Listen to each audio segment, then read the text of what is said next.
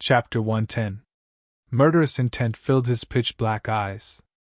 The long spear in his hand trembled as lightning surrounded it. It was as if a lightning dragon was descending from the heavens. Accompanied by the flickering of lightning, it brought along a thunderous sound as it violently streaked across the sky. Roar!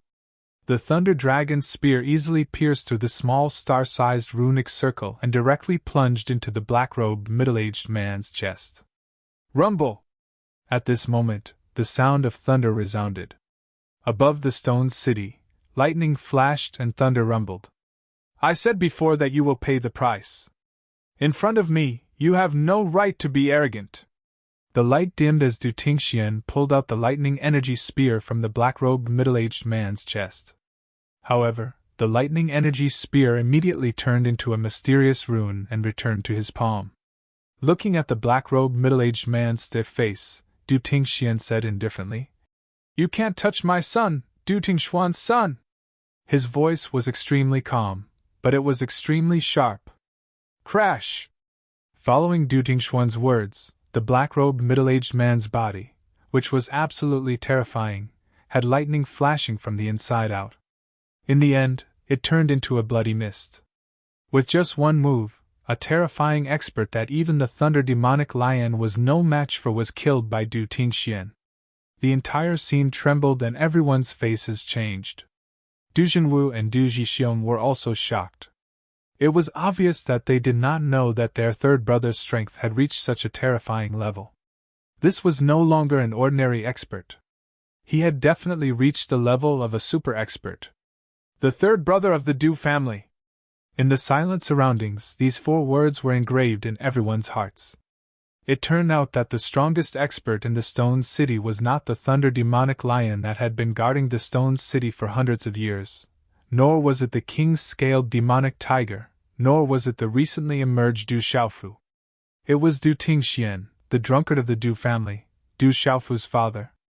A foolish young master and a drunkard for a father. This pair of father and son were once famous in the Stone City, and today, their names shook the entire city. It was just that today, everything had come too shocking. Goo goo! After a while, everyone sucked in a breath of cold air. Damn it, I was deceived by my old man for 16 years.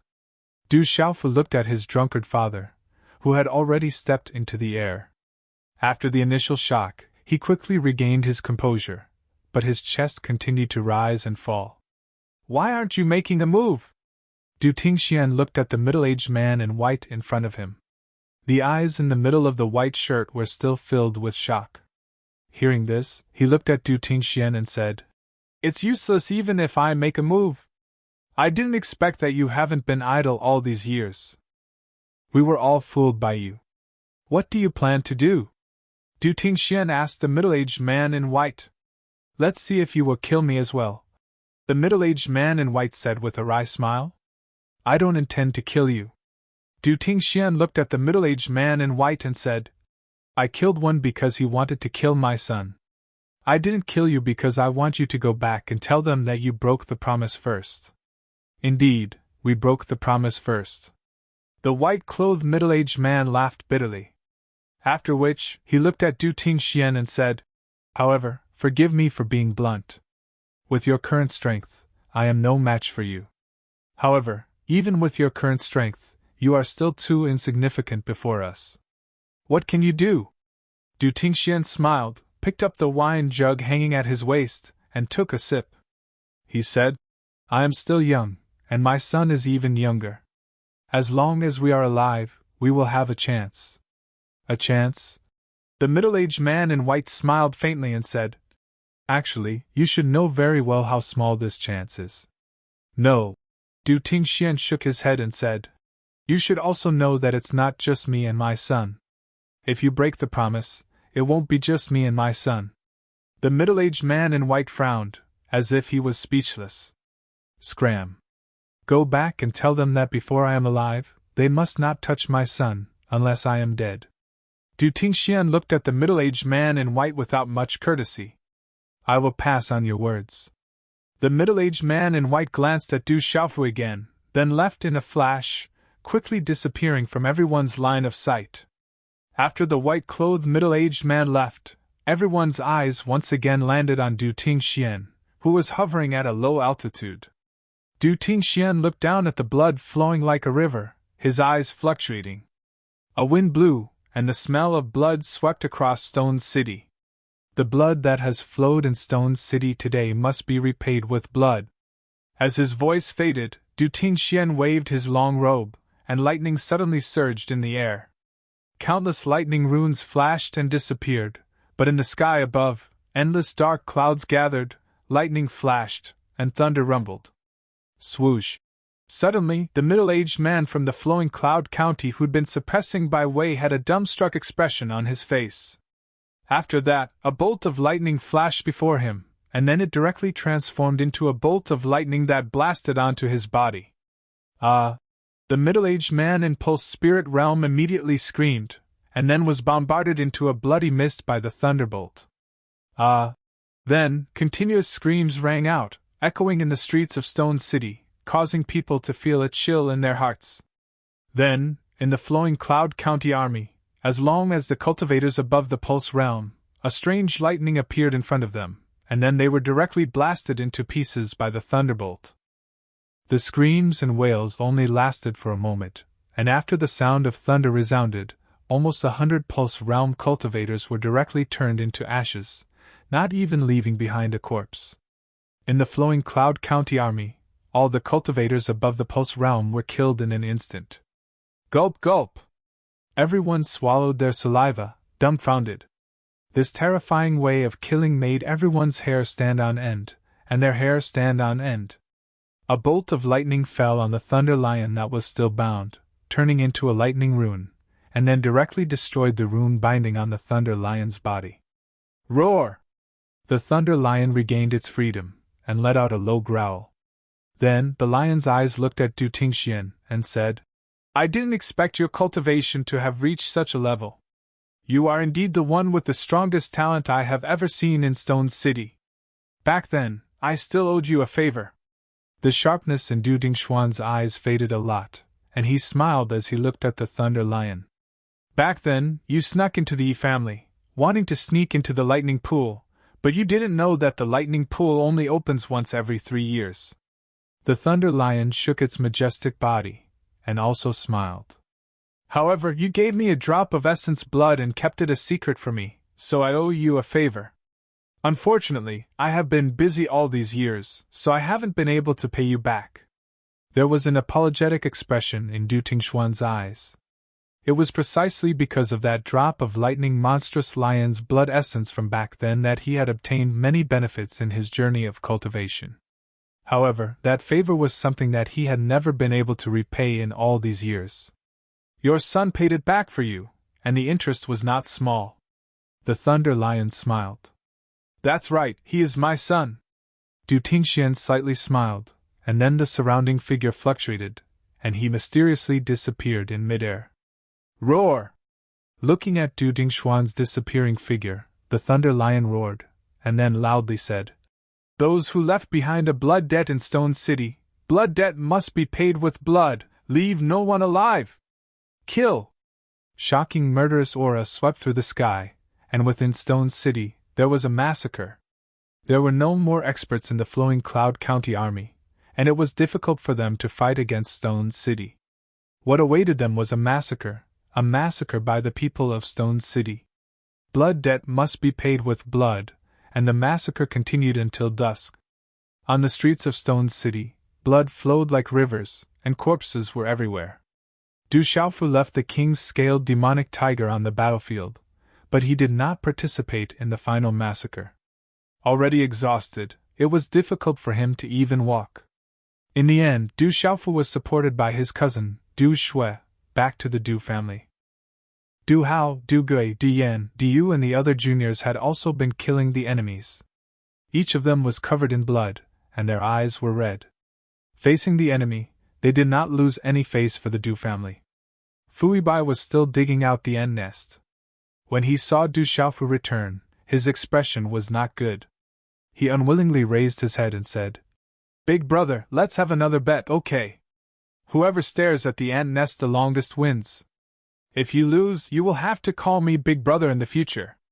Not interested. Du Xiaofu was not interested. He needed to immediately adjust his breathing.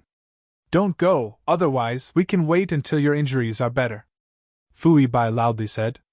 All these years, what he wanted to do the most was to win back his original bet.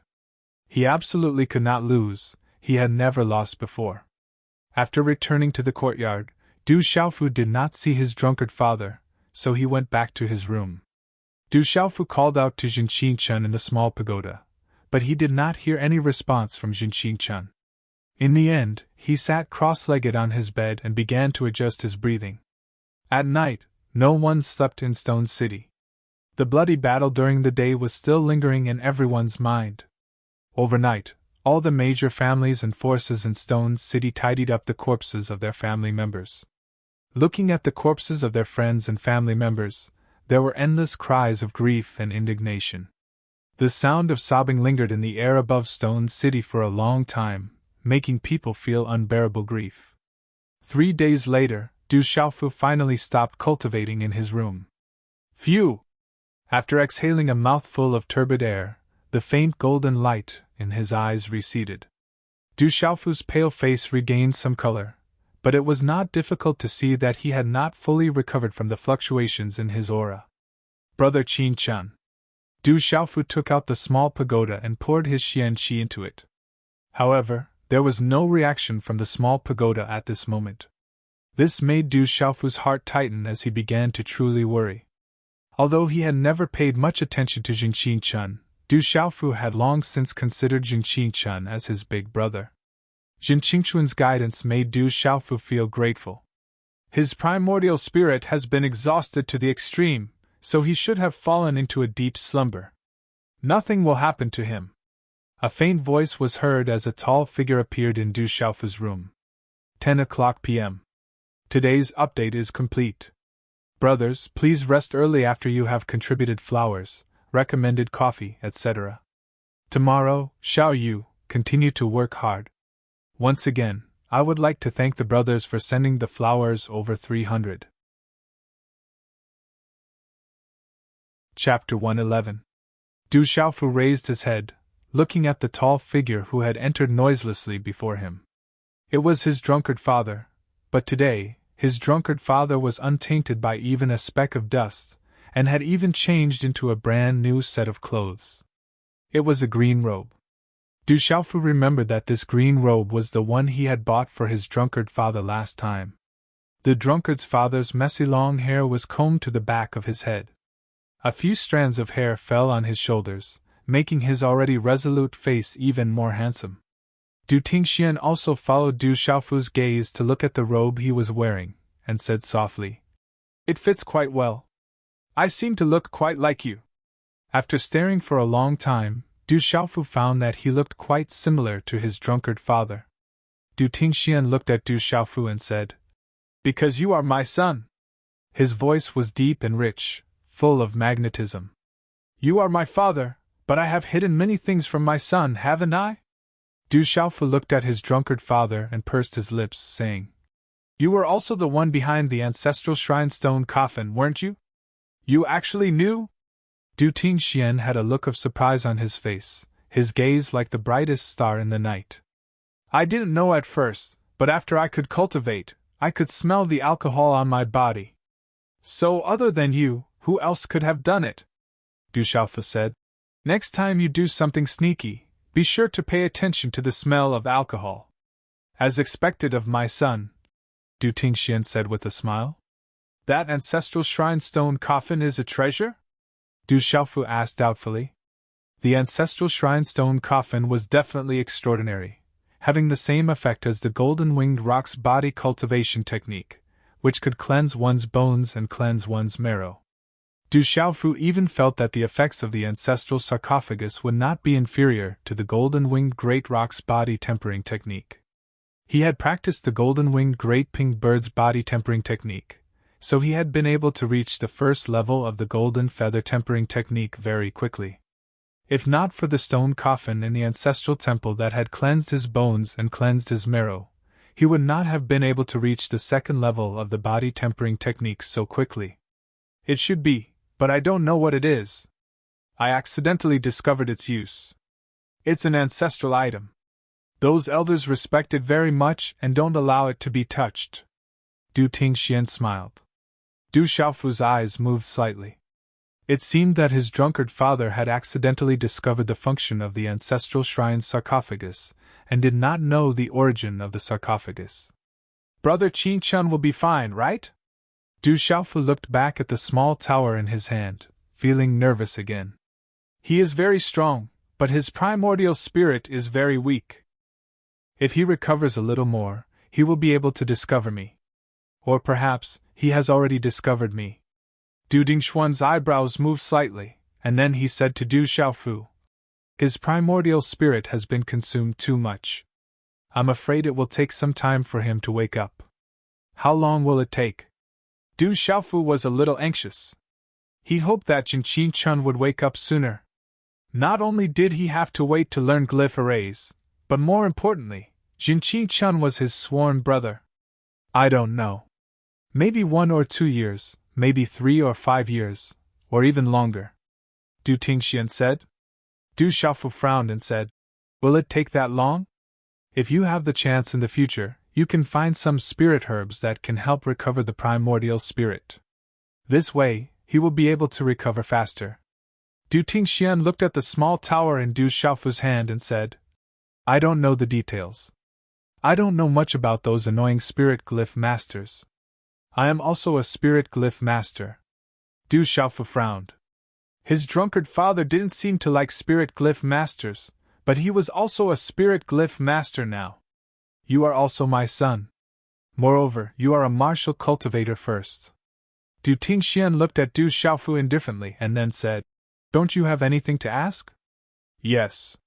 Du Xiaofu nodded, looked at his drunkard father and said, if you don't tell me, what's the point of asking? If you don't ask, then what should I say? Du Tingxian said.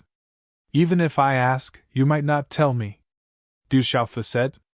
Du Tingxian said, if you ask, then it's your business. But if I don't tell you, then it's my business. Du Xiaofu looked at his drunkard father and frowned fiercely. Finally, he said, sometimes I really envy you. What do you envy me for? Du Tingxian was somewhat curious. I envy you for having a son like me. I envy you for being able to be my father. Du Tingxian said, what's there to envy? Many people envy me, but they definitely don't envy you for being my son. As his voice fell, Du Tingxian looked at Du Xiaofu, his gaze fluctuating, and said, actually, I also didn't expect that you could actually cultivate. I worked hard for 10 years, but I was treated as a fool for 10 years. Du Xiaofu curled his lips and said, fortune favors fools. Du Xiaoting seemed to be implying something, and then he said, do you want to know everything?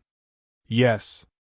Du Xiaofu's eyes suddenly lit up, and immediately, his eyes surged with vigor.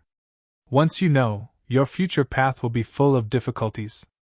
Du Tingxian looked at Du Xiaofu seriously and said, dying with a clear understanding is better than dying without knowing anything. Du Xiaofu said, follow me. After a moment, Du Tingxian nodded and walked out of the room. Du Xiaofu put away the small pagoda in his qiankun bag and followed behind his drunkard father. The inky blue sky seemed to have been cleansed by clear water. It was fresh and clean, both gentle and solemn.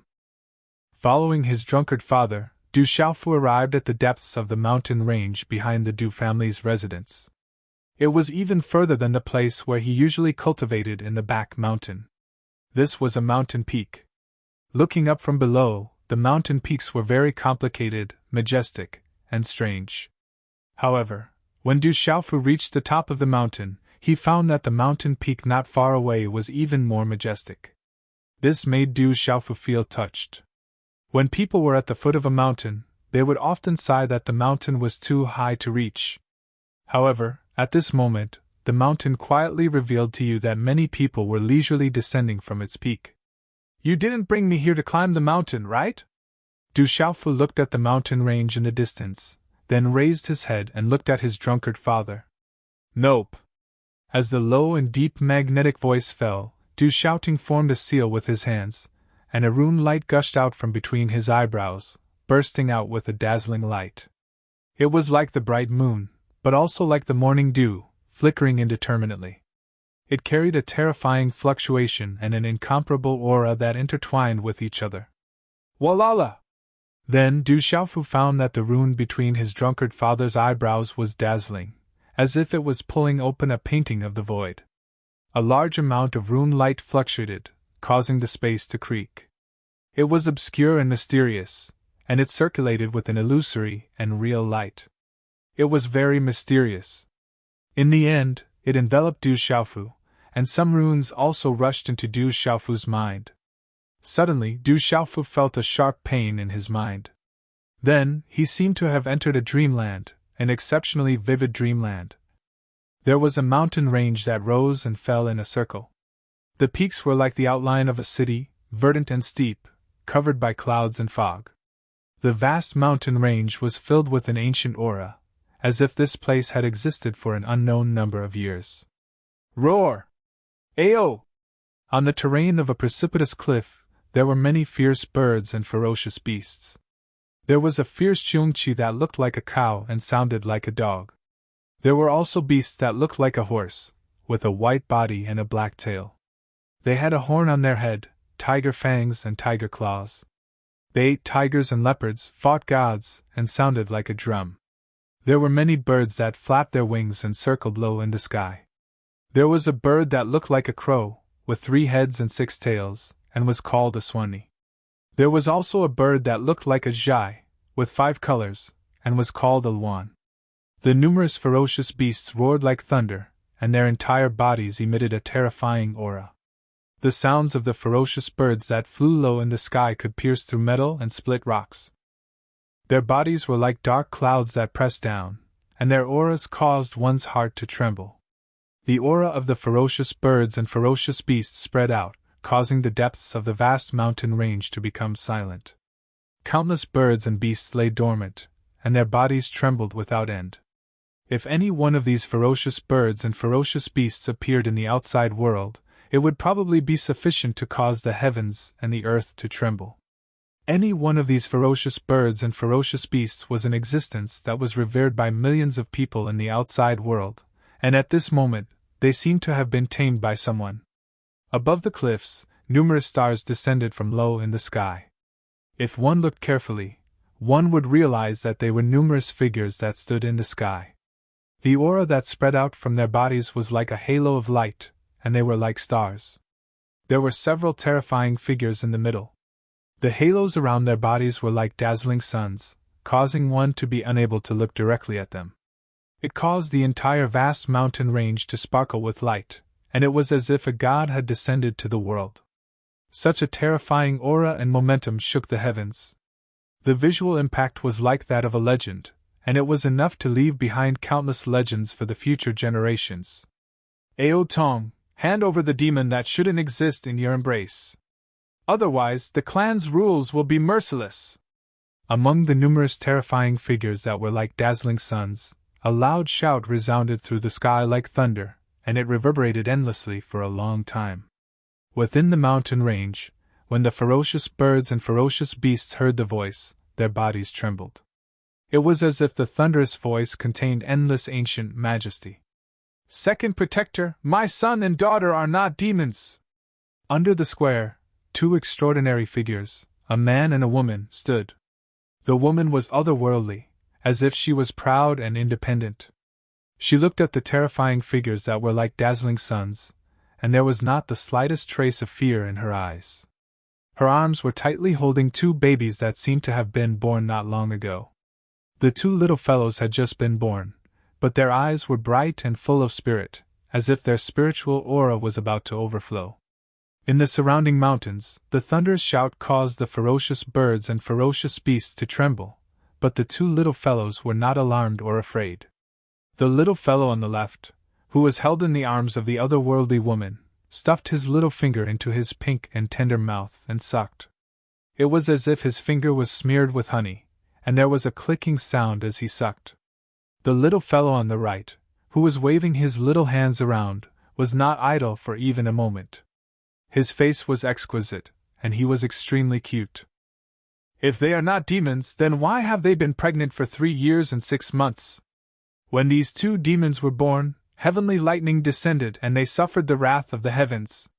In order to prevent a calamity from befalling our clan in the future, these demons must not be left alive. Continuous posting, there will be more soon. Chapter 112. The shout rang out once more from the terrifying figure like a dazzling sun. A fierce aura spread across heaven and earth. As the shout fell, countless terrifying auras surged behind her. Ferocious birds and beasts roared, causing the winds to blow and clouds to surge. Haha, who dares to say that my children are monsters? They are clearly gifted. Who said it was lightning descending? It was clearly a vision of heaven and earth, the birth of a god, the sign of a holy sovereign. Beside the otherworldly woman, a tall young man with a dignified appearance laughed arrogantly. The tall young man was dressed in battle robes. His fists were clenched tightly, his face resolute. His eyes emitted cold stars, his curved eyebrows were painted, his chest was broad, and his battle robes fluttered in the wind. He had an awe-inspiring presence that even 10,000 men could not match. He shouted, "If you want to touch my children, then you will have to ask if the Thunder Dragon in my hands agrees." As his voice fell, the tall young man stabbed a long spear into the ground in his palm. Lightning faintly appeared on the spear, and rumbling thunder resounded through the sky. Du Tingxian, today I will deal with you as well. Everything started because of you. The 3 of you, father and son, should not exist in this world. Kill them! The thunderous shout rang out, cold and indifferent. As the shout rang out, several star-like figures swept out from behind him, the divine weapons in their hands pouncing forward. Aodong, take good care of Xiaofu and Xiaojing. Du Tingxuan's words were dignified, his aura soaring. As his voice fell, the star-like figures had already arrived in front of him, and a vast aura came crashing down. You want to touch me, Du Tingxian, with just a few of you? Scram!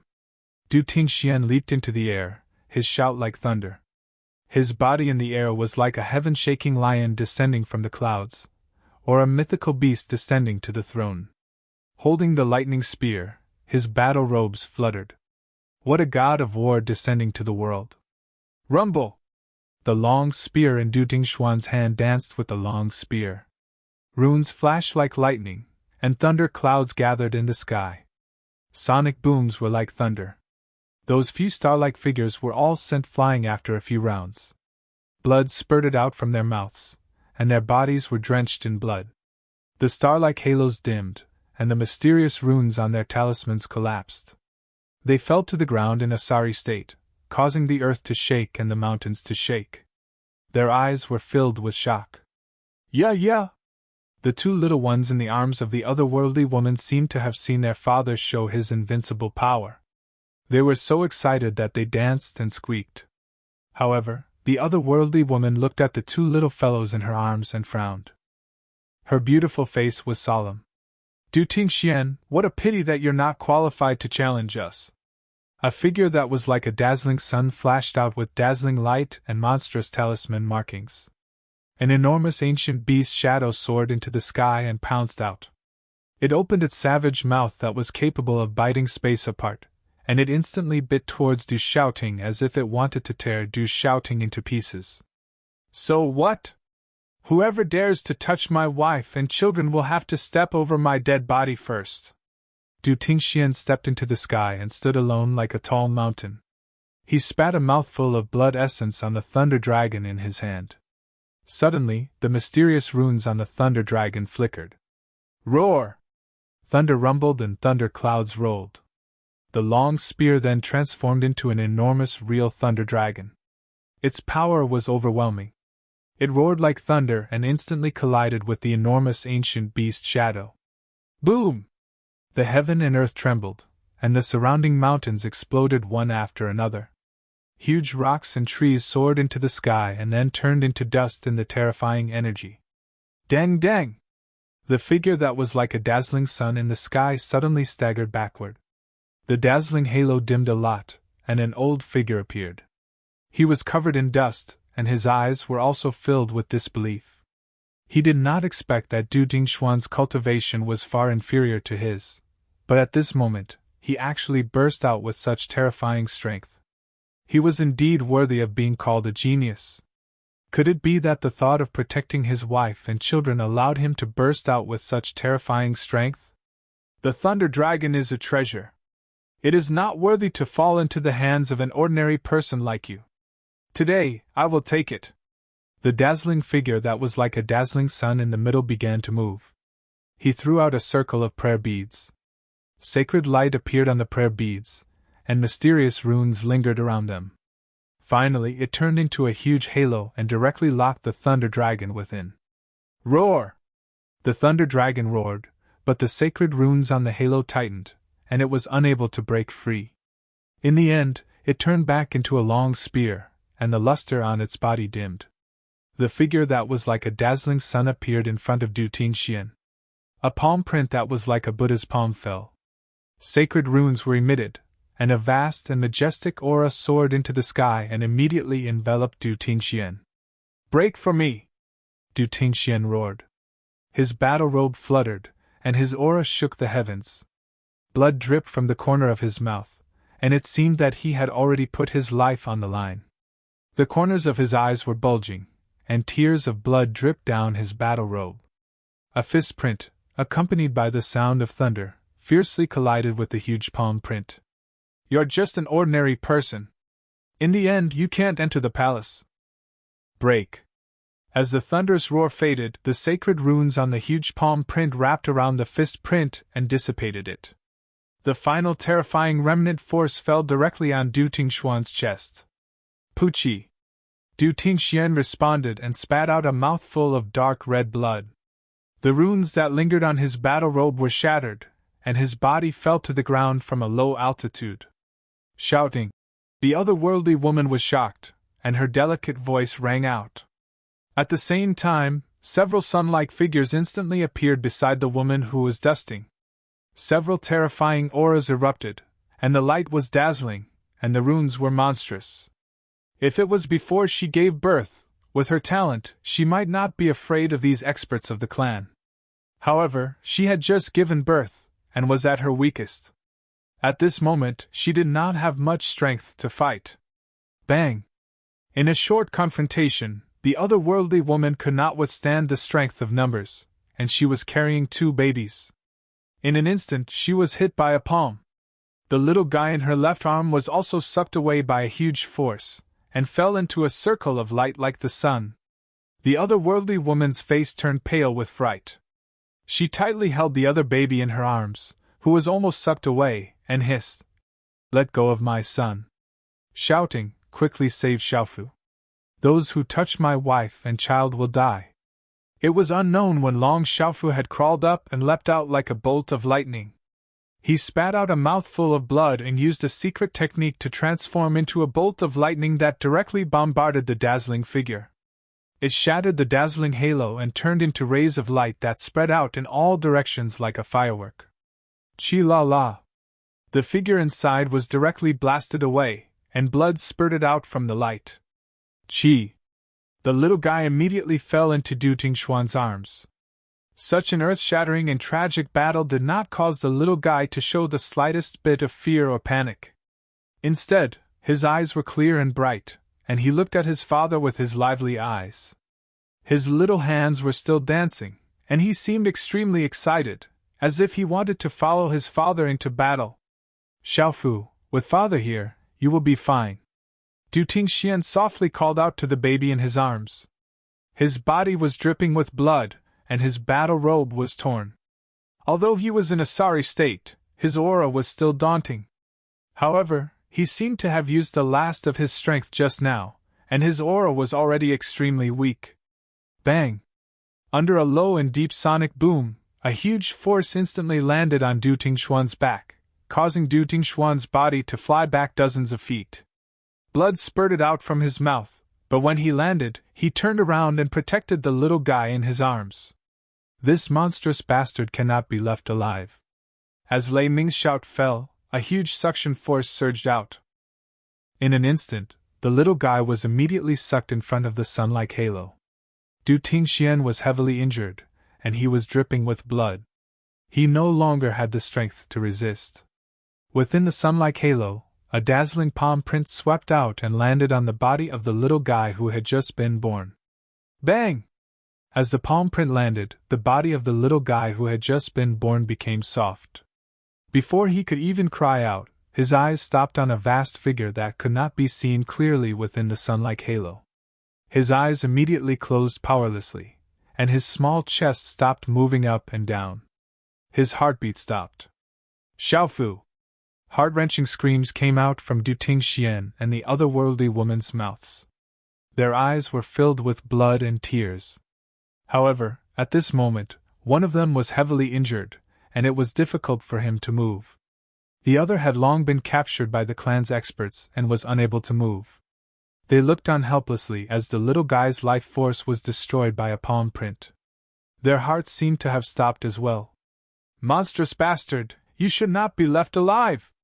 The little guy whose heartbeat had stopped was thrown on the messy ground. Within the sun-like halo, a palm print once again landed on the heavily injured Du Tingxian. Ninth Protector, if you dare to kill him, I will commit suicide. I'm afraid it will be difficult for you to report back to the clan. When the terrifying palm print landed, it was likely that Du Tingxian would not be able to survive. The otherworldly woman recovered from the extreme pain and immediately shouted. The palm print stopped above Du Tingxian's head. Then, it gradually dissipated. Within the sun-like halo, a shout rang out. Ao Tong, you can't threaten me. The three of them must die. Then I will die together. The otherworldly woman shouted. After a moment of silence within the sun-like halo, the voice said, You can't die even if you want to now. Let's talk about it when we return to the clan. As the voice faded, within the sun-like halo, a rune light suddenly swept towards Du Tingxian with lightning speed. Sigh! A faint sigh seemed to pass through the sky. Above the firmament, there was suddenly a bright light, as if a sun had risen above the firmament. Whoosh!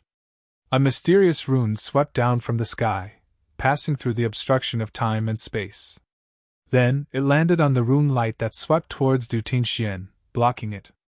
Then, both of them silently disappeared in the sky. Greetings, Ancestor.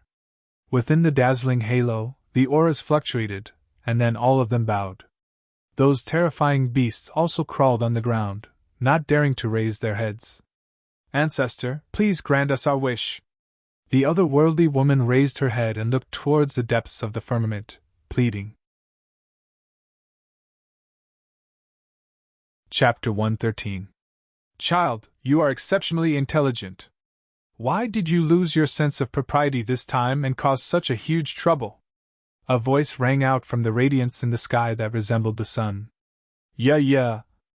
In the celestial maiden's bosom, a baby in swaddling clothes was crying. It seemed that the dazzling light in the sky had attracted the baby's attention. The baby stared at the light in the sky and waved its little hand as if it wanted to reach out and grab the light. In the dazzling light in the sky, a soft voice came out.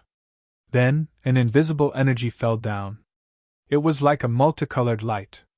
Then, it wrapped around the baby in the arms of the woman. Within the multicolored light, there were talismans moving. Its aura was shocking. Unbelievable. Really unbelievable.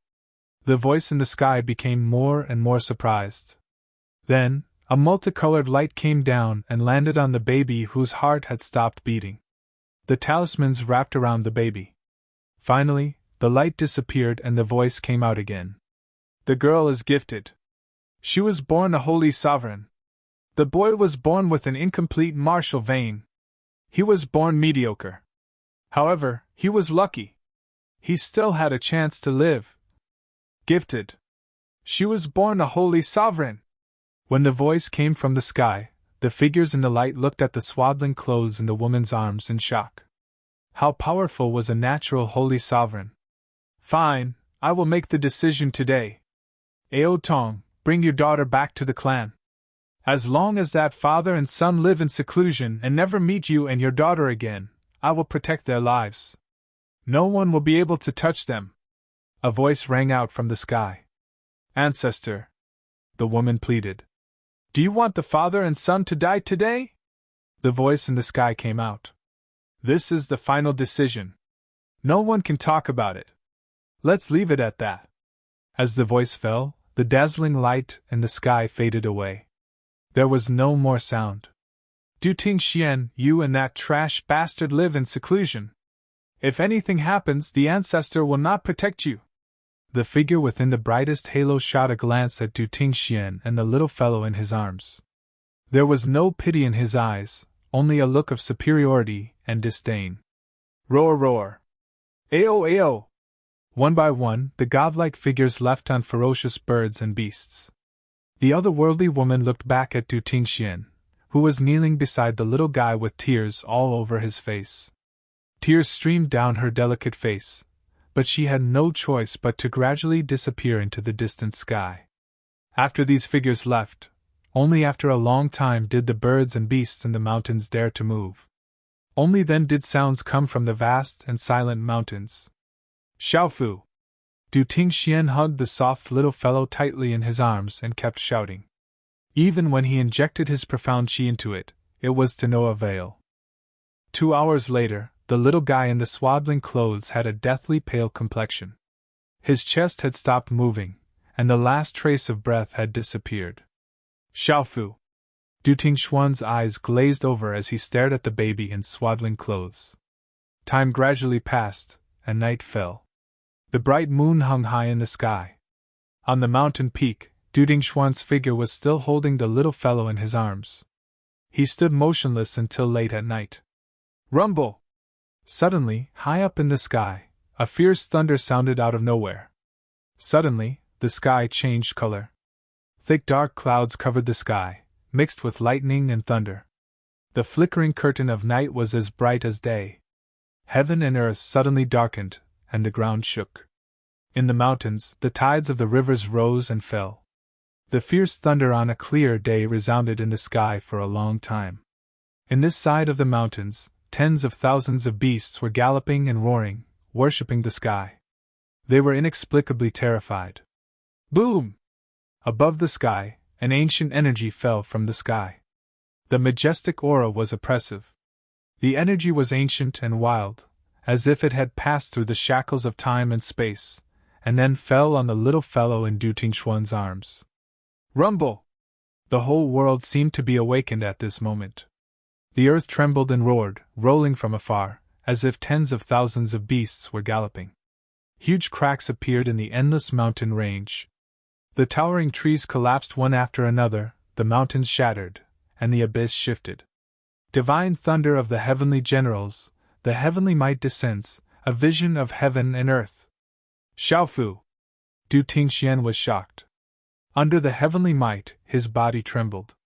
Holding the little fellow in his arms, he welcomed the baptism of the energy that had passed through the shackles of time and space. His eyes trembled with reverence. Under the envelopment of the energy that fell from the sky, the little fellow in swaddling clothes, whose little chest had already stopped moving, suddenly trembled. It actually recovered some weak fluctuations. Then, it opened its mouth and spat out a mouthful of dark red blood.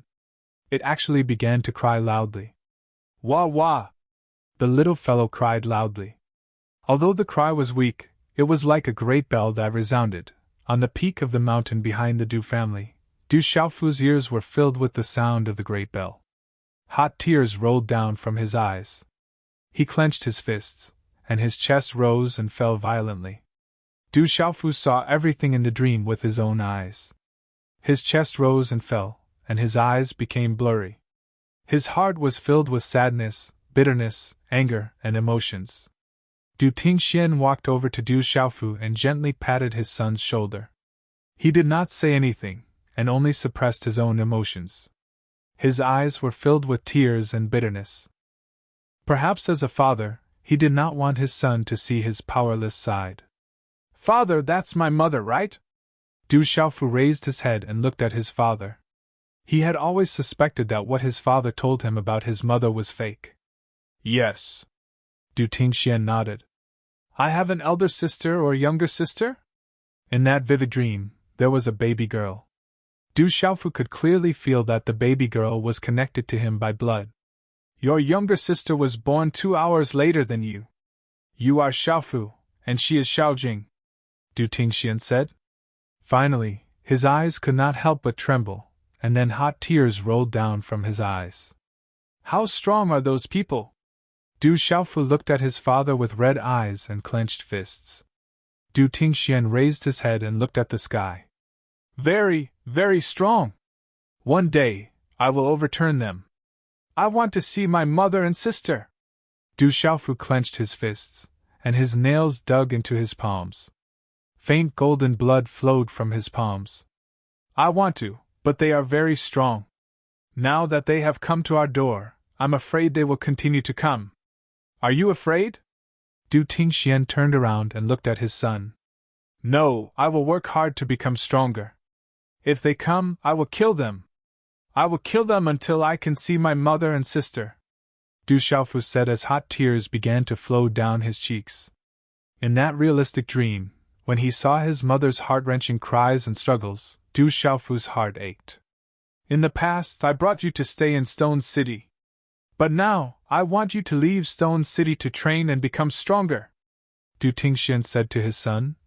Otherwise, the two of us will not be able to do anything to them. What about you? Are we going together? Du Xiaofu asked. I have my own place to go. I can't stay by your side anymore. In the Savage Beast Mountain Range, I have been following behind you. I know about the golden-winged roc and the purple-flame demonic phoenix. But that beautiful woman is too strong.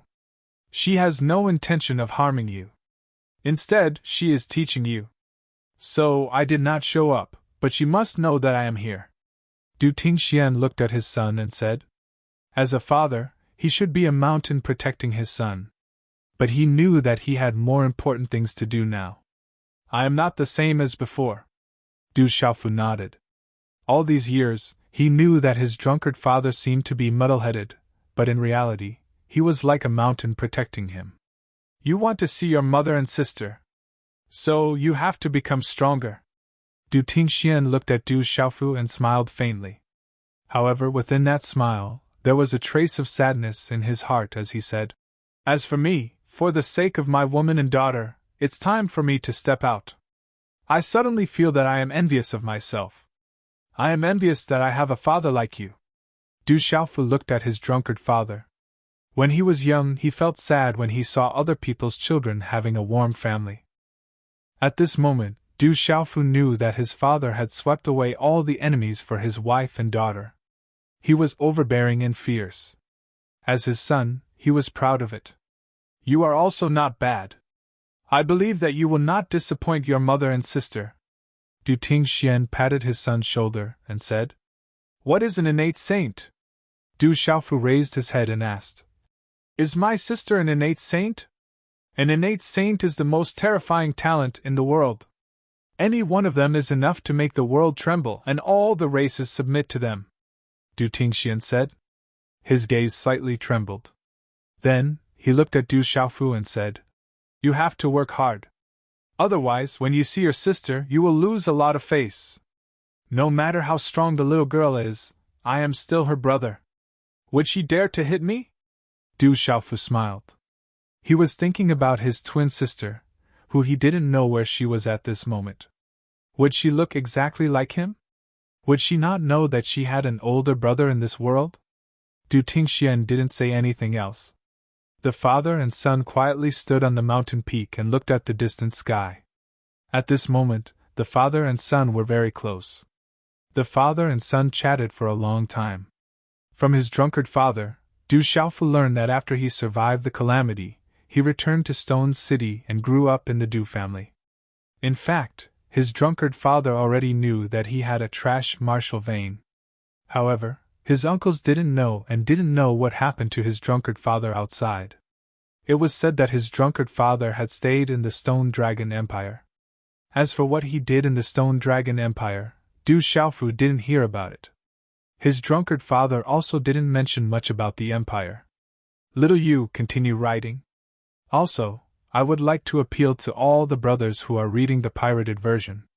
Only by reading the original version can you support Little U's reading. If you have the conditions, please support the original version.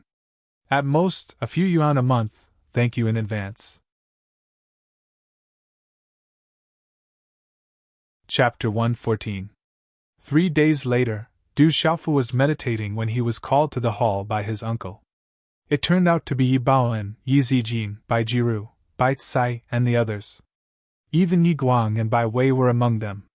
However, these two Meridian Spirit Realm cultivators were extremely courteous in front of Du Xiaofu. They didn't put on airs at all. What? You want me to be the city lord? When Du Xiaofu learned of their intentions, he was so shocked that his mouth formed a circle. He shook his head without any hesitation and said, You should find someone else. I can't be the city lord. No matter how Yi Baolin and Yi Guang tried to persuade him, Du Xiaofu was not interested. In the end, when everyone knew that Du Xiaofu really didn't want to be the city lord, Yi Zijin thought of a way to let her father, Yi Baolin, continue to be the city lord of Stone City, but Du Xiaofu would be the vice city lord. Normally, he wouldn't have to do anything. It was hard to refuse, so Du Xiaofu had no choice but to nod and agree. Anyway, he didn't have to do anything, so it didn't matter if he had a title.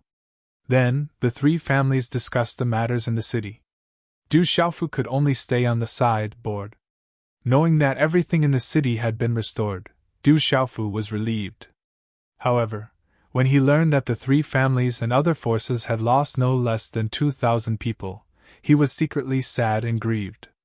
After the Yi family and the Bai family left, Du Xiaofu mentioned to his uncles that he might leave Stone City to train.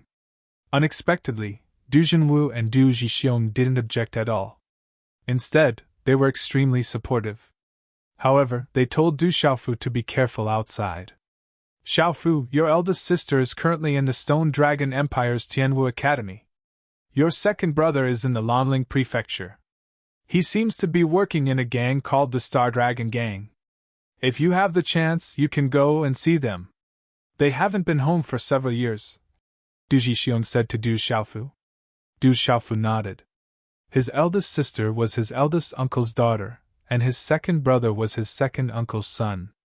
Du Xiaofu still remembered how his eldest sister and second brother took care of him. They didn't alienate him because of his reputation as a foolish young master. They even often warned Du Hao and the others that if they dared to bully him, they would break their legs. It was a pity that his eldest sister and second brother weren't home often. Thinking about his eldest sister and second brother, Du Xiaofu couldn't help but smile. At that time, the one that Du Hao and the others were most afraid of was not his second brother, but his eldest sister. Even his second brother was afraid of his eldest sister's fiery personality. The night was as cold as water. There was no moon or clouds tonight. Only the twinkling stars hung in the blue sky. When do you plan to leave Stone City? In the courtyard, Du Tingxian was still sitting on the rattan chair as he stared at the deep night sky. His gaze was even deeper than the stars in the night sky. In the next 2 days, Du Xiaofu sat on the edge of the rattan chair while holding the new jug of wine he bought for his alcoholic father last time. After drinking a mouthful of strong wine, his throat felt as if it was on fire. He secretly thought that his alcoholic father's wine was getting stronger and stronger. Let's go to the Lanling Prefecture first, Du Tingxian said.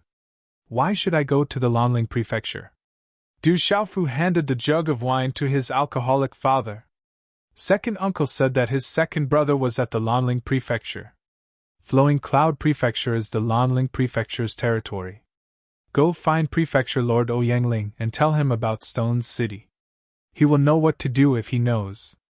Du Tingxian took the jug of wine from his son and said. Du Xiaofu knew that the destruction of the Flowing Cloud Prefecture's army in Stone City would be troublesome in the future. He raised his eyebrows and said, But I don't know the Mansion Lord of the Lanling Prefecture. I'm afraid that even the Mansion Lord of the Lanling Prefecture wouldn't be easy to meet. Du Tingxian took a sip of wine and said, I know him. Looking at his alcoholic father, Du Xiaofu didn't know what else to say. After you go to the Lanling Prefecture, go to the Stone Dragon Empire's Tianwu Academy and think of a way to join the Talisman Department. Du Tingxian said. What is the Talisman Department? Du Xiaofu asked. Tianwu Academy is divided into the Martial Department and the Talisman Department. The Talisman Department is a place to nurture spirit talisman masters. Du Tingxian said. Du Xiaofu looked at his alcoholic father with a puzzled expression and said, I thought you didn't like spirit talisman masters? Asking you to go to the Talisman Department doesn't mean that I like spirit talisman masters. Du Tingxian glanced at Du Xiaofu and said, I will consider the Talisman Department, but I will only consider it. Your son is going to cultivate spiritual power now. It's up to you whether you like it or not. Du Xiaofu stood up and entered his room to cultivate the mysterious incomplete cultivation technique. Du Tingxian didn't say anything. He smiled faintly and continued to look at the sky. After a long time, a sharp light surged in his eyes as he muttered, Do you really think that you are gods of this world? Even if you are gods, I will drag you down sooner or later. The next day, in Fu Yibai's room in the martial repository. Just as Du Xiaofu was about to bid farewell to Fu Yibai, he didn't expect to see Fu Yibai wrapping up the 2 patched clothes he often wore and a bunch of other things. Old Bai, what are you doing? Du Xiaofu asked in puzzlement. I'm going to leave the Du family. Fu Yibai said, but his expression was somewhat depressed. When Du Xiaofu heard this and saw Fu Yibai's depressed expression, he immediately asked, Old Bai, did you encounter some difficulties? Do you need my help? Fu Yibai raised his head to look at Du Xiaofu and said angrily, I told Du Jinwu that I have been in the Du family for too long, so I want to leave the Du family to play outside. However, that kid actually said that I'm old and didn't let me leave. Hearing Fu Yibai's words, Du Xiaofu's face immediately stiffened. From Fu Yibai's words, it wasn't difficult for Du Xiaofu to know that his uncle must be worried that Fu Yibai was old and had no children. If he left the Du family, what would happen if he encountered danger? However, he didn't expect Fu Yibai to be so ungrateful. Could it be that you also don't want me to leave and want me to work for your Du family for the rest of my life? Fu Yibai said to Du Xiaofu. Where do you plan to go?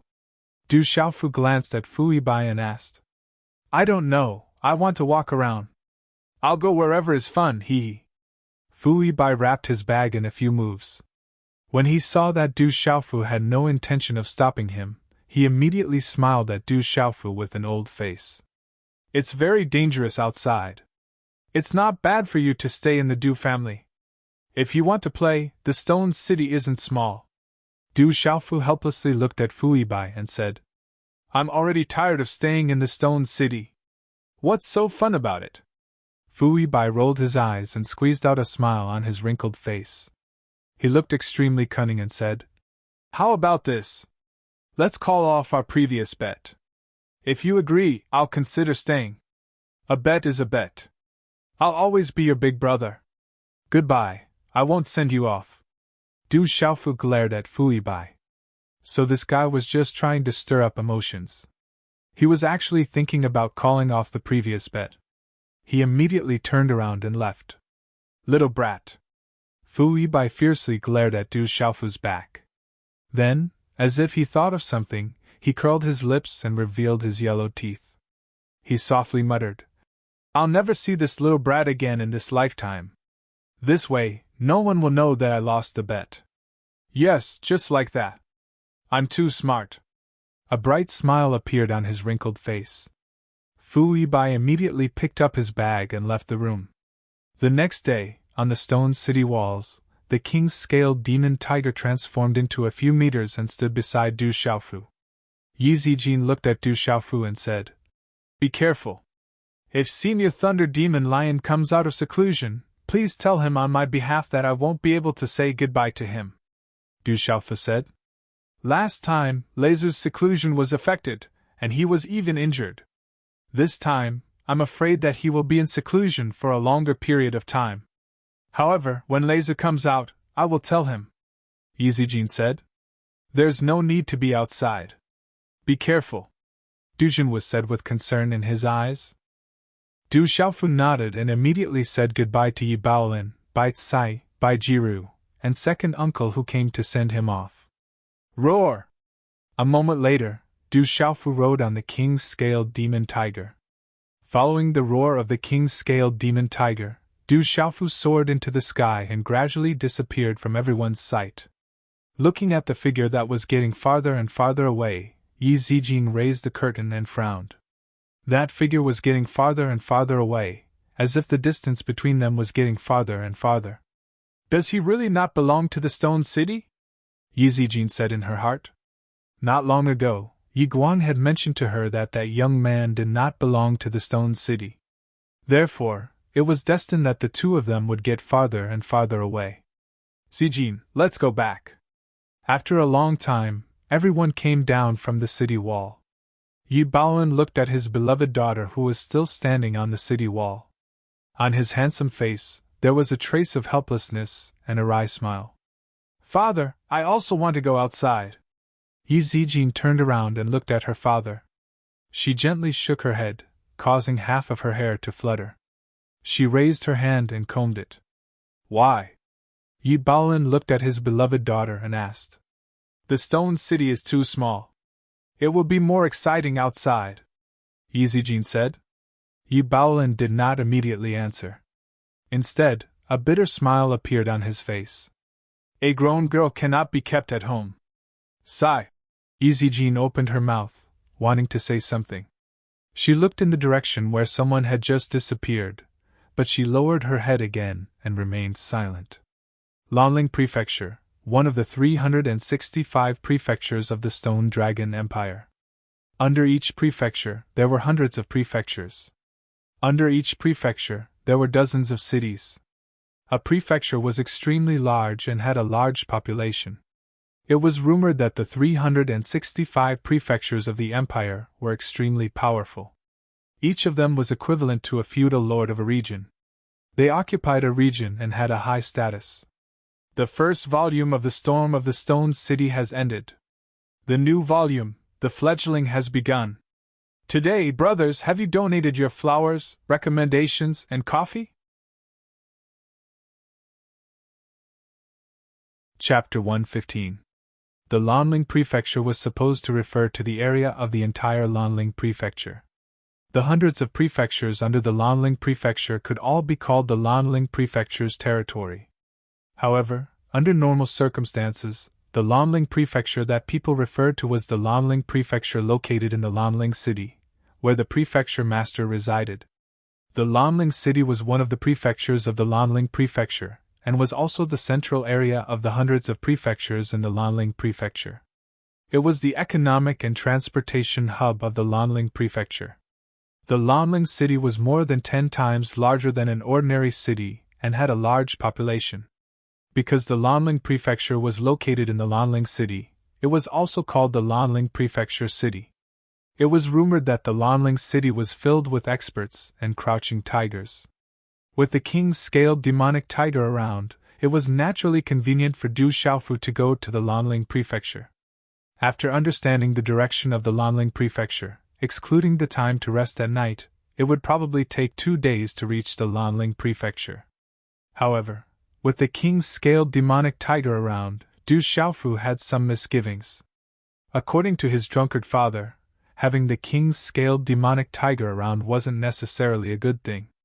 After all, the outside world was the human world. With the king's scaled demonic tiger's mediocre pulse spirit realm cultivation, it was definitely a prey that many people wanted. The king's scaled demonic tiger's bones and essence blood were also priceless. Therefore, along the way, Du Xiaofu didn't dare to be too ostentatious. However, it opened his eyes a lot. He expected to reach the Lanling Prefecture in 2 days, but in reality, Du Xiaofu only arrived 3 days later. On the first night, when he was spending the night in a small town in the mountains, he encountered a shady inn. The shady inn originally thought that Du Xiaofu was young and generous, so he would definitely be a fat sheep. However, he didn't expect him to be a jinx. With the king's scaled demonic tiger around, the result was obvious. The shady inn was directly torn apart by the king's scaled demonic tiger. Everything valuable that could be taken away from them naturally fell into Du Xiaofu's Jianquan bag. The next night, Du Xiaofu was much more careful. He spent the night in a quiet valley. With the deterrence of the king's scaled demonic tiger, ordinary demonic beasts did not dare to come close. The red sun had just risen, and the mountains were continuous. Each peak was ink blue in color. Soon after, mist rose, and milky white gauze separated the mountains, leaving only the green peaks. It was like a refreshing, dense, and exquisite landscape painting. It was too beautiful to take in all at once. Amidst the mountains, the field of vision in front of him suddenly became vast and boundless. The endless buildings were tall and short, and they were orderly. They formed a building complex that was as vast as the sea. It was majestic and magnificent, causing people to exclaim in admiration. The continuous and tall city walls were about 10 zhang tall and were built with several layers of huge rocks that weighed several thousand jin. It made people feel oppressed when they stood under the city walls. It was likely that even a perfect pulse spirit stage practitioner would find it difficult to destroy such a thick wall. From all directions there were many groups of people entering the city one after another. Many of them were riding demonic beast mounts, and they had an extraordinary aura. They should be caravans from various places. With the large population and large area of the Lanling Prefecture city, the amount of goods and various consumables entering and leaving the city every day was definitely a shocking number. Du Xiaofu was standing under the city walls. Behind him was the king's scaled demonic tiger that had shrunk its body to the size of a night cat. His gaze fell on the 4 large golden words on the city walls. Lanling Prefecture City. Du Xiaofu raised his head and looked at the 4 large words that could be seen from afar. It was as if he was saying to the king's scaled demonic tiger beside him, "We're here." Stepping forward, Du Xiaofu and the king's scaled demonic tiger entered the city along with the caravans entering the city. As soon as they entered the city, Du Xiaofu felt what it meant to be bustling. In the bustling Lanling Prefecture city, the streets were bustling with people. From time to time, the clamor of hawking could be heard. This was only in the morning, and it was enough to show how bustling the Lanling Prefecture city was. The king's scaled demonic tiger followed Du Xiaofu as they strolled along the bustling streets, and it immediately attracted a lot of attention. In the Lanling Prefecture city, there were definitely many young masters who kept demonic beasts as pets. Those top plebeians even had some decent demonic beasts. However, Du Xiaofu had a stray cat following behind him, so he had no choice but to pay more attention to him. It was his first time in such a huge city like the Lanling Prefecture city. After all, Du Xiaofu was not even 17 years old. His interest was piqued, and he even bought a lot of things as he strolled around. The Lanling Prefecture city was astonishingly prosperous. There were all kinds of shops, and there was a dazzling array of goods. Naturally, there were also many shops that sold martial cultivation items. There were elixirs, martial skills, weapons, and so on. After Du Xiaofu went in to take a look, he was shocked. This was not something the Stone City could compare to. There were even profound level cultivation techniques and spiritual elixirs for sale. However, the prices made Du Xiaofu flabbergasted, and he immediately stopped. Late in the morning, there was a sudden commotion on the bustling streets. "Little girl, how can this broken thing of yours be worth 1,000 cultivation coins? It's not a martial skill, nor is it an elixir. You're clearly scamming people." Quite a number of people had gathered at the corner of the bustling street. A young man dressed in luxurious clothes was holding a palm-sized object in his hand with his sleeves rolled up. His eyes, however, were looking at a young girl of 14 or 15 years old with malicious intent. Although the girl was young, her body was already curvy. In addition to her delicate and pretty face, she would definitely become slim and elegant in 2 years' time. "This is my ancestral item. It's said that this item is very special. If it wasn't for my aunt being seriously injured and needing treatment, I wouldn't have sold this ancestral item." The girl seemed to feel that the young man in luxurious clothes had no intention of buying it. She immediately snatched the palm-sized item from the young man's hand with a nervous expression. The gaze of the young man in luxurious clothes made the girl feel extremely uncomfortable, and she felt afraid for no reason. If this item is extraordinary, why would you be willing to sell it? Little girl, do you know what 1,000 cultivation coins represent? It means that I can buy a low yellow level martial skill. 1,000 cultivation coins is more or less enough to go to the happy red brothel and find a courtesan. Ha! The well-dressed young man laughed heartily. He looked at the young girl with an evil smile and said, I'm not interested in this broken thing. Why don't you follow this young master? In the future you'll serve this young master as a personal maid. If you serve this young master comfortably, I'll give you 1,000 cultivation coins today. How about it? You look pretty good. If you wait for another 2 years, haha. As the young man in luxurious clothes spoke, his gaze became more and more filthy. Haha, this girl is not bad. She's a good virgin. It's a pity that young Master Gua made the first move. I'm so envious. The surrounding young men in luxurious clothes immediately echoed. Many burly men in guard attire stood at the side with obscene smiles on their faces. Although there were many onlookers in the surroundings, no one stepped forward to stop the young men in luxurious clothes. In fact, they even revealed fear in their eyes. Some of the onlookers in the crowd also pulled their female companions behind them. There were even some people who saw the young men in front and immediately pulled their female companions away in a hurry. Some of the female companions saw the young men in luxurious clothes and immediately turned pale. They turned their heads and left, afraid that they would be seen by the young men in luxurious clothes. It's Kwakun of Lawn Lings for young masters again. What Lawn Lings for young masters? They're clearly the 4 scourges of Lawn Ling. Lower your voice. Don't let Kwakun hear you. Otherwise, you'll be in trouble. What a pity for that girl. Why did she have to meet that scum Kwakun? Many people in the crowd lowered their voices as they were afraid that the young men in luxurious clothes would hear them. However, the gazes in their eyes were filled with disdain toward the young men in luxurious clothes. I'm not selling this ancestral item. The young woman was a bit scared. She immediately turned around and wanted to leave. She could tell that the young men in luxurious clothes were not good people. Little girl, don't leave yet. Come with me. How about 2,000 profound coins? The young man in the middle immediately blocked the young woman's path and did not allow her to leave. No, I'm going back. The young woman was afraid. Tears were about to overflow from her innocent eyes. Then I'll send you back, okay? The young man in luxurious clothes was unwilling to let her go. He evilly smiled and grabbed the young woman's shoulder. Sigh, this bastard. He's bringing disaster to the Lanling Prefecture city. When the surrounding crowd saw that, no one dared to interfere. Several cultivators with decent strength had furious gazes. However, in the end, they could only watch with folded arms.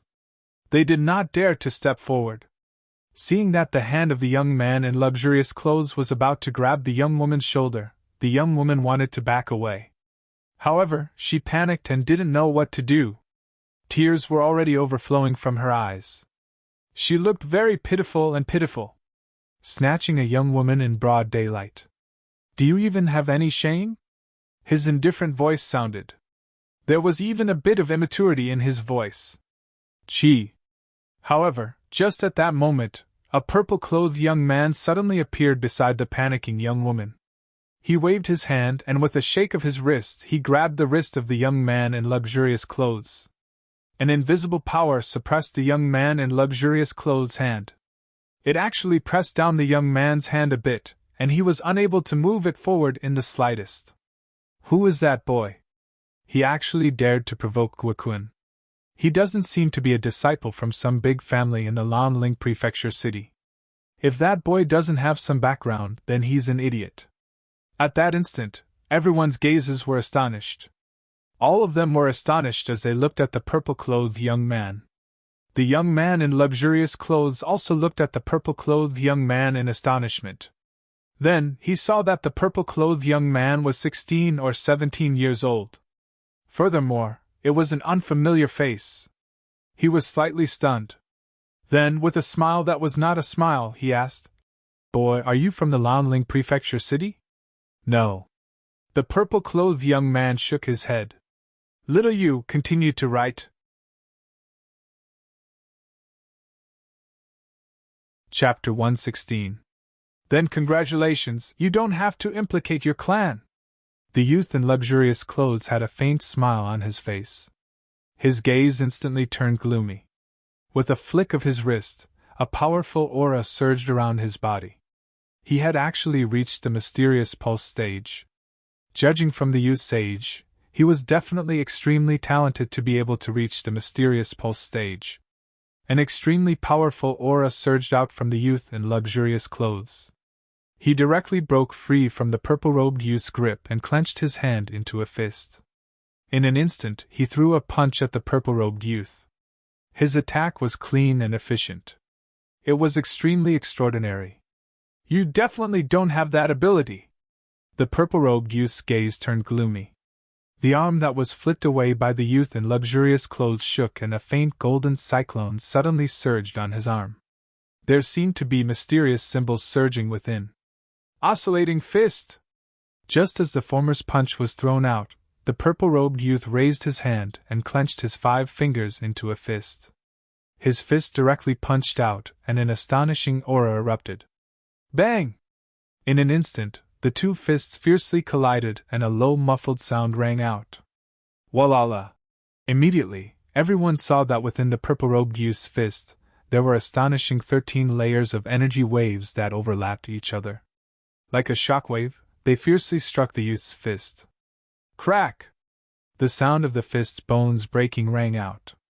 Under the astonished gazes of the surrounding people, the youth in luxurious clothes' right arm powerlessly drooped down, and a miserable shriek came from his mouth. Ah! The shriek was accompanied by the sound of bones breaking as the youth in luxurious clothes was violently sent flying. In the end, he fell on his butt on the street and spat out blood from his mouth. In one move, the youth in luxurious clothes was heavily injured. That youth is so strong! He's not just strong. No wonder he dares to stop Gwakun. I wonder where this youth came from. If he doesn't have a strong background, he's probably dead. The surrounding onlookers looked at each other with astonishment. Although Gwakun was young, he had already reached the mysterious level of the pulsation realm. In the entire Lanling Prefecture city, his strength and cultivation were considered to be quite good. Who would have thought that he would be severely injured by the purple-robed young man in one move? How dare you touch Younggwa? Destroy this kid! After being stunned for a while, someone suddenly shouted loudly. Although the expressions of the guards behind these young men darkened, they immediately pounced forward like wolves and tigers. With extremely powerful auras, they immediately pounced towards the purple-robed young man. Bang, bang, bang! A deep sonic boom resounded.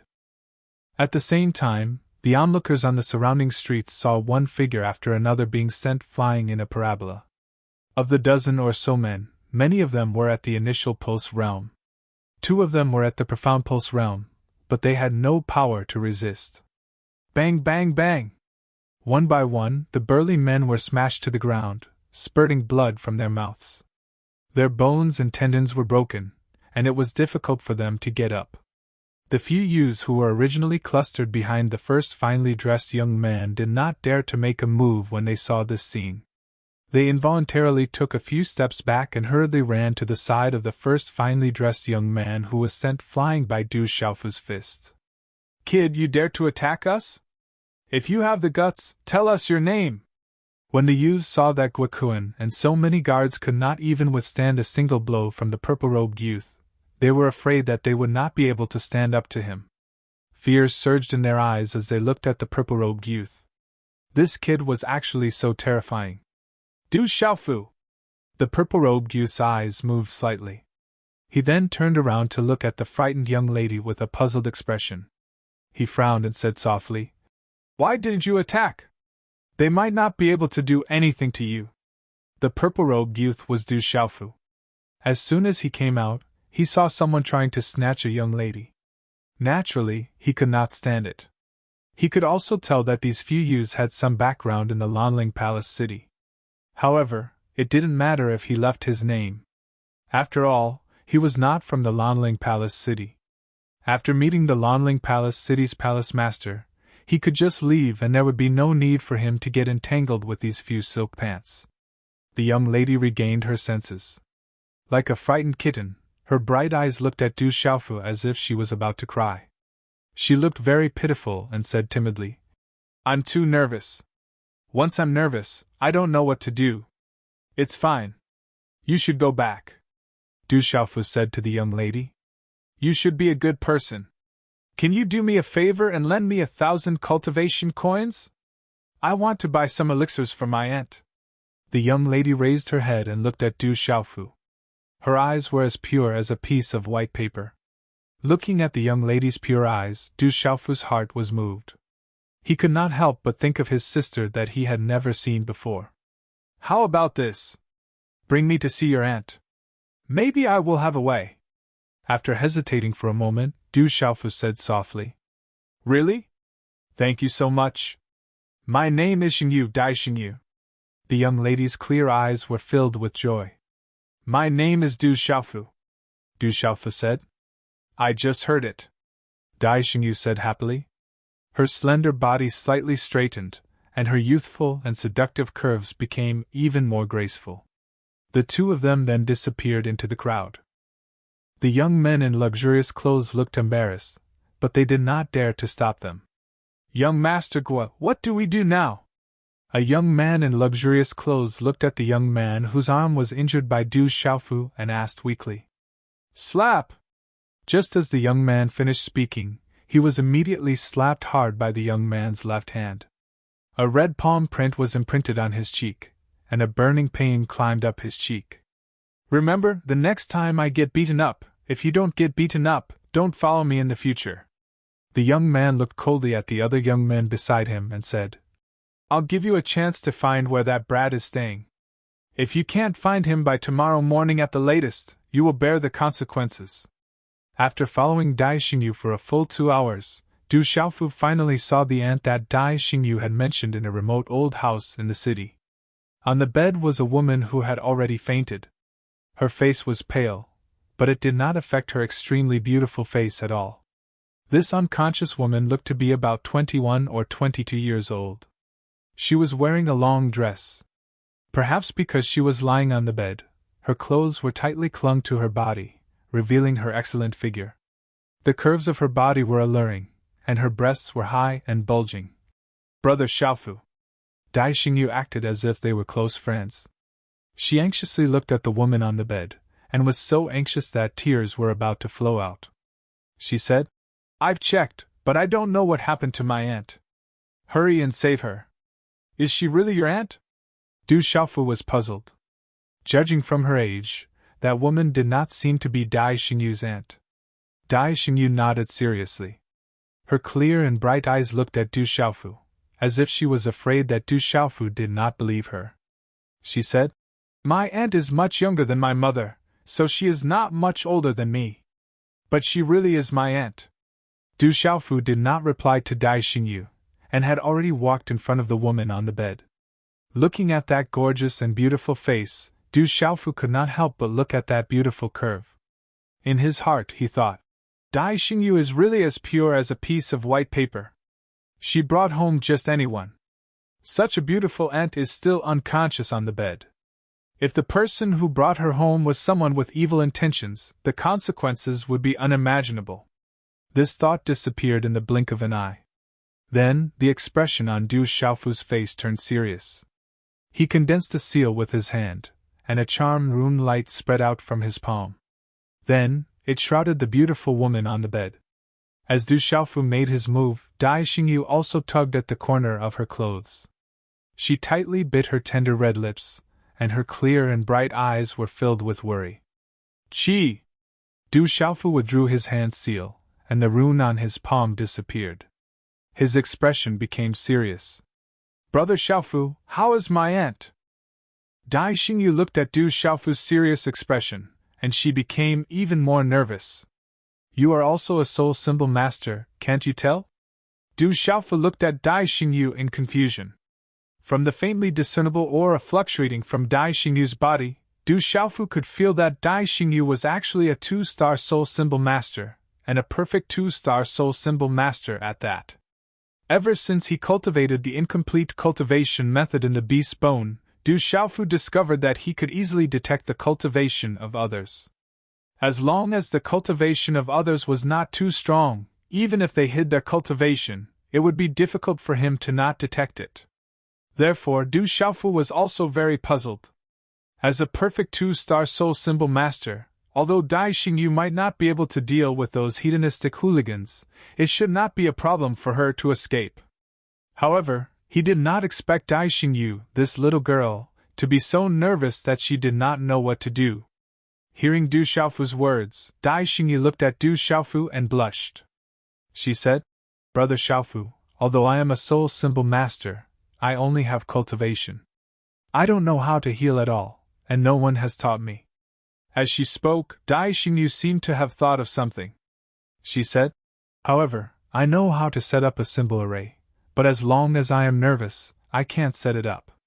Du Xiaofu looked at the naive girl speechlessly and frowned. He said, "Your aunt should have been poisoned. The poison is very strong, so I'm afraid that the medicine you wanted to buy to heal your aunt will not have any effect." Poisoned? Dai Xingyu heard this and suddenly became nervous. She was so anxious that she was about to cry again. She pulled on Du Xiaofu's clothes and said, "Brother Xiaofu, you must have a way, right? Please save my aunt." 6. Watch, there is more. Xiao Yu continued to write. Chapter 117. This poison isn't fatal, but a hallucinatory poison. The poisoned person will have hallucinations, and finally lose consciousness. Du Xiaofu had learned a lot from Jin Qin-chun. Although this hallucinatory poison was very powerful, it wasn't a problem for him. It was just a little troublesome. Just now, during the inspection, Du Xiaofu learned that the beautiful unconscious woman was also a martial artist. Her cultivation level wasn't weak, and she had already reached the initial stage of the pulsating realm. In terms of cultivation, he wasn't as strong as her. Hallucinatory poison, what should we do? Dai Xingyu seemed to have also heard about hallucinatory poisons. Her worried eyes, which were on the verge of tears, relaxed, but she was still extremely nervous. "I want to concoct some antidotes. It shouldn't be a big problem." Du Xiaofu nodded and said to Dai Xingyu, "I want to find a quiet room to concoct the antidotes. Help me guard the door, and don't disturb me." "Are you still a spiritual symbol master?" Dai Xingyu looked at Du Xiaofu strangely.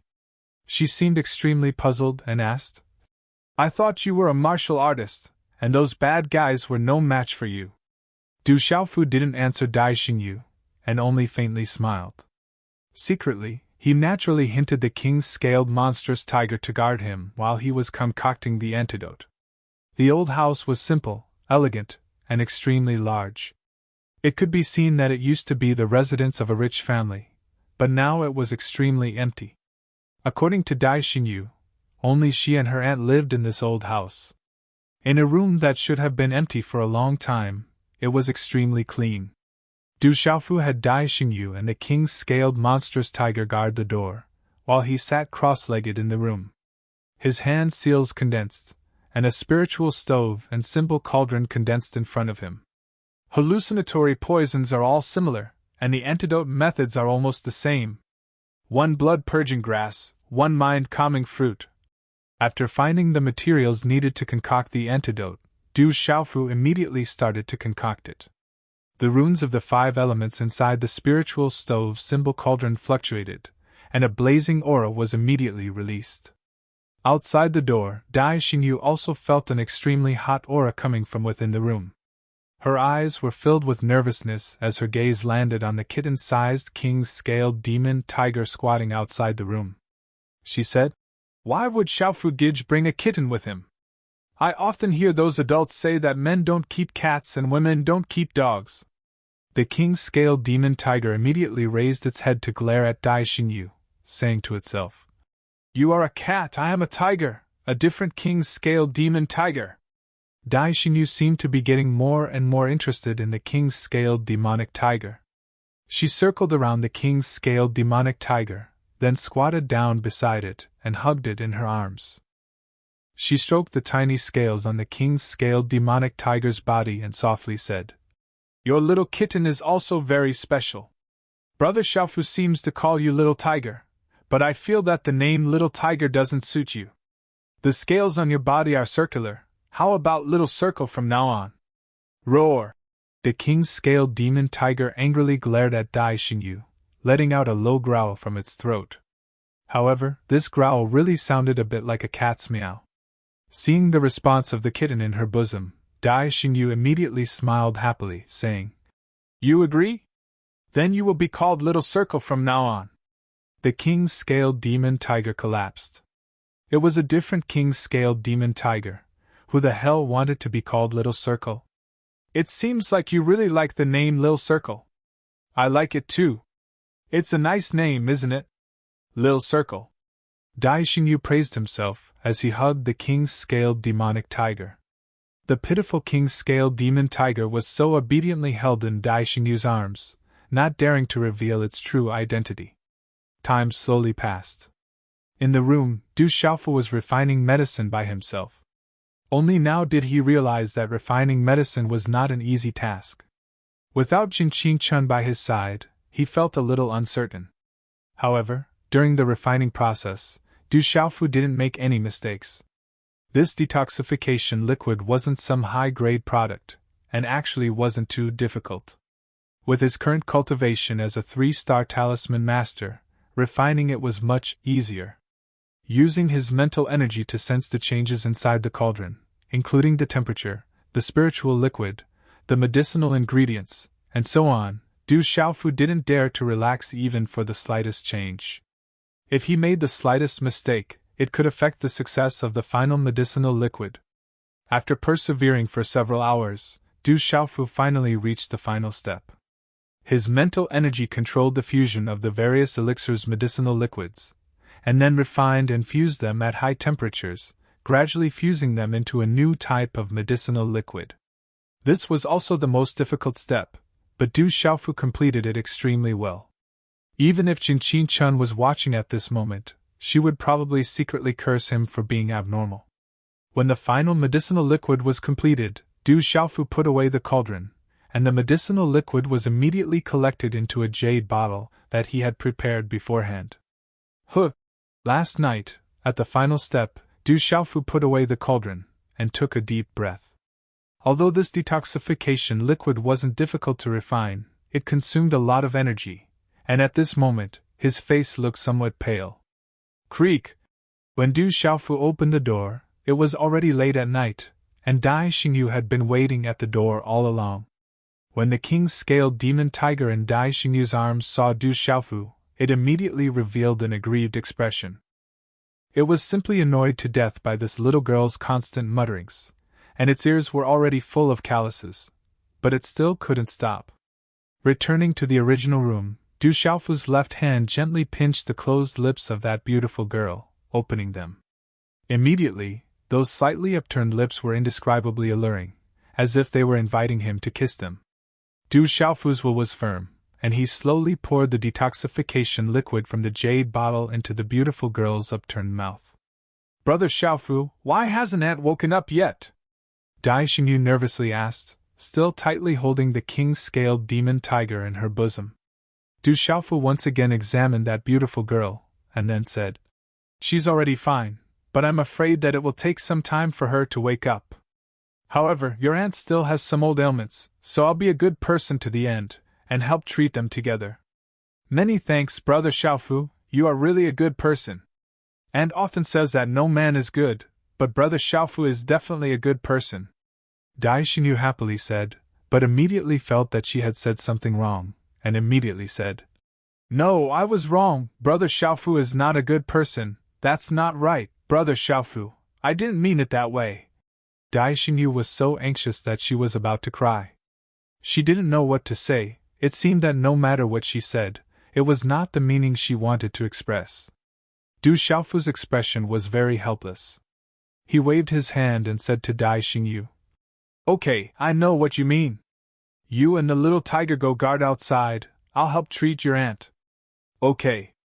Dai Xingyu nodded, and then said to Du Xiaofu, Brother Xiaofu, this kitten's name is Little Tiger. It doesn't sound good, so I've already changed its name to Little Circle. What do you think? Little Circle? Du Xiaofu was surprised, and then looked at the king's scaled demon tiger with a smile, and said, It sounds good, let's call it Little Circle. Roar!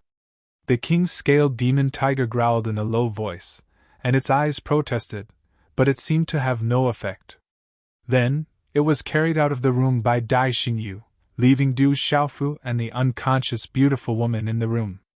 If the beautiful woman was still conscious at this time, she would have ruthlessly slapped Dai Xingyu's butt. This little girl actually left her alone in a room with a strange man, and she was unconscious. One had to know that in the entire Lanling Prefecture city, there were countless young talents, rich businessmen, and celebrities who had fantasized about her, and couldn't wait to go bankrupt just to get close to her. She's really quite beautiful. Du Xiaofu looked at the unconscious woman on the bed, and at this time, carefully looked at her. The more he looked, the more exquisite and beautiful he felt. Compared to Yi Zijin, Bai Tsai, and the others, although Yi Zijin and Bai Tsai were also very beautiful, this woman had a temperament and taste, and compared to Yi Zijin and Bai Tsai, she was more attractive to men. Du Xiaofu felt that he should be a gentleman. This woman was still unconscious, and he shouldn't have any thoughts about her. Moreover, Du Xiaofu felt that he was still young, and he should be wholeheartedly focused on cultivation. Therefore, Du Xiaofu purely felt that this woman was very beautiful, and then began to heal her. In Du Xiaofu's 2 inspections, he found that there were some old injuries under the beautiful woman's abdomen. It should have been there for a long time, and these old injuries even affected her cultivation, making it difficult for her to break through. Du Xiaofu's intuition told him that these injuries had affected this woman for at least 3 years, and she hadn't broken through. This woman was at most 21 or 22 years old, and 3 years ago, she had already reached the initial level of the pulsating realm. For her to reach the initial level of the pulsating realm at the age of 18 or 19, this girl's talent was absolutely terrifying. However, at this time, healing her made it difficult for Du Xiaofu. It was inevitable that he would touch this woman's body. Moreover, her injuries were near the pulsating realm, and the pulsating realm was under her abdomen. Although there was a layer of clothing between them, it still seemed a little charming. I'm saving people.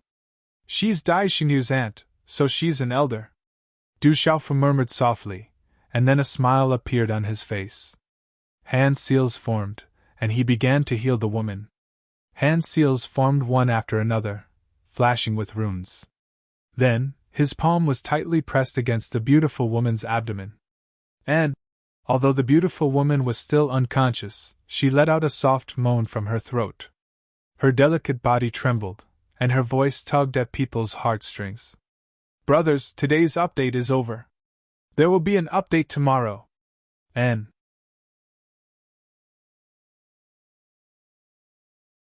Chapter 118. When dawn was about to break, Du Xiaofu's fingerprints moved across the woman's delicate body. Phew!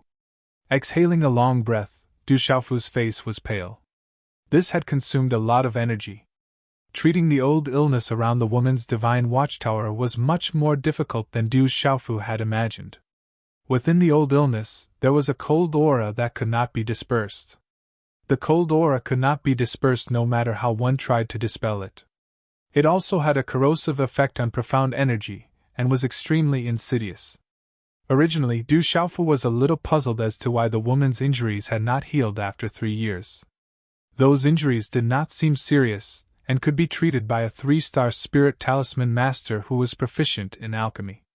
She could even use her own breathing to recover. At this moment, Du Xiaofu knew the reason. Ordinary spirit talisman masters could not do anything about the cold aura, let alone him. However, Du Xiaofu was practicing the cultivation method of the golden-winged great rocks. This cultivation method was extremely young and tough, and was the natural nemesis of the cold aura. This was why Du Xiaofu happened to be able to uproot the old illness in the woman's body. It's done! Du Xiaofu looked at the woman who seemed to still be unconscious. She should be waking up soon, unless his antidote was useless. With a smile on his face, he finally left the woman's room. Creak! When the door to the room opened and closed with a creak, the unconscious woman on the bed suddenly opened her eyes. Her long eyelashes fluttered and her eyes were like limpid autumn waters, moving one's heart and soul. Who is this person? He can actually treat the old illness in my body. However, he is quite honest and did not move around. Could it be that I am not charming enough? Looking at his back, he seems to be a youth. The woman muttered softly, a slight blush creeping onto her pale cheeks. In fact, she had already been awake for an hour. When she first woke up, she felt a man's hand moving around her delicate body. She was so scared that her heart trembled. She thought that she had finally fallen into the hands of those bastards. However, he immediately felt a wave of young profound energy enter his body from the spirit gate. It was obvious that it was healing his injuries. That pair of man's hands gently moved around her body, but they were well behaved. They did not have any improper thoughts, nor did they take the opportunity to approach places that they should not approach. However, she was a woman after all. Although she could be considered to be in a brothel, no man had ever been able to get so close to her. As she thought about the man's hands roaming around her body, she could feel warmth flowing through her body wherever they passed. It was as if there was a warm current flowing through her body, especially under her lower abdomen. But when she thought of this, she felt a strange feeling in her heart. Brother Xiaofu, how's my aunt? Seeing Du Xiaofu come out, Dai Xingyu's clear eyes were fixed on him, full of expectation. She should be fine. She'll wake up in at most 2 to 4 hours. I'll go back and do some breathing exercises first, Du Xiaofu said to Dai Xingyu. Okay, I'll send Brother Xiaofu to his room, Dai Xingyu said happily. Dai Xingyu said happily. Hearing that her aunt was fine, she felt relieved and smiled happily. No need, I know the way. You should rest early too, Du Xiaofu said, completely ignoring the fact that he was still a guest here. Roar! The king's scaled demonic tiger finally found an opportunity. It struggled out of Dai Xingyu's embrace and immediately followed Du Xiaofu. It did not want to be ravaged by that girl Dai Xingyu anymore. Okay, thank you, Brother Xiaofu, Dai Xingyu said happily. Dai Xingyu said happily. She wanted to go and see her aunt, but she was afraid that she would disturb her aunt's recovery, so she skipped back to her room. Night covered the sky, and the vast Lanling Prefecture city was completely shrouded in darkness. The stars in the sky were faintly bright. Guixiao, we found the place where that brat is staying. In a luxurious courtyard, a young man with a palm print on his face respectfully said to a young man who was lying in the arms of a woman enjoying a massage. I sent out many of my father's men, and we finally found the place where that brat is staying? The young man's face was pale. He was originally lying in the arms of a charming woman, and his eyes were slightly closed as he enjoyed the massage. Hearing this, he immediately opened his eyes, and a cold light flashed as he asked, Did you find out where that brat came from? Not yet, it's an old house. He should still be with that girl from the day. The young man immediately replied. Humph, no matter who it is, if I don't get my revenge then I, Guokun, won't be able to appear in Lanling Prefecture City in the future. Guokun's face was gloomy, and a cold aura gushed out. It scared the charming woman behind him, and her eyes were filled with fear. It was as if she was afraid of offending someone she could not afford to offend. The young man with the palm print on his face hesitated for a moment, then he gathered his courage and said, Guixiao, that brat's strength seems to be extraordinary. Why don't we ask my father for help? Trash, humph! Guokun glared at the young man, then coldly snorted and said, Just a brat, and we have to make such a big deal out of it. Do we want everyone in Lanling Prefecture City to know how useless we are? Should I ask my father to deal with that brat? Guixiao is right, I was wrong. The young man was embarrassed, as if he was afraid that he would be slapped again. If we can't even find a way to deal with that brat, then it can only mean that we are trash. Guokun sat up, and a trace of cold arrogance appeared in his eyes, then he said, I'll go find He Jun and ask him to do it. I think it's enough. Yeah, find Jun, he will definitely be able to deal with that brat. The young man's face was filled with joy. Who? In the room, Du Xiaofu stopped his practice and let out a long breath. After a few hours of meditation, he recovered quite a bit.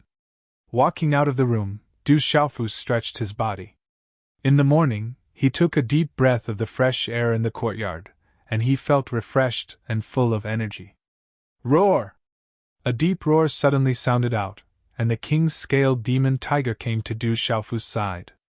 Its eyes were vigilant, as if it was trying to tell Du Xiaofu something.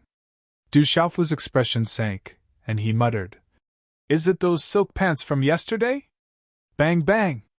Early in the morning, the door of the old mansion was kicked open. The door was actually quite sturdy, but it was knocked off its frame and fell to the ground. Following that, hundreds of people walked in aggressively. Guokun, why did you bring me here? A tall and sturdy young man walked out from the crowd, and the young man beside him was Guokun. Guokun stood in front of the tall and sturdy young man, and he was a head shorter. He looked around the old mansion and said, I brought you to find a brat. He is very strong, but I don't know if you are a match for him. Don't tell me you can't beat him? The tall and sturdy young man looked at Guokun, and his broad chest muscles bulged slightly. Who are you? Why did you break into my house? At this moment, Dai Xingyu hurriedly ran out from the courtyard. When she saw Guokun, her face turned pale with fright, and she said, It's you, bad guy. Little girl, we meet again. Guokun's eyes flickered, and he said, Where is that brat from yesterday? I don't know. Brother Xiaofu is not here, he left. Although Dai Xingyu was a little flustered, she was not stupid. These people were aggressive, and they must be here to take revenge on Brother Xiaofu. There were so many of them, and Brother Xiaofu definitely could not beat them. Therefore, she must not let Brother Xiaofu be found. She even hoped that Brother Xiaofu had left. Little girl, you don't even know how to lie. Guokun's face was gloomy. Looking at Dai Xingyu's flustered appearance, he knew that Dai Xingyu was lying. He said, Let's find that brat first, then we will slowly play with you. I didn't expect young Master Gua and young Master He to come. What a coincidence. A clear voice like a silver bell rang out. A girl walked out from the inner courtyard. She looked to be in her early 20s, and she walked slowly. Her delicate body was like a jade willow, light and tender. Some girls were very beautiful, but their temperament was lacking. Some girls might have temperament, but their beauty was lacking. However, this girl was different. It was not an exaggeration to say that she was perfect. This girl was very beautiful. Not only was she beautiful, but she was also very elegant. Her long black hair was so shiny that it could reflect one's reflection. She was naturally draped over her waist. She was wearing a long dress, and her temperament was otherworldly. She was so beautiful that she was like a fairy that had walked out of a painting. Everyone immediately looked at the girl, and many of them were in a daze. Guokun and Jun were also surprised because they knew this girl. However, they did not expect her to appear here. Auntie, they are all bad people. They even bullied me yesterday. If it wasn't for Brother Xiaofu, I wouldn't have been able to come back yesterday. When Dai Xingyu saw this girl, she immediately hid behind her timidly. Then, she thought of something and said in surprise, Auntie, are you all right? That's great. You scared me to death. I didn't know what to do. Luckily, I met Brother Xiaofu. All right, I'm here. There's no need for a handkerchief. The girl patted Dai Xingyu's hair. Then, she looked at Guokun and the rest. How could she not know who they were? Miss Yuru, why are you here? Is this little girl your? Guokun was surprised. His gaze fell on the girl. He could hear that the little girl seemed to be calling Murong Yuru auntie. This is an old house that I bought a long time ago. Xingyu is my elder sister's daughter. My elder sister and I have a big age difference, so the age difference between Xingyu and me is small. Murong Yuru's eyes were like water as she looked at Guokun, Jun, and the rest. Then she said, Young Master Gua and young Master He came here so aggressively. Could it be that someone has offended the two of you?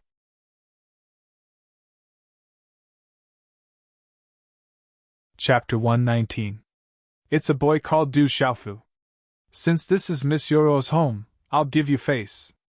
I only need to take that boy away, Guokun said to Miss Yoro. Guokun said to Murong Yoro. Suddenly he became very elegant and even a little passionate.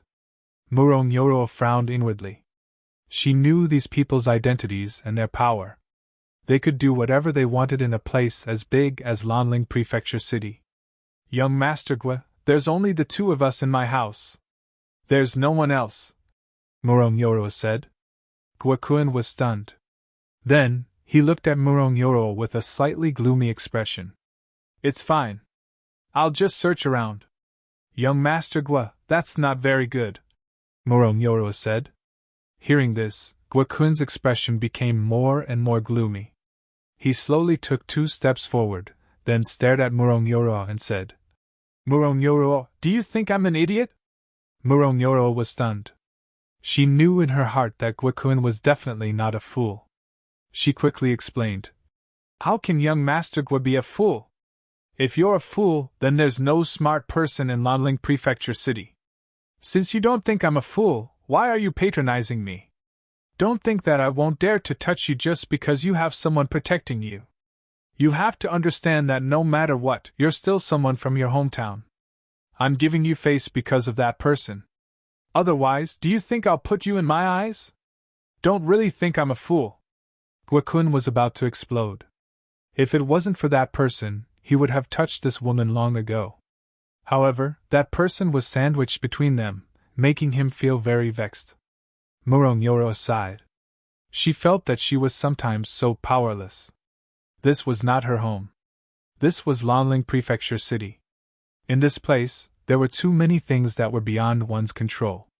If it was before, although these people had strong backgrounds, there was no need to care too much. However, everything was different now. You do look like a fool. Don't you know whether you're a fool or not? Dai Xingyu looked innocently at Guokun and said, That's right. If you were an idiot, you wouldn't know. But you are definitely a bad person. As Dai Xingyu spoke, Murong Yoro's expression also began to change. Haha, interesting. Guokun, don't tell me you've really gone stupid. He Jun laughed. Seeing Guokun being scolded by a little girl, he had no reason not to laugh. This made his mood very good. Little girl, come over here. Guokun's face darkened. He would deal with anyone who laughed at him, but He Jun laughed at him, so he could only vent his anger on Dai Xingyu. Young Master Gua, that's not what Xingyu meant. Murong Yoro continued to explain. She didn't expect Xingyu to speak so bluntly. She immediately stood in front of Dai Xingyu. Who do you think you are? Without anyone supporting you, you're nothing. Get lost! Seeing Murong Yoro standing in front of him, Guokun became even more furious. He directly waved his hand at Murong Yoro. Guokun used his left hand because his right hand hadn't recovered yet. In fact, it wouldn't recover completely in a short period of time. Bang! A deep sonic boom rang out. A faint golden light surged out. Then, Guokun's body was directly sent flying. At this moment, He Jun's gaze moved. There was a trace of surprise in his eyes. Chi! A purple-robed youth with a wild cat by his side appeared in everyone's line of sight. He had a resolute face and sharp eyes. He was only 16 or 17 years old, but his eyes were filled with a gaze that made one's heart tremble. Murong Yoro curiously looked at the purple-robed youth who suddenly appeared. Her long eyelashes fluttered, and her eyes were like water. She knew that Guokun's strength wasn't ordinary. He was at the Pulse Realm and Profound Realm. He was stronger than her. Of course, she had never publicly revealed that she cultivated the martial way in the past 3 years. However, this purple-robed youth was actually able to force Guokun back in one move. It was enough to show how strong he was. Murong Yoro could also tell that this purple-robed youth was the youth who had helped her heal yesterday. However, this was the first time she had seen this youth's appearance. He was 16 or 17 years old, younger than her. However, his face was resolute, and the gaze in his sharp and deep eyes made her feel that this youth was different from Guokun and the others. Big brother Xiaofu. After seeing Du Xiaofu, Dai Xingyu immediately went to Du Xiaofu's side with a happy and worried expression. She said, "These bad guys are here again." Du Xiaofu's expression eased a little. He patted his chest and said to Dai Xingyu with a smile, "It's all right. I'm the nemesis of bad guys, the embodiment of justice. Don't be afraid. You're not from Lanling Prefecture City?" Murong Yurua looked at Du Xiaofu with a frown. "I'm not." Du Xiaofu's gaze finally landed on Murong Yurua. Although he already knew that she was a very beautiful woman yesterday, it felt different when she stood in front of him. Under her long eyelashes, her eyes glowed with spiritual light. Her temperament was like a gentle breeze that gently brushed past.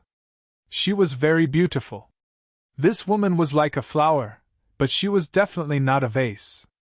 This was the feeling in Du Xiaofu's heart. Du Xiaofu even felt that when he looked at this woman, something seemed to fluctuate in his heart, stirring up his feelings. "Are you all right?" Du Xiaofu then said a few more words to the woman in front of him. It was as if he should say a few more words to this woman. "I'm fine. Thank you." Murong Yurua looked at Du Xiaofu with some gratitude in her eyes. But then, for some reason, a blush crept onto her cheeks. She remembered that it was this young man who had moved his hands up and down her body. Although he was extremely well behaved, he had still moved his hands up and down her body where no man had ever touched her before, even though they were separated by her clothes. What am I thinking? Why would I think that? This young man is only 2 or 3 years older than Xingyu. Murong Yurua said to herself in her heart. Suddenly, the blush on her face faded a lot. "That's good." Du Xiaofu nodded. He felt very relaxed and comfortable talking to the woman in front of him. After Guokun was forced back again, he raised his head and looked at Du Xiaofu, who had suddenly appeared. He wasn't surprised, but a chill flashed in his eyes.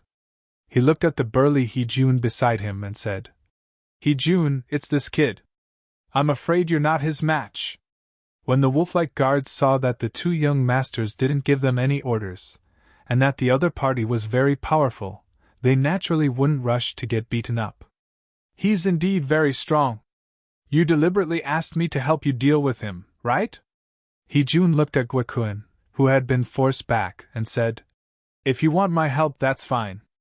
But don't treat me like a fool. I'm preparing to make a breakthrough recently. I just need a few medicinal pills to assist me. Does your White Tiger sect lack a few lousy medicinal pills?" Guokun looked at He-jun. He knew that He-jun didn't lack a few lousy medicinal pills.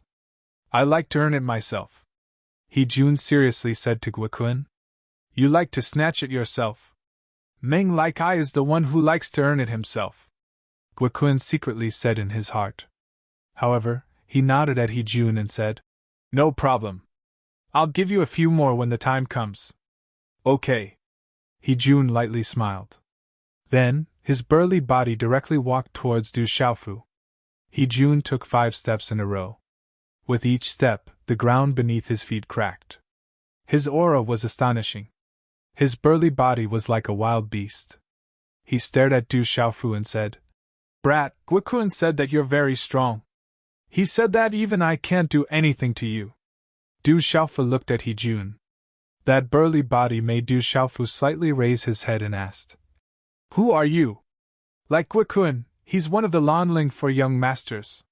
He's the young master of the White Tiger sect, the largest sect in the Lanling prefecture. What he likes to do the most is to snatch people's belongings." Murong Yoro softly said to Du Xiaofu. "Murong Yoro has already revealed my identity. My name is He-jun," He-jun said to Du Xiaofu. Du Xiaofu once again looked at He-jun with a face full of regret. He sighed and said, "You've been betrayed by Guokun. He only wants to use you. It's not good to have such a friend." "Humph!" Hearing Du Xiaofu's words, Guokun coldly snorted from afar. He fiercely glared at Du Xiaofu. "It doesn't matter. My relationship with him isn't that good. It's just that someone has arranged the 4 of us together. As for using me, it doesn't matter." As long as I don't suffer any losses, it's fine. He Jun looked at Du Xiaofu and said, No. Du Xiaofu shook his head. He still regretfully said to He Jun, Guokun deliberately sent you here. He didn't want you to deal with me, but wanted me to deal with you. In fact, compared to you, my relationship with him is deeper. You have feelings for Guokun? He Jun was puzzled. He really couldn't tell. Bastard, when did we have feelings for each other? Guokun, who was behind He Jun, finally couldn't bear it and loudly shouted at Du Xiaofu. Du Xiaofu was indifferent. He looked at Guokun and said, As the saying goes, beating is affection and scolding is love.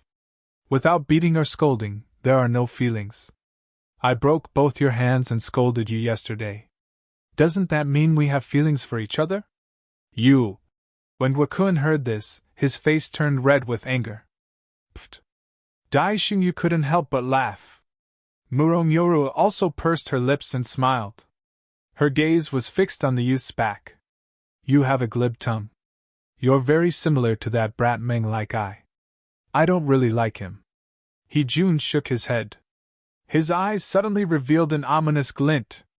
He stared at Du Xiaofu and said, But I feel that you won't be enough for me to beat you up. How about this? Hand over your Qiankun bag and I won't beat you up. As his voice faded, a powerful aura surged from He Jun's body towards Du Xiaofu. In an instant, an extremely terrifying aura erupted.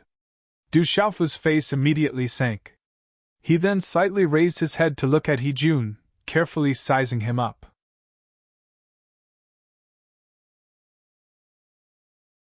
Chapter 120. Are you considering it? He Jun asked coldly. His eyes were filled with murderous intent. Coupled with that burly body of his, he looked really ferocious. If it were someone who was timid, they would have handed over their Qiankun pouch in fright. Sigh, it's been so hard on me.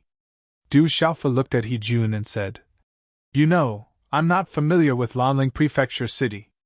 If I really wanted to kill you, I would have some misgivings.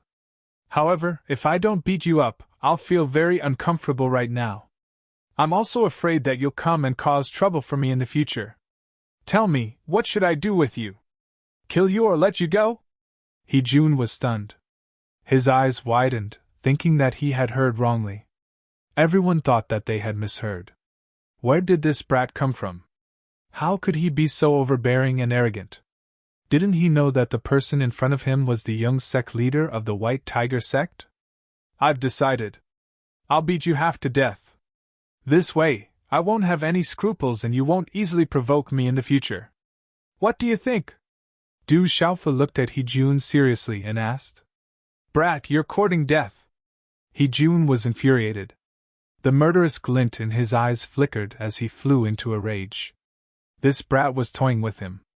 A terrifying aura burst out from his body like a flood. He was at the peak of the pulsation realm, close to the perfected level of the pulsation realm. Boom! He Jun's burly body stomped on the ground, causing the ground to tremble. He Jun punched out with his fist. Runes surged, bringing with it a terrifying gust of wind that blew many of the surrounding guards. In an instant, the fist arrived in front of Du Xiaofu. Not bad. You're at the peak of the Nirvana realm. Du Xiaofu was a little surprised. Pulse realm peak Nirvana realm. Compared to first uncle, there was not much difference. As expected of a big place like Lanling Prefecture City. These young people were stronger than one another. It was different from a small place like Stone City. At this instant, Du Xiaofu naturally didn't stay idle. He didn't retreat but instead advance, preparing to take it head-on. He similarly blasted out a fist that was wrapped in golden light runes, and its aura was domineering and fierce. Boom! Their fists collided, and their profound energy collided. Immediately, a muffled sound exploded in midair, and a terrifying wave surged out. Then, the two figures were forced back at the same time. Dang dang! Stumbling, Du Xiaofu's body only took 3 steps back. His gaze also changed slightly. This big guy was really not weak, even his fist was a little numb. Ka! He Jun was even more shocked. Pain came from his fist, and he took 6 steps back. Every step he took left a hole in the ground. Humph! Du Xiaofu snorted coldly. He stared at He Jun and pounced forward again. This time, it was Du Xiaofu who took the initiative to attack. He punched out again. It was simple, powerful, and domineering. He Jun's fist was trembling. He took a deep breath, but he still gritted his teeth and threw another punch. Both of their fists collided again. Shockwaves soared into the sky, and the ground trembled. This time, He Jun was forced back again, and blood appeared on his fist. After stumbling a few steps back, He Jun stabilized his body. Looking at the blood on his fist, he gasped. He never thought that the cultivation technique he cultivated would be so overbearing. The toughness of his body was comparable to that of a demonic beast. However, the young man on the other side was obviously younger than him. Even his fist was smaller. However, the toughness of his fist was something that even he couldn't contend against. I don't believe it! He Jun refused to admit defeat. Among his peers, he had never seen anyone who could contend against the toughness of his body. He condensed a hand seal, and his body was enveloped in a layer of yellow rune energy. Then, he pounced towards Du Xiaofu. Du Xiaofu's eyes moved, and a smile appeared in his eyes. If they were to compete with martial techniques, with He Jun's pulse realm cultivation at the peak of the Nirvana realm, it wouldn't be easy for him to deal with him. He might even have to fight with his life on the line. After all, his cultivation level was still far from He Jun's. If he could break through to the pulse realm soon, it would be much easier for him to deal with He Jun. However, Du Xiaofu wasn't afraid of He Jun at all if they were to compete with the strength of his body. His cultivation of the body had already reached the stage where he could cleanse his bones and cleanse his marrow. In addition to all kinds of refinement of his body, Du Xiaofu knew that the toughness of his body had always been his advantage. It was an absolute advantage. Boom! Du Xiaofu moved. Just as He Jun's burly body pounced towards him, golden runes surged out from his body again. In an instant, his aura suddenly became overbearing. It was as though he was a real demonic beast in human form. Accompanied by a dazzling light, under everyone's shocked gaze, including He Jun's, his body collided with He Jun's. Colliding with each other with their bodies was a powerful collision. It was like a cannonball, and it was stupefying. Bang! A deep sonic boom resounded. Runes flashed, and waves of air spread out like waves in water. After which, everyone saw He Jun's burly body being directly sent flying. He was sent flying violently, while Du Xiaofu's body only trembled slightly. He Jun was sent flying on the ground, causing the ground to tremble and crack. Blood flowed out from the corner of his mouth. His eyes were filled with shock. He didn't expect Du Xiaofu's body to be so powerful. It didn't seem like a normal human at all. Bang! He Jun didn't manage to get up. A golden figure rapidly pounced towards him. It was like an impact cannon, and it ruthlessly landed on his lower abdomen. Poochie! Under the huge impact, it was as if a huge rock weighing 1,000 pounds had fallen. He Jun's body, which had just landed, suffered another heavy blow. A mouthful of blood spurted out from his mouth. I already said that it was Guikun who asked me to take care of you. Du Xiaofu directly sat down on He Jun's lower abdomen. Then, his fists fell down like rain. One after another, his fists pounded on He Jun's chest like beating drums. Poochie! How could the pitiful He Jun withstand Du Xiaofu's terrifying attacks? Mouthful after mouthful of blood spurted out from his mouth. It was a horrible sight to behold. Young sect leader! Many of the people who were following him recovered from their shock. They shouted loudly and immediately pounced towards Du Xiaofu. If anything happened to their young sect leader, they would definitely be in trouble when they returned. Whoever dares to come forward, I will cripple him! Du Xiaofu lifted his head. A claw print was directly placed on He Jun's throat. He didn't seem to be joking at all. Brat, stop it! How dare you hurt our young sect leader? Our White Tiger sect won't let you off! More than a dozen White Tiger sect disciples surrounded him. They didn't dare to take even half a step forward. Since you are already hurt, I will hurt you even more. I hate it when people threaten me. As Du Xiaofu spoke, his expression didn't change. His heart didn't skip a beat, and he ruthlessly landed another punch on He Jun's chest. The pitiful He Jun could only allow himself to be trampled on by Du Xiaofu at this moment. Brat, let go of our young sect leader. We won't threaten you. As long as you let go of our young sect leader, everything is negotiable. One of the smarter White Tiger sect disciples immediately said to Du Xiaofu. His expression changed drastically. Everyone, give me your Qianquan bags. Otherwise, I will destroy him. Du Xiaofu turned his gaze and looked at the dozen White Tiger sect disciples. He continued to place his claw print on He Jun's neck. The dozen White Tiger sect disciples looked embarrassed. Almost all of their savings and treasures were kept in their Qianquan bags. If they gave it away, it would be equivalent to them going bankrupt.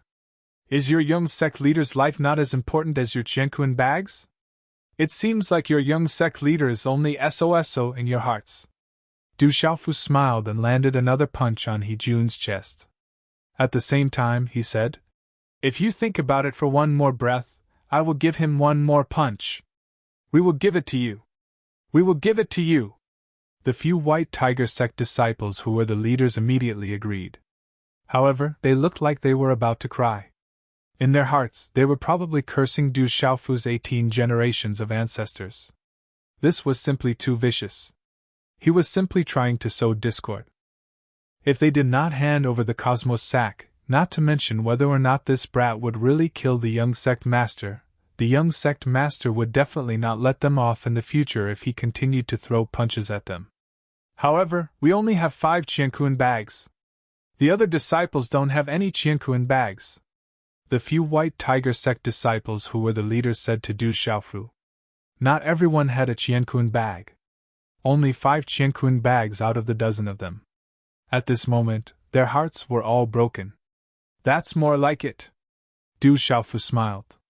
He then turned around and said to Dai Xingyu, who was standing behind him with a shocked expression. Xingyu, go and keep the Qianquan bags. Okay. At this moment, Dai Xingyu's mind seemed to be a little blank. He actually nodded his head. Then, he quickly ran in front of the few White Tiger sect disciples and kept the 5 Qianquan bags. And yours. Du Xiaofu was very satisfied. He then searched He Jun's body. In the end, he also took out a Qianquan bag and kept it skillfully. Then, he patted He Jun's chest and said, You're quite sturdy. It's just that you can't take a beating. Pfft. This time, He Jun was so angry that he spat out a mouthful of blood. In the entire Lanling Prefecture city, he was always the one who robbed others. However, today, he was robbed by someone else. Moreover, he was severely beaten up. What angered him the most was that this brat didn't seem to care about him at all. It was as if he hadn't had his fill of beating him up. Don't be agitated. I already said that it was Guikuin who harmed you. After being beaten up by me, he felt that he couldn't step down from the Lanling for young masters. In the future, he will feel that he is inferior to all of you. Therefore, he purposely dragged you into this. Now that you have been beaten up by me, he will have a companion. He won't be afraid of losing face anymore. Du Xiaofu climbed up from He Jun's body. He Jun was stunned. He suddenly felt that Du Xiaofu's words made sense. Guikuin purposely harmed him. Guikuin didn't just want to use him to teach Du Xiaofu a lesson. Instead, he wanted to use Du Xiaofu to teach him a lesson. I'm a little late for the second night watch period. The next chapter will take an hour and a half. Xiao Yu is working hard to write.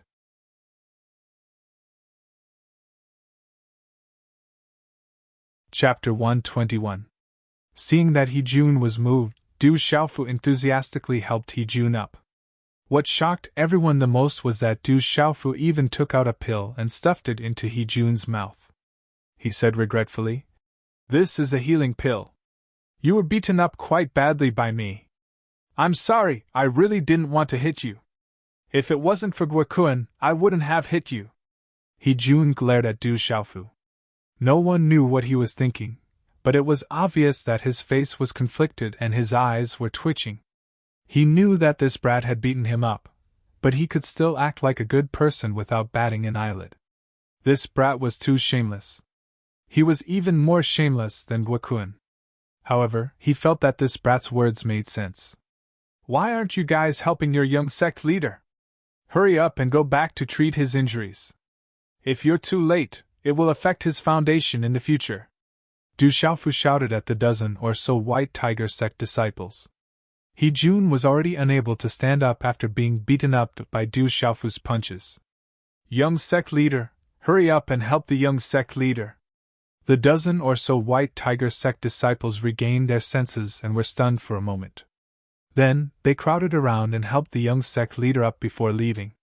They didn't want their young sect leader to fall into the hands of this fickle fiend.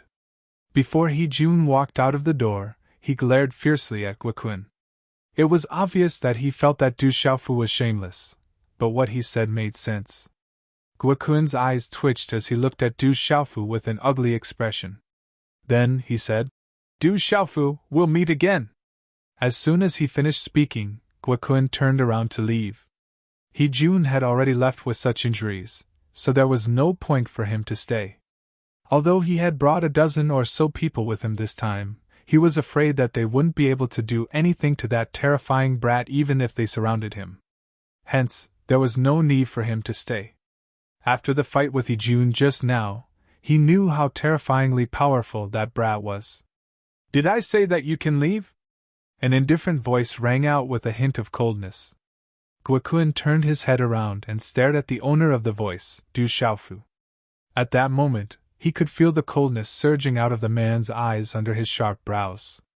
It was true coldness. What are you trying to do? If you dare touch me, you won't be able to fly out of Lanling Prefecture City even if you grow wings. Guokun stared at Du Xiaofu. He didn't know why, but the coldness in Du Xiaofu's eyes made his heart tremble. This was a feeling he had never felt in the Lanling Prefecture City. He was starting to regret that he didn't bring any experts with him this time. Muro, who had been surprised all this time, seemed to want to say something when she saw that Du Xiaofu still wanted to deal with Guokun. However, she immediately held back. There was a bitter smile on her face. Since he dared to deal with He Jun, it didn't matter if Guokun was added to the mix. Perhaps he also had a powerful background, so powerful that he didn't need to fear a force like the White Tiger sect. Du Xiaofu did not reply because there was no need for him to do so. Just as Guokun finished speaking, his figure had already appeared in front of Guokun like a bolt of lightning. Guokun had actually discovered Du Xiaofu, but his injuries from yesterday had not healed, and his left hand was almost crippled to the point that it could not move for the time being. Therefore, it was difficult for him to put up any resistance, and he could only hastily retreat as his expression changed. Bang! However, Du Xiaofu's speed was much faster than his. A fist ruthlessly landed on Guokun's chest. Guokun's body was sent flying. However, before his body could even land on the ground, Du Xiaofu pounced on him and kicked him even further away. The kick caused Guokun's mouth to drip with blood. Slash! Just as Guokun's body was about to land on the ground, Du Xiaofu's devil-like figure appeared again. He lifted Guokun's feet with both hands and lifted Guokun's body above his head like a sandbag. Then, he ruthlessly slammed Guokun onto the ground. Bang, bang, bang! After 3 consecutive slams, the ground rumbled loudly. Guokun was thrown so hard that he couldn't even scream. His head was bleeding profusely and his bones were broken. I will punish you on behalf of justice. When the 4th slap came, Du Xiaofu didn't throw Guokun onto the ground. Instead, he threw him like a stone and ruthlessly flung him across the courtyard. Then, Guokun's body flew out of the courtyard. No one knew how far he was flung, and where he landed in the end. However, one could hear the rumbling sound of the ground trembling from the fall. Remember this. The next time you provoke me, I will take your life, Du Xiaofu said loudly. After doing all this, he clapped his hands and another Qianquan pouch appeared in his hand. Then, he very naturally kept it in his arms as if it was a matter of course. Young Master Gua. In the courtyard, the dozens of people immediately ran out in shock.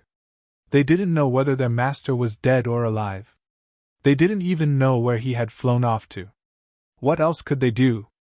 Moreover, none of them believed that they could be thrown so many times by that terrifying young man without dying. Dai Xingyu's mouth was wide open and her body trembled slightly. Obviously, she was a little frightened. Murong Yoro's eyes flashed with a strange light before she regained her calmness. I'm sorry. It seems that you need to move to another place. Du Xiaofu looked at the woman and said. His gaze was a little embarrassed.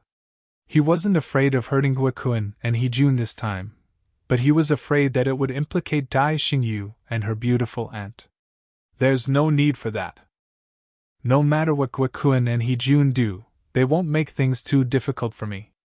Murong Yoro looked at Du Xiaofu and said, What are you going to do? Guokun and Hejun won't let this go. I don't know what to do. I haven't thought about it, Du Xiaofu said with a smile.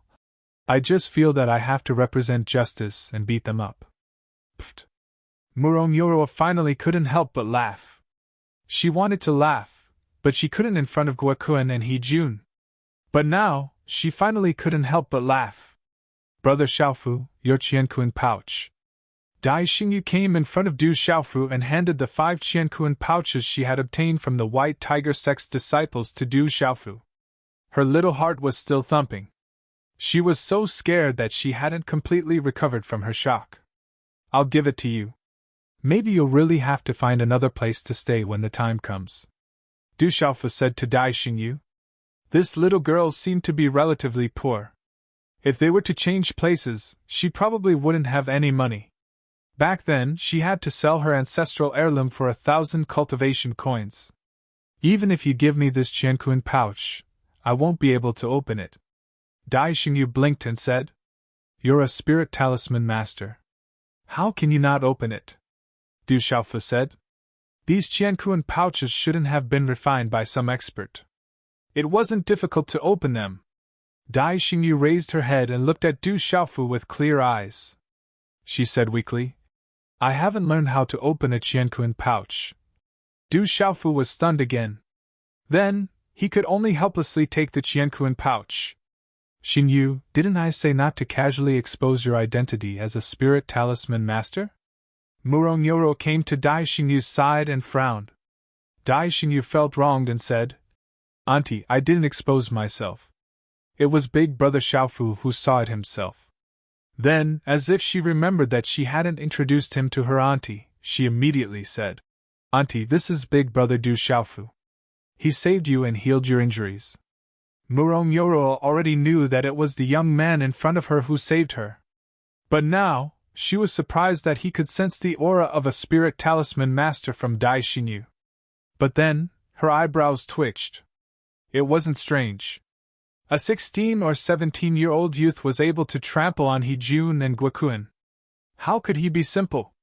Big Brother Xiaofu, this is my auntie, Murong Yoro.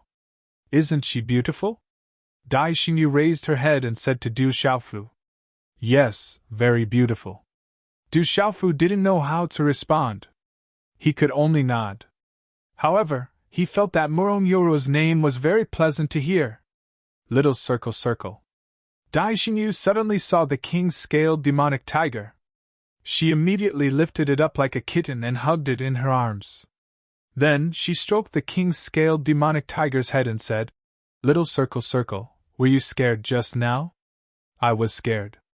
Those bad people are too bad. Don't be afraid. I will protect you. Du Xiaofu looked at the king-scaled demonic tiger, and then pretended not to see it. Roar. I am a king-scaled demonic tiger. I am a different king-scaled demonic tiger. I don't need to be scared. The king-scaled demonic tiger unwillingly roared in its heart. But there was nothing it could do. It could only be sullen. This time, thank you. Murong Yoro looked at Du Xiaofu. Her watery eyes regained their calmness. Then she said, I wonder where young Master Du is from. Do you have a place to stay in Lanling Prefecture City? I'm not a young master. Du Xiaofu smiled. He wasn't a young master. Murong Yoro obviously wanted to know if he had any background. He said, I come from a small place. I'm afraid Miss Yoro wouldn't know even if I told you. I just arrived in Lanling Prefecture City yesterday. Is that so? Murong Yoro frowned when she heard this. She looked at Du Xiaofu and said, Let's talk inside. The small hall in the old mansion was clean and simple, but it was very exquisite. Du Xiaofu sat while Murong Yoro brewed a cup of tea. The fragrance of the tea overflowed, making Du Xiaofu's taste buds tremble. This tea is delicious. He couldn't help but impatiently take a sip of the tea. Suddenly, the tea fragrance overflowed. It was as if every taste bud was experiencing the ultimate taste. It was as if a storm of fragrance had set off in his mouth. The surface of his tongue was salivating. Big brother Xiaofu, my aunt is very good at brewing tea. Dai Xingyu said disapprovingly.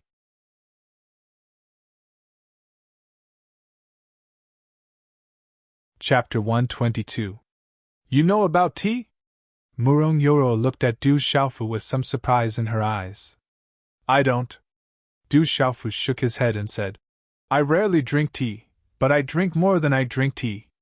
Although I don't know much about tea, I can see that this tea is very clear.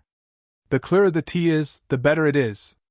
After a pause, Du Xiaofu continued, This tea is light yellow and translucent. It has a mellow and refreshing taste. The taste is harmonious and sweet. The fragrance is clear and exudes a kind of domineering aura. The tea is firm, but the tea is clear. When you drink it, you won't be able to feel anything and won't be able to recall the aftertaste. The heavy domineering aura will attack you and confuse you. Du Xiaofu finished speaking and took another big gulp. He directly drank it all and said, This is really good tea. Murong Yoro's eyes fluctuated after hearing Du Xiaofu's words. Her red lips gently opened and said, Although you don't know much about tea, you can see it more clearly than anyone else. You don't know much, but you know a lot. Just like what the ancients said, great elegance is great elegance, great elegance is great elegance. Great elegance is great elegance, great elegance is great elegance. Du Xiaofu repeatedly repeated this sentence. He then looked at Murong Yoro and said, Since this tea can be placed at home, it should be Miss Murong's favorite tea, right? Brother Xiaofu is so amazing. This tea was personally made by my aunt. She doesn't sell it to anyone. I don't usually get to drink it. However, I don't like drinking this tea either. It tastes like strong liquor. It doesn't feel like tea at all. Dai Xingyu said from the side. Du Xiaofu was a bit surprised. He looked at Murong Yoro and said, I didn't expect Miss Murong to know how to make tea. I wonder if this tea has a name? It's called Phoenix. Murong Yoro hesitated for a moment before adding, You are the first to know the name of this tea. Phoenix, a good name. It is very suitable for this tea. Du Xiaofu softly said. You guys talk, I'll go play with little circle. Dai Xingyu felt that he couldn't get a word in edgewise, so he left the hall with the king-scaled demon tiger in his arms. The king-scaled devil tiger's eyes were filled with despair. It looked at Du Xiaofu for help, but Du Xiaofu pretended not to see it. If you leave Lanling Prefecture City now, you should be able to avoid a lot of trouble. Murong Yoro looked at Du Xiaofu and said. Du Xiaofu knew what Murong Yoro was talking about. He shook his head and said, I just arrived at Lanling Prefecture City yesterday. I still have some unfinished business. I will only leave when I'm done. Murong Yoro looked at Du Xiaofu. After a while, she said softly, How about this? I'll think of something. I hope it works. As long as you don't cause any trouble. Du Xiaofu could tell that Murong Yoro seemed to have some connections. This way, he was relieved. As long as he didn't cause any trouble for them, it was fine. Then, he asked Murong Yoro, Miss Murong, what is the background of the Lanling Fourth Young Master? The Lanling Four Young Masters are 4 young men in Lanling Prefecture City. However, their backgrounds aren't ordinary. Their backgrounds are enough to cover the entire Lanling Prefecture City. You've already met Guikuan and He Jun. The other 2 are called Meng Like I and Han Xian. Murong Yoro said to Du Xiaofu. Du Xiaofu then found out from Murong Yoro that the forces behind the Lanling Four Young Masters were indeed powerful. There were countless forces of various sizes in the Lanling Prefecture city. However, the top forces among them were the White Tiger sect, the Old Garden, and the Equipment and Treasure Trading Company. The White Tiger sect was the biggest force in Lanling Prefecture city. They had as many experts as there were clouds in the sky. They were powerful and controlled many of the black markets in Lanling Prefecture city. The treasure merchant was one of the top merchants in Lanling Prefecture city. It was rumored that their wealth could rival the prefecture city. The Old Garden was a place of romance. However, no one would think that the Old Garden wasn't big because it was the most bustling and lively place in the entire Lanling Prefecture city. The expenses were expensive, and those who could enter the Old Garden were all symbols of status. It was said that only members could enter. Just a membership card alone would cost at least 100,000 cultivation coins. Among the Lanling Four Young Masters, Guokun was the young master of the treasure merchant. Hejun was the young master of the White Tiger sect. Meng Laikai was the young master of the Old Garden. Lastly, Han Xian was the young master of Lanling Prefecture city. It wasn't inappropriate for these four young men to be called the Lanling Four Young Masters. The main reason why the people of Lanling Prefecture city called them the Lanling Four Young Masters was because the four young men were loathed by the entire city. Guokun was lustful and would often snatch women on the streets. As long as they were beautiful, he would snatch them first. Hejun liked to fight and snatch things. He would often start a fight whenever there was a disagreement. It was said that behind Hejun was Han Xian. When the two of them joined forces, most of the merchants in Lanling Prefecture city had received protection fees. To put it bluntly, they had been extorted. Meng Laikai was a little gentler. He only did business, and indeed had a business mind. As long as he was involved in a business, there would be no business that wouldn't make money. However, what made people angry was that as long as Meng Laikai saw other people's business making money, he would forcefully intervene and kick them out. As long as it was his business, no one else was allowed to touch it. As expected of the Lanling Four Young Masters, Du Xiaofu smiled after learning the identities of the four young men. Murong Yoro looked at Du Xiaofu. Her purple dress made her look even more otherworldly. She said, "If you want to leave Lanling Prefecture city now, you might still be able to make it." "No, I still have some things to do." Du Xiaofu got up and planned to leave. "Then be careful. I'll go think of a way." "I hope I can help," Murong Yoro said to Du Xiaofu. Du Xiaofu left the old mansion. However, in order to ensure the safety of Dai Xingyu and Murong Yoro, he secretly instructed the king's scaled demon tiger to accompany the two women. He walked into Lanling Prefecture city alone. The bustling streets were extraordinarily lively. The degree of prosperity was breathtaking. Du Xiaofu went to find the Lanling Prefecture city's mansion master. To be able to beat up Guokun and Hejun in Lanling Prefecture city, Du Xiaofu wasn't stupid. He definitely had some backing. And the backing Du Xiaofu was naturally the Lanling Prefecture city's mansion master. Since his drunkard father said that he knew the Lanling Prefecture city's mansion master, Ouyang Ling, it meant that their relationship wasn't bad. As the Lanling Prefecture city's mansion master, it shouldn't be a problem for him to take care of him. Du Xiaofu believed in his drunkard father's vision. Du Xiaofu wasn't worried about himself. He could just leave after beating up Guokun and Hejun. However, he had to consider Dai Xingyu. Perhaps it was because he knew that he had a younger sister. When he saw Dai Xingyu, Du Xiaofu thought of his younger sister that he had yet to meet. "Xiaojing." Walking on the street, Du Xiaofu murmured. His younger sister's name was Xiaojing. It was a pretty name. She should be a very pretty girl. However, his younger sister was a heavenly venerate. She would definitely be extraordinary. Thinking of this, Du Xiaofu didn't feel jealous. Instead, he felt proud. That was because that was his younger sister. Her twin sister. Lanling Prefecture City. It was located in a rather quiet place in the Lanling Prefecture City. It was deep in the palace, and the courtyard was deep. Just the tall and thick walls alone were enough to make one sigh. In fact, it wasn't difficult to find the residence of the Lanling Prefecture Master in Lanling Prefecture City. Just ask anyone and you'll probably find out. However, just because anyone could find the residence of the Lanling Prefecture City's Mansion Master, it didn't mean that anyone could meet him. How could anyone be able to meet a feudal lord of a region just because they wanted to? Du Xiaofu was like that now. He couldn't enter the Lanling Prefecture City at all. Standing in front of the grand entrance of the Lanling Prefecture City, there were 2 stone lions prostrating on the left and right. Du Xiaofu could feel an indescribable aura in the calm Lanling Prefecture City. It made him feel pressured. That was a place where a marquis was in charge. It was extraordinary. In front of the Lanling residence, 6 burly men in armor stood in an orderly manner. Their aura was sharp and they were all at the innate realm. The leader was even at the nirvana realm of the innate realm. He was glaring at Du Xiaofu and yelled, "Looking for the residence master? To think that a kid like you would say that. Do you know how many people want to see the residence master every day?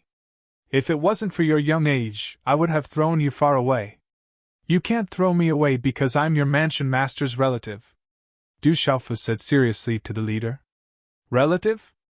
Brat, do you know how many people pretend to be the manor head's relatives in front of me every day? Little guy, hurry up and leave. Go to wherever it's cool." The burly man waved his huge fist in front of Du Xiaofu's eyes and said, "Do you believe that I won't beat you up?" Du Xiaofu was helpless. It seemed like many people were using this method. He turned his gaze and said to the burly man, "You must have been working in the Lanling Prefecture City for a long time, right?" The burly man stopped waving his fist. With pride, he said, "Of course, I've been working in the Lanling Prefecture and following the mansion master. I often see him. But you haven't been promoted for a long time, definitely a long time. Many people with similar strength as you have been promoted, right? They even got some benefits and their strength increased by a lot." Du Xiaofu said seriously to the burly man. "How do you know?" The burly man looked at Du Xiaofu suspiciously, but then he felt that something was wrong. He puffed up his chest and said, "Brat, what do you know? Don't talk nonsense. I originally wanted to give you a few pointers, but since you're not interested, then forget it." Sigh. Du Xiaofu sighed slightly. His face revealed a look of regret, and then he turned around to leave. "Hey!" The burly man gritted his teeth and called out to Du Xiaofu. "Brat, why don't you tell me? I'll treat it as a way to relieve my boredom. 5 o'clock, thank you to many brothers for your tips, thank you." Xiao Yu continued to write. About 2 hours later.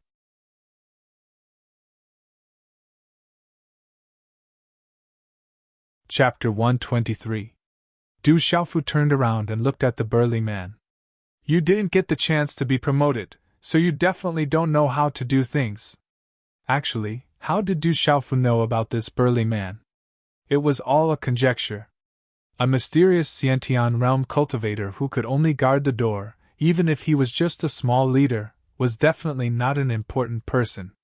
Looking at this burly man's age, it was obvious that he had been working in Lanling Prefecture for a long time, or he wouldn't have been able to become a small leader. Thinking about it carefully, it was actually something that everyone could have guessed. But now that the burly man was listening, it was naturally different. As the saying goes, the onlooker sees the game more clearly than the person directly involved. "What do you mean?" The burly man looked at Du Xiaofu and said, "If what you said today makes sense, I'll let it go, but if it's nonsense, I'll definitely give you a good beating today. A fortune teller can fool you for 8 to 10 years, but I can see the effect today. Whether I'm lying or not, you'll know soon enough." Du Xiaofu smiled and said, "Just take today's matter as an example, you really don't know how to do things." "What do you mean?" The burly man's eyes widened, wondering if this kid was trying to trick him. Du Xiaofu said, "Think about it, I wanted to see the prefecture lord, but you didn't inform him. What if I really was the prefecture lord's relative? Then wouldn't you be in trouble? I definitely won't let you off." After a pause, Du Xiaofu continued, "If I'm a liar, can't you just come out and beat me up again? You won't lose out, so why didn't you inform him? If I see the prefecture lord, maybe I'll be happy and say a few good words for you, saying that you know how to do things, and that you're smart. If the prefecture lord is happy, he might promote you." The burly man's eyes flickered.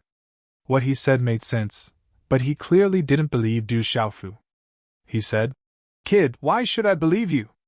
If you're a liar, the prefecture lord will say that I don't know how to do things, and I'll be the one in trouble." With this, Du Xiaofu took out a sword from his jianquan bag. It was an ordinary sword with some cracks on its hilt. Du Xiaofu's drunkard father had given it to him before he left the jianquan bag. He said that he could give it to the Lanling Prefecture's mansion master. Ouyang Ling. Du Xiaofu handed the sword in his hand to the burly man and said, "This is the token. Give this sword to the prefecture lord and he will immediately want to see me." The burly man hesitated for a moment. His eyes flickered, and he was finally tempted. He took the sword from Du Xiaofu's hand, and his tone became much better. He then said, "Wait here, I'll go and inform them." As his voice faded, the burly man took the sword and went to inform the prefecture lord. Before he left, he secretly signaled the other 5 burly men to watch Du Xiaofu, as if they were afraid that Du Xiaofu would take the opportunity to slip away. Du Xiaofu stood outside the gate, and his eyes flickered. He was a little uncertain in his heart. After all, he didn't know how deep the relationship between his drunkard father and the Lanling prefecture lord was.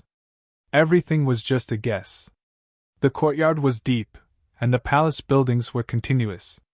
In a majestic hall, in an ancient study room, a middle-aged man was holding a jade slip in his hand.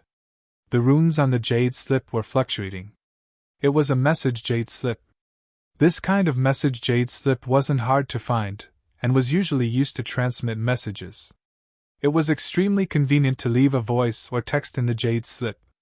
This middle-aged man had a handsome face, and his thick eyebrows were slightly raised in a rebellious manner. Under his long and slightly curled eyelashes, his eyes were slightly closed as he peered at the message in the jade slip. He had a handsome nose and slightly tanned skin. No matter how one looked at him, he was a handsome and heroic man. Phew! After a while, the middle-aged man opened his eyes. His eyes were as clear as the morning dew, and there was a glimmer of light in them. He muttered softly, "This guy, it's been almost 17 years. Finally, he's making a move." "Brother Ling." The study room was pushed open, and a beautiful figure in a fiery red dress ran in. She was a beautiful woman in her 40s, but she looked extremely young. Her slender figure was curvaceous, and her footsteps were light. Her red dress was adorned with bracelets, and her black hair was tied up in a flowing cloud bun with a few beaded flowers in it. She rushed to the middle-aged man's side in a few steps. "Sister Shan, the child is already so old. Why are you still so anxious? Could it be that the girl has done something out of line again?" The middle-aged man turned around and looked at the beautiful woman. His clear eyes were filled with love and tenderness. "Brother Ling, look!" The beautiful woman raised her head. On her beautiful face, her jade-like skin was flushed red. Her crescent brows and starry eyes were filled with excitement. She immediately handed the long sword in her hand to the middle-aged man. The middle-aged man's gaze landed on the sword. Immediately, his eyes that were as clear as morning dew trembled. His body also trembled. He grabbed the sword and touched the cracks on the hilt. His throat began to choke as he said with a trembling voice, "Azure Vein sword, this is the Azure Vein sword. When I first met that guy, I gave him the Azure Vein sword." The middle-aged man looked at the beautiful woman in front of him and said, "Sister Shan, is that guy here? Did he come to the Lanling Prefecture city?" The beautiful woman in the red dress also trembled slightly, but she shook her head and said, "There's a report outside the prefecture. It's a young man. He said he's your relative." "Relative?" The middle-aged man muttered softly. He then smiled and said, "It must be that guy's son. I just received news about the father and son from the Flowing Cloud Prefecture. I didn't expect that little guy to come. It's Sister Ao Tong's child. What a pitiful child. Let's go and bring him home." The beautiful woman in the red dress unknowingly teared up. "Bring him home," The middle-aged man's eyes moved, and then he muttered, "Yes, that guy and his child. That's our child. That child is so pitiful." The beautiful woman's eyes were wet, and she said softly, "Since he's here, I'll take good care of him for Sister Aotong. I won't let him suffer the slightest bit." After she finished speaking, the beautiful woman immediately turned around and went to bring the child back. Buzz! The long sword was unsheathed, and the sound of the sword was clear and crisp. "Sister Shan, wait." The middle-aged man immediately stopped the beautiful woman in the red dress. He carefully looked at the cyan veined sword in his hand, and his gaze fluctuated. "Brother Ling, what's wrong?" the beautiful woman in the red dress asked curiously. The middle-aged man looked at the cyan veined sword in his hand and said, "Sister Shan, what did you see? Isn't it just the cyan veined sword? There's nothing special about it." The beautiful woman looked at the cyan veined sword, but she couldn't see anything special about it. "That guy asked the little guy to come and find us. Why would he need a keepsake? Could it be that he needs something like that?" The middle-aged man looked at the cyan veined sword in his hand and slightly sighed. He said, "The cyan veined sword was given to him when we first met. He saved my life, so I gave it to him. Right now, he's giving me the cyan veined sword and his son. It means that he wants to entrust them to me." "Brother Ling, you mean?" The beautiful woman in the red dress facial expression changed a lot. She said with astonishment, "Could it be that that guy wants to act alone? He's giving us his son, so he doesn't have anything to worry about." "I'm afraid that's the case. He's already waited for 17 years. Now that his son has grown up, after giving him to us, he doesn't have anything to worry about." The middle-aged man sighed. "That guy, he's going alone. No matter what, he can't defeat such a monstrous being." The beautiful woman in the red dress sighed. Her eyes were filled with coldness, and she said, "It's a pity that we're not strong enough to help them. Now that he's giving us the cyan veined sword and his son, it's not just because he wants to entrust his son to me. With our relationship, he doesn't need to entrust his son to me. He won't do that." The middle-aged man slightly frowned. He shook the cyan veined sword in his hand. In a flash, a sword chi burst out. The cyan veined sword immediately started buzzing. The sword chi wreaked havoc in the air. It was extremely swift and fierce. The middle-aged man said, "Wherever the sword points, it will only be swift and fierce. That guy wants me to help him fulfill his responsibility. He wants me to help him train his son." Outside the gate, Du Xiaofu was waiting calmly. After a short moment, he saw the big guy run out. "Little guy, the higher-ups asked you to wait." The big guy arrived in front of Du Xiaofu. He looked depressed.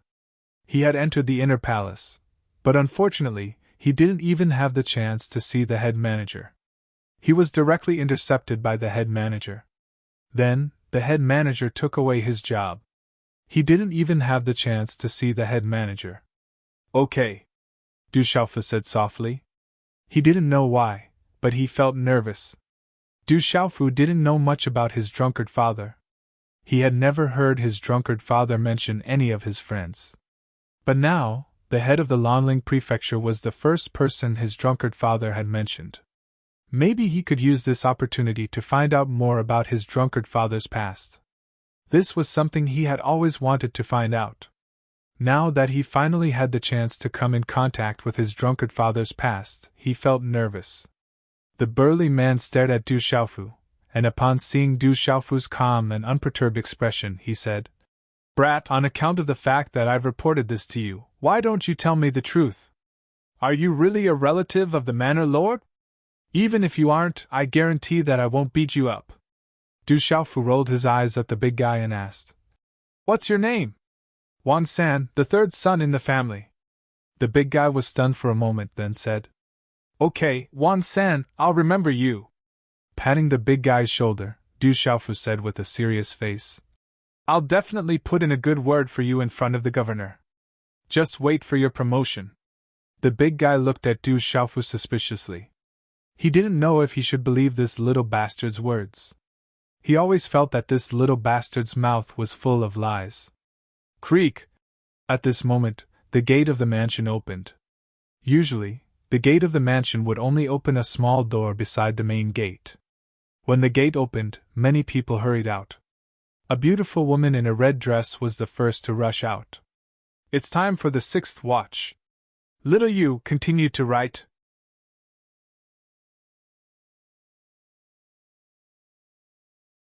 Chapter 124. Madam. When the 6 armored guards saw the beautiful lady dressed in red, they were surprised and quickly bowed. The madam rarely came out. The beautiful woman in the red dress walked out quickly. Then, she walked to Du Xiaofu's side. She had moon-like eyebrows and starry eyes. Her eyes flickered as she carefully observed Du Xiaofu. Du Xiaofu looked at the beautiful lady dressed in red. He didn't know why, but when he looked at the beautiful lady's eyes, there was a strange fluctuation in his heart. It was as if something had touched his heartstrings, and there was a warm light in his heart. This beautiful lady's eyes were so warm. The beautiful lady dressed in red looked at Du Xiaofu, and her eyes couldn't help but become moist. She reached out and pinched Du Xiaofu's cheeks and said, "Good child, I've wronged you. Let's go home." The beautiful lady in red spoke with a choked voice, but her face carried a smile. She then pulled Du Xiaofu into the mansion. Du Xiaofu was a little stunned, and he blankly allowed the beautiful lady to pull his hand into the mansion. He didn't know why, but when he saw the beautiful lady's moist eyes, his heart felt sour. This kind of feeling he had never felt before. Looking at Du Xiaofu being pulled into the mansion by the madam, the 6 armored guards were also stunned. From the looks of it, this young man was not as simple as a relative of the mansion master. He was definitely not an ordinary relative. Luckily, I didn't chase him away, or else. After Huang San recovered from his shock, he wiped the cold sweat from his forehead. In his heart, he secretly said, "Luckily, I didn't chase that brat, no, that young master away. Otherwise, he would have been in big trouble today. I made the right bet this time." Immediately, Huang San's face revealed a smile of fantasy. He imagined that his spring was coming, and soon, he would be in full bloom. "Huang San, you bastard, you actually dared to block the young master outside the mansion. I'll deal with you later." Just as Huang San was fantasizing, a basin of cold water was suddenly poured over him. A middle-aged man wearing a manager's uniform fiercely glared at Huang San, and then quickly followed the madam into the mansion with many maids and guards. Huang San was dumbfounded. He was unable to voice out his bitterness. He wanted to deliver the token but was stopped by this little manager. And now, this guy actually dared to make things difficult for him. He couldn't wait to beat that guy up, but he also knew that he could only endure it. In the Lanling residence, the position of the little supervisor was higher than him. Inside Lanling Prefecture, there were lush trees and exotic flowers.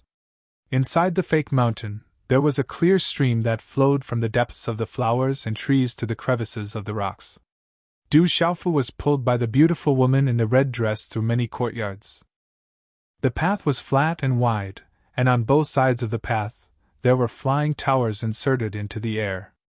There were carved and embroidered thresholds, stone pillars piercing through the clouds, and white stone railings surrounding the pond. There were 3 stone bridges, and there were beasts in the mouth. It was majestic and gorgeous. "Greetings, madam!" Along the way, many armored guards with sharp auras bowed respectfully. "All of you remember, this is young Master Xiaofu. If Xiaofu suffers any grievances in the future, I will hold all of you accountable." The beautiful woman in the red dress was talking to all the guards and servants along the way. It could be seen that she was in a very good mood. There was a smile on her face all the time. She was constantly introducing this and that to Du Xiaofu. All the guards and servants in the Lanling residence saw this and were puzzled. No one knew where this young Master Xiaofu came from, but looking at how happy the madam was, she was closer to him than her own son. In the quiet hall, the beautiful woman in the red dress was still sizing up Du Xiaofu. The tears in her eyes had subsided, but they were still filled with love and happiness. She said softly, "You're really strong and handsome, Quite similar to that guy. Madam, Du Xiaofu finally found a chance to interrupt. Along the way, he didn't have a chance to interrupt. The beautiful woman in the red dress was happily introducing everything in the Lanling residence. I forgot. Look at me, I'm so happy that I'm confused. The beautiful woman in the red dress interrupted Du Xiaofu and smiled. You should call me Aunt. My name is Yuan Shanshan, I'm your father's friend, and also your mother's good sister. Aunt Shan. Du Xiaofu trembled and nodded. He looked at the beautiful woman in front of him and wanted to ask about his parents, but he was interrupted by Yuan Shanshan again. Good boy, good boy. Yuan Shanshan interrupted Du Xiaofu and smiled happily. Since you're here, this is your home from now on. Live well, Aunt Shan will take care of you. Thank you, Aunt Shan. But this time, I'm here to look for the Lanling residence, Lord. Du Xiaofu didn't forget the main purpose of coming to the Lanling residence. At this moment, he could more or less confirm that his drunkard father had a good relationship with the Lanling residence lord. Moreover, his drunkard father and mother were also very close to Aunt Shan. Du Xiaofu could feel everything from Aunt Shan's eyes. Yuan Shanshan's eyes imperceptibly flashed with splendor when she heard this, and then she smiled at Du Xiaofu and said, Your Uncle Ling just happens to be in closed-door cultivation these few days. You'll be able to see him once he comes out. Seclusion. Du Xiaofu was stunned. At this moment, he could naturally guess the relationship between Aunt Shan and the Lanling residence lord, Ouyangling. He hesitated for a moment and looked at Yuan Shanshan with a worried gaze. Silly boy, if you have something to say, just say it. This is your home, don't be so reserved. Yuan Shanshan said, her eyes full of love. Aunt Shan, my father asked me to come here because he wants me to tell Uncle Ling some things about the Drifting Cloud County. I already know about this matter.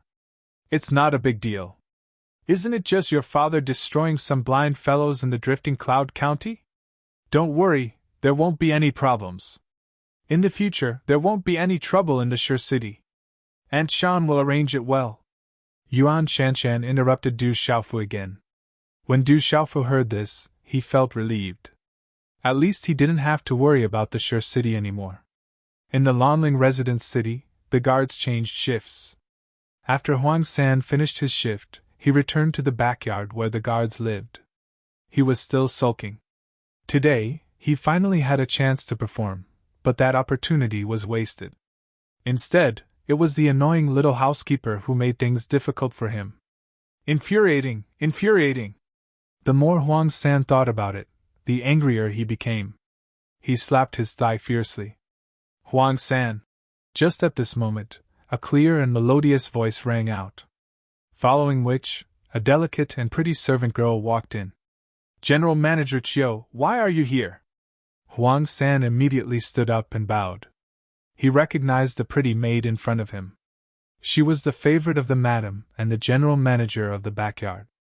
She had an extremely high status in the entire Lanling residence. It was said that General Manager Chiu was also a strong person. Ordinary guards were no match for her.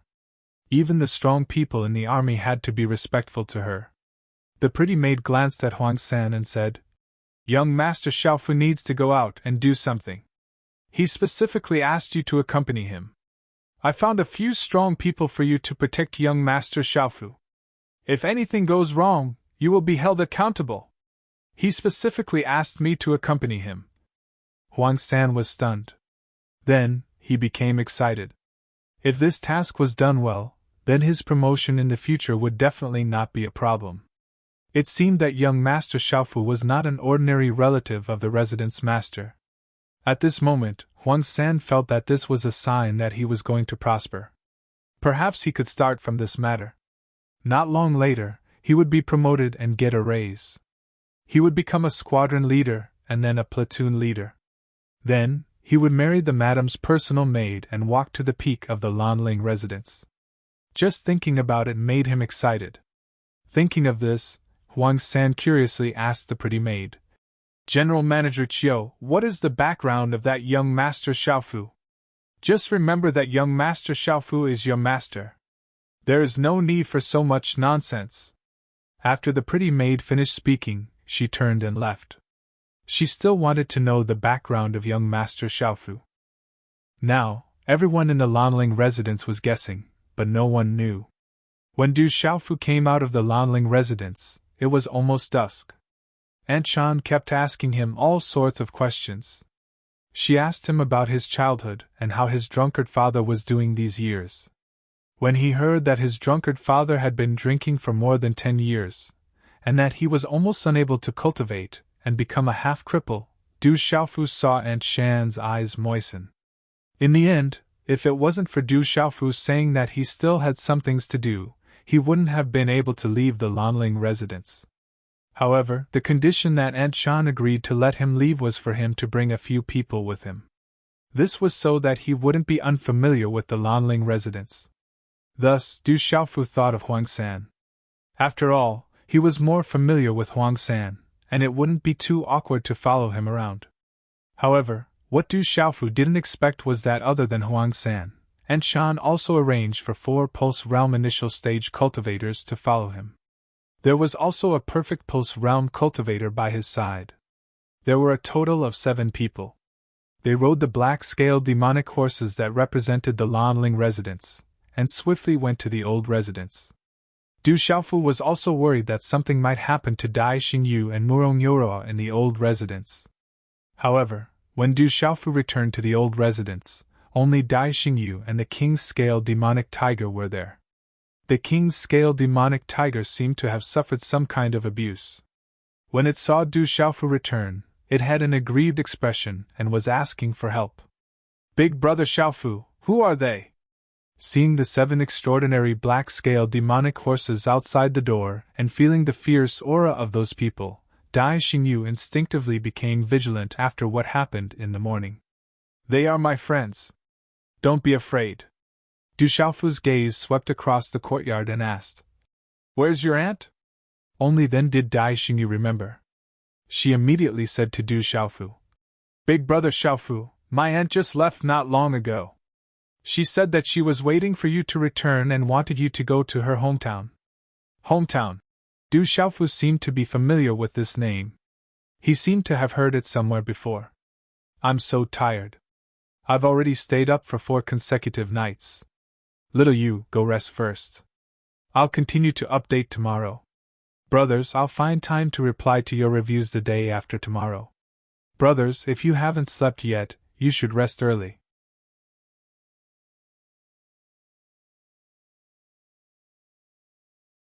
Chapter 125.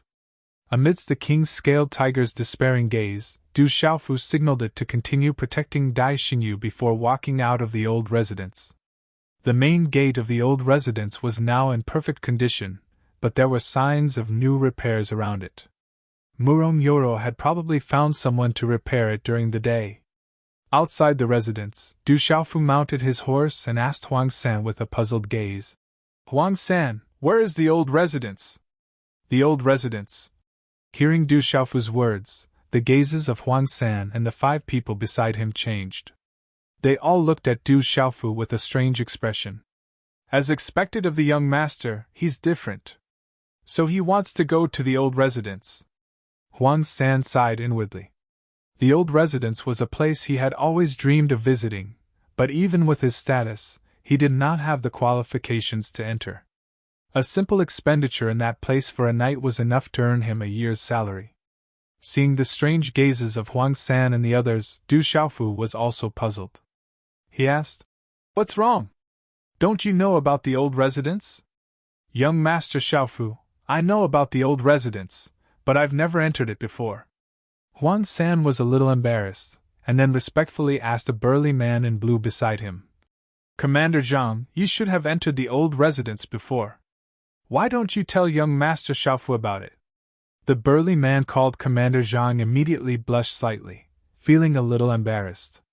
After glaring at Huang San, he said to Du Xiaofu, "Young Master Xiaofu, actually I've only been to the old residence once before, and that was with some friends. It's the largest and most famous brothel in Lanling Prefecture City. All the girls there are not only beautiful, but most importantly, they all have extraordinary skills.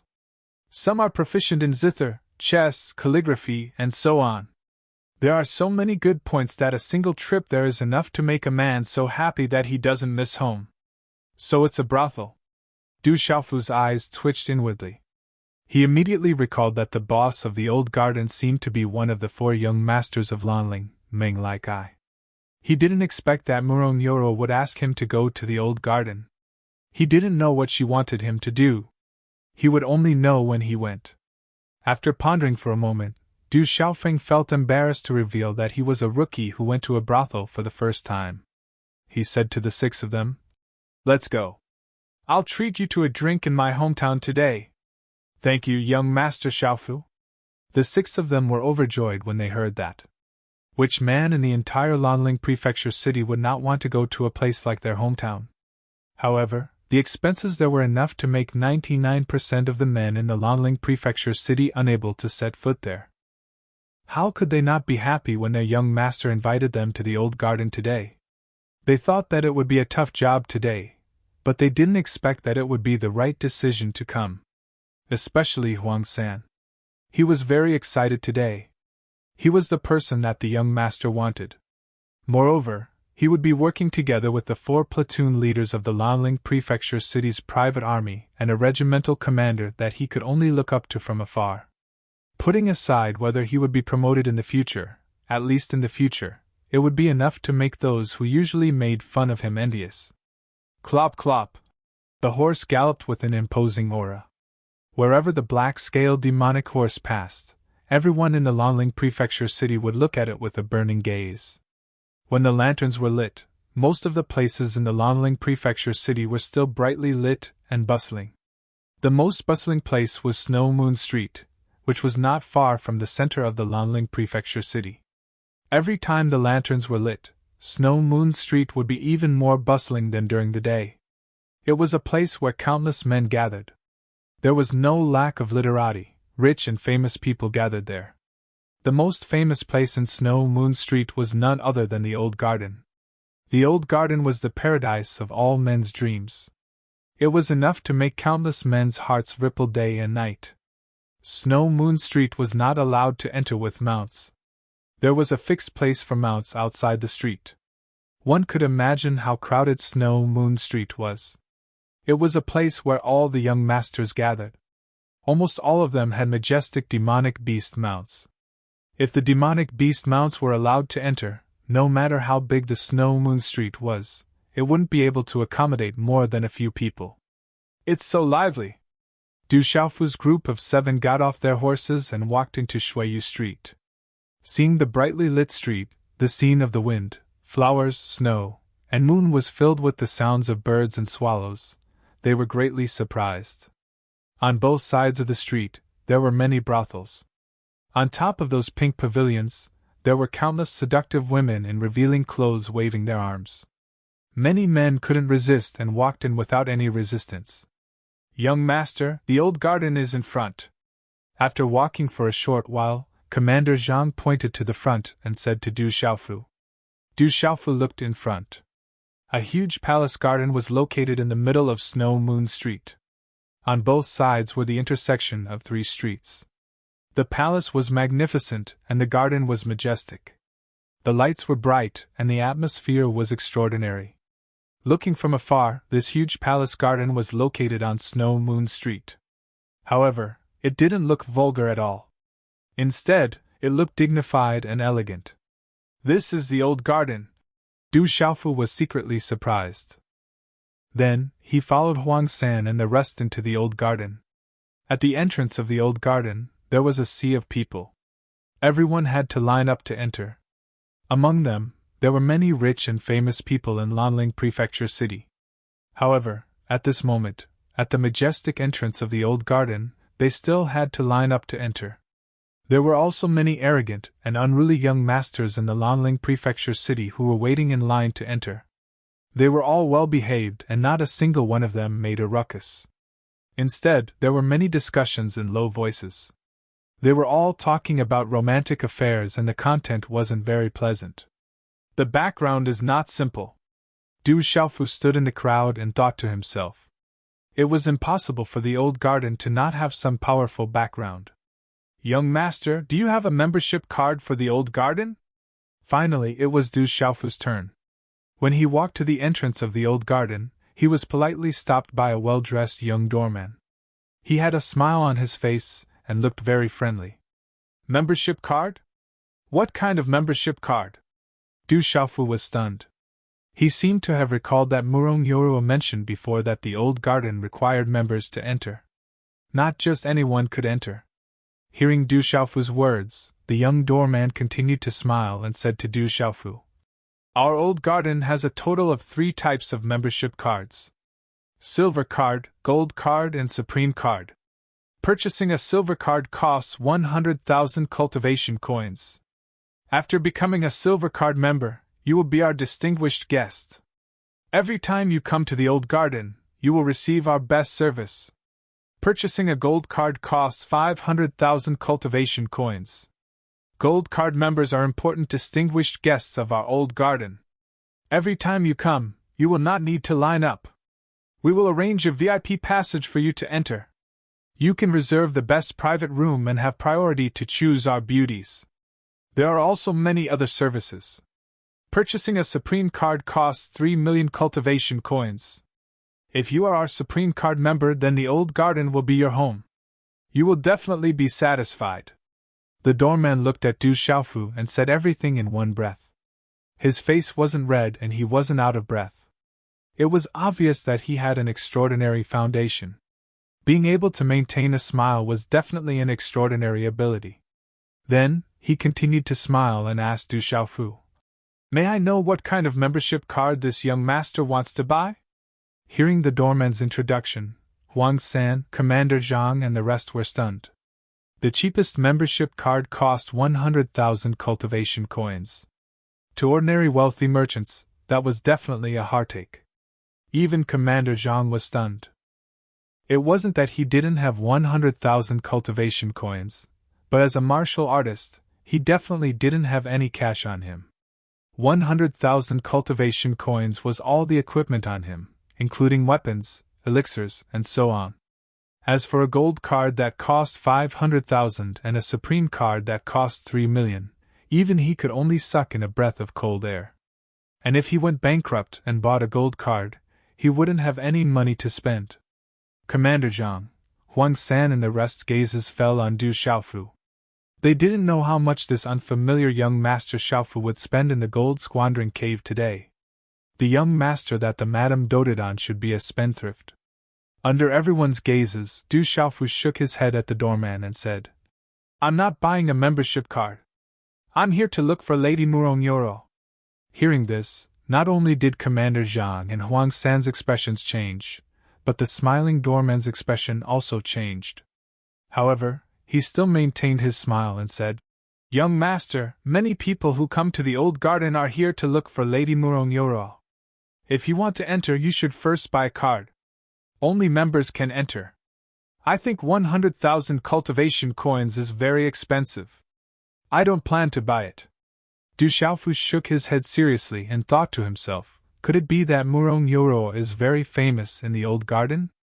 Otherwise, why would there be so many people looking for her? Could it be that there are people with the same name? This is the old garden, a place of romance. Could it be? Thinking of this, Du Xiaofu looked at the doorman and said, But I really want to go in and look for Lady Murong Yoruo. Hearing Du Xiaofu's words, some of the people present were stunned. He was clearly here to pick a fight. Not far away, at the entrance of the old garden, a few burly men in tight clothes immediately walked in and stood behind the smiling doorman.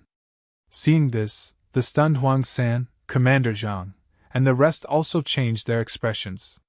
No matter what, nothing must happen to this young master. Young master, don't make trouble. The smiling doorman looked at Du Xiaofu. The smile in his eyes was not as strong as before. He said, There are still many people waiting in line. Go home and play. I said that I'm going in to look for someone. I'll come out once I find her. You're a shop. How can you not let people in to look for someone? Could it be that you're a black shop? Du Xiaofu said seriously. When I woke up at 10 in the morning, I saw that there were more than 400 flowers. Thank you.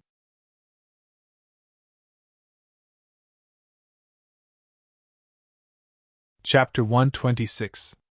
Spending 100,000 mystic coins to find a person.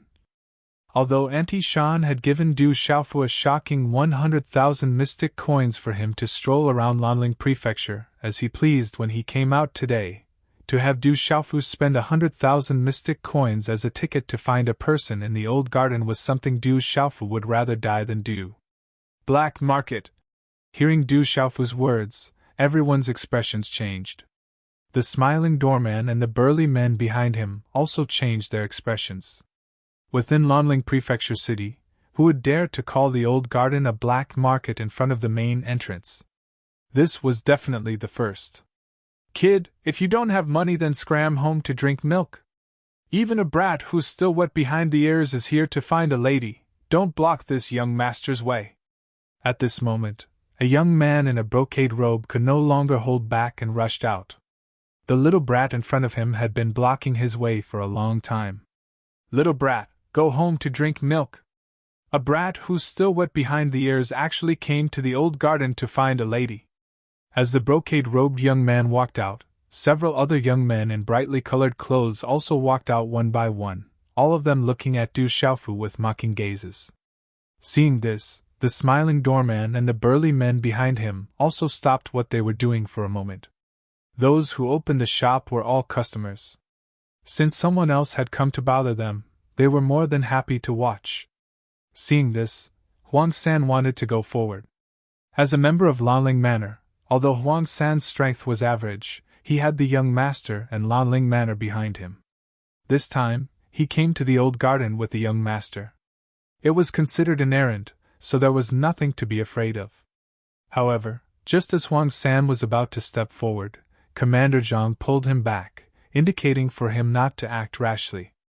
As a member of the military, he also wanted to test the capabilities of this young master whom the madam doted on so much. Secondly, it was best not to expose his identity as a member of Lanling Prefecture in a place like the old garden.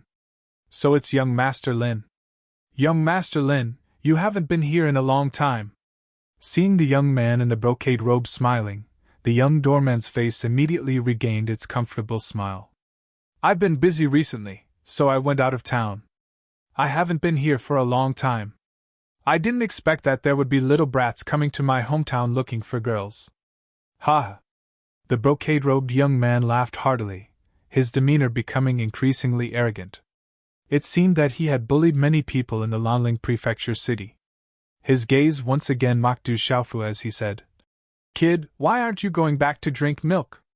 Why don't I bring you to my hometown today to broaden your horizons? Ha! Du Xiaofu looked at the brocade-robed youth and asked, Do you have a membership card? The young man in the brocade robe was stunned. Then, he said proudly, Of course I do. Not everyone has the ability to get a membership card for my hometown. The green-robed youth was very proud of himself. As a man, having a membership card in his hometown was indeed something to be proud of. Can you give me your membership card?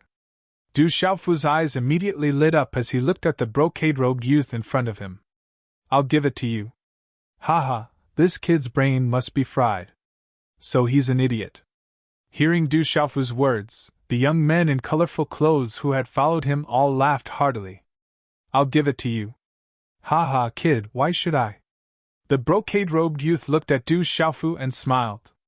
He did not expect to meet an idiot at the entrance of his hometown.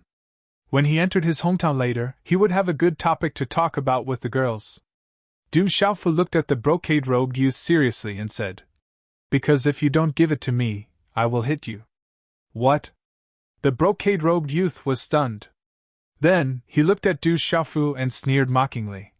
Kid, do you know who I am? Are you sure you want to hit me? I don't care who you are. I will hit you. Du Xiaofu nodded and said, But as long as you give me your membership card, I promise I won't hit you. Ha ha. The brocade-robed youth laughed until tears came out of his eyes. He finally stopped laughing, but he could not help but laugh until his stomach twitched. He said, Kid, you are really brave. In the Lanling Prefecture city, there are not many people who dare to say that they will hit me. I won't give you my membership card because I really want to know how you will hit me. Ha ha. After saying that, the brocade-robed youth could not help but laugh again. Is there something wrong with young Master Xiaofu's head? Why would he ask for a membership card? Commander Zhang, Huang San, and the others' faces twitched. They originally thought that this young master was here to eat and drink well. They did not expect this young master to be such a young master. Amidst the laughter, Du Xiaofu was still calm.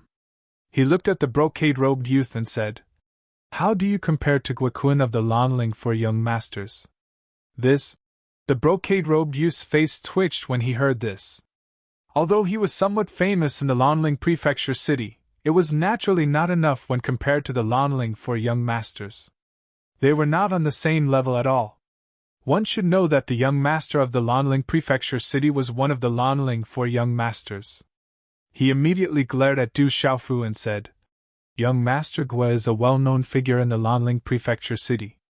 I am naturally a little inferior, but I still meet up with young Master Gue frequently." The brocade-robed youth did not dare to admit that he was comparable to Guokun, but he was smart enough to praise himself. However, anyone with a discerning eye would naturally know that when the brocade-robed youth said that he met up with young Master Gue frequently, he was just being a follower. He was probably not even qualified to be a follower. Du Xiaofu did not mind and continued to ask, "How do you compare to He Jun, who is also one of the Lanling for young masters?" "Young Master He." The brocade-robed youth's face twitched again and said, "Young Master He is the young master of the White Tiger sect. His cultivation is amazing, so I am naturally a little inferior." Hearing Du Xiaofu's words, Regiment Commander Zhang, Huang San, and the rest looked at each other and waited to see what would happen. However, all of them were secretly prepared. If anyone dared to touch this young master, they would protect this young master even if they had to tear down this old manor. After all, this old manor was powerful. However, no matter how powerful it was in Lanling Prefecture City, it couldn't be compared to the prefecture master. Du Xiaofu suddenly smiled, then looked at the young man in the brocade robe and said mysteriously, "You probably don't know, but today, He Jun and Guokun were both beaten to a pulp. They were beaten so miserably." TSK, what? Young Master Gue and young Master He were beaten up? Are you kidding me? The brocade-robed youth was stunned. In the entire Lanling Prefecture city, it was impossible for anyone to beat up the two young masters. When the surrounding people heard this, they all became curious. Two of the Lanling for young masters were beaten up. This was definitely the biggest news in the Lanling Prefecture city. Even Huang San, Commander Zhang, and the rest were curious. They had all heard of the Lanling for young masters and had some understanding of them. The sturdy man and the smiling young doorman at the entrance of the Lanling Prefecture city also looked at Du Xiaofu curiously. Young Master Gue and young Master He, who were equally famous as the young master, were beaten up. This was definitely something that would shock the entire Lanling Prefecture city. When everyone's eyes fell on Du Xiaofu looked at the brocade-robed youth. He was afraid that someone would not believe him and said seriously, "They were really beaten up. They were beaten up badly." "Impossible, who beat them up?" The brocade-robed youth was still in disbelief. "I beat them up. I beat them up on behalf of justice."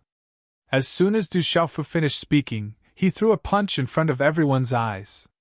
Then, it landed heavily on the brocade-robed youth's nose. Crack! This punch did not use any profound qi, but the brocade-robed youth was not prepared at all. In addition to Du Xiaofu's pure physical strength, the outcome was obvious. When the punch landed, the sound of the brocade-robed youth's nose bone breaking could be heard. "Ah!" The brocade-robed youth screamed and immediately took a few steps back.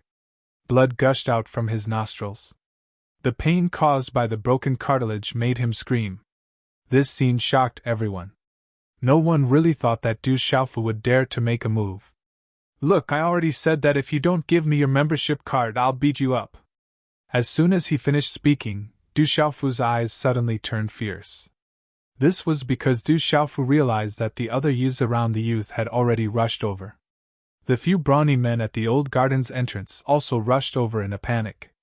Bam, bam! Deep sonic booms kept ringing. The purple-robed figure in the middle of the field dazzled everyone's eyes. A faint golden glow flickered. Bam, bam! Everything happened within a few breaths of time. Then, everyone saw the figures that pounced on the purple-robed youth fly out. All of them landed heavily on the street outside the old garden, causing the ground to crack. All of them were dripping with blood.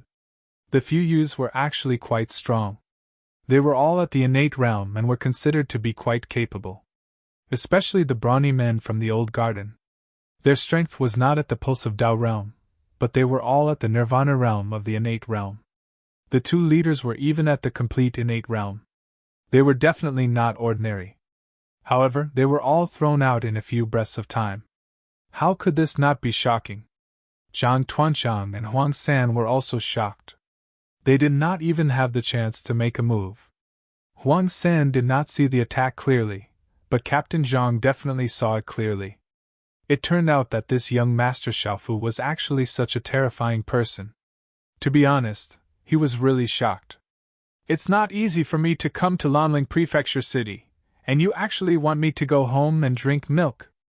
Are you purposely letting me beat you up? Du Xiaofu's figure appeared in front of the brocade-robed youth who was covering his nose with blood. His fist landed on the youth's palm that was covering his nose.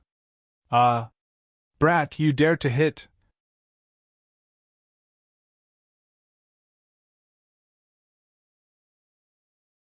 Chapter 127.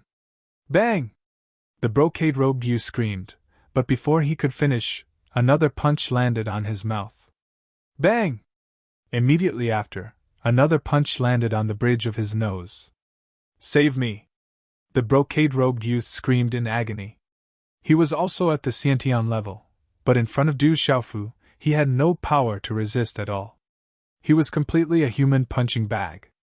After taking several punches, he finally fell to the ground. Bang, bang, bang! Du Xiaofu did not hold back at all, ruthlessly stomping on the brocade-robed youth's abdomen and chest a few more times. He stomped on the brocade-robed youth until he bled profusely. The onlookers were dumbfounded. After a series of stomps, Du Xiaofu stopped stomping. He leaned down, his fierce gaze gradually becoming gentle as he asked, "Now, can you give me your membership card?" "Here, I'll give." The brocade-robed youth, who was drenched in blood and a tragic sight to behold, and who knew how many of his ribs had been broken, could not take it any more. Enduring the intense pain, he pulled out a glittering silver jade card from his Qianquan bag. This jade card still had runes flashing on it. With a single glance, one could tell that it had come from the hands of a spirit talisman master. "This Qianquan bag is not bad either, I'll take it too." Du Xiaofu unceremoniously snatched the jade card and the Qianquan bag into his hands. Only then did he reveal a satisfied smile, saying, "See, I said that if you didn't give me your membership card I would beat you. Why didn't you believe me? Now that you've given it to me, I promise I won't beat you." As his voice fell, Du Xiaofu stood up and walked in front of the smiling young doorman, whose face was filled with shock. Waving the jade card he had just snatched, he said, "This should be the membership card. Now that I have a membership card, can you let me in?" This. The smiling young doorman was stunned. He didn't know what to do in this situation. Nothing like this had ever happened at the entrance of his hometown.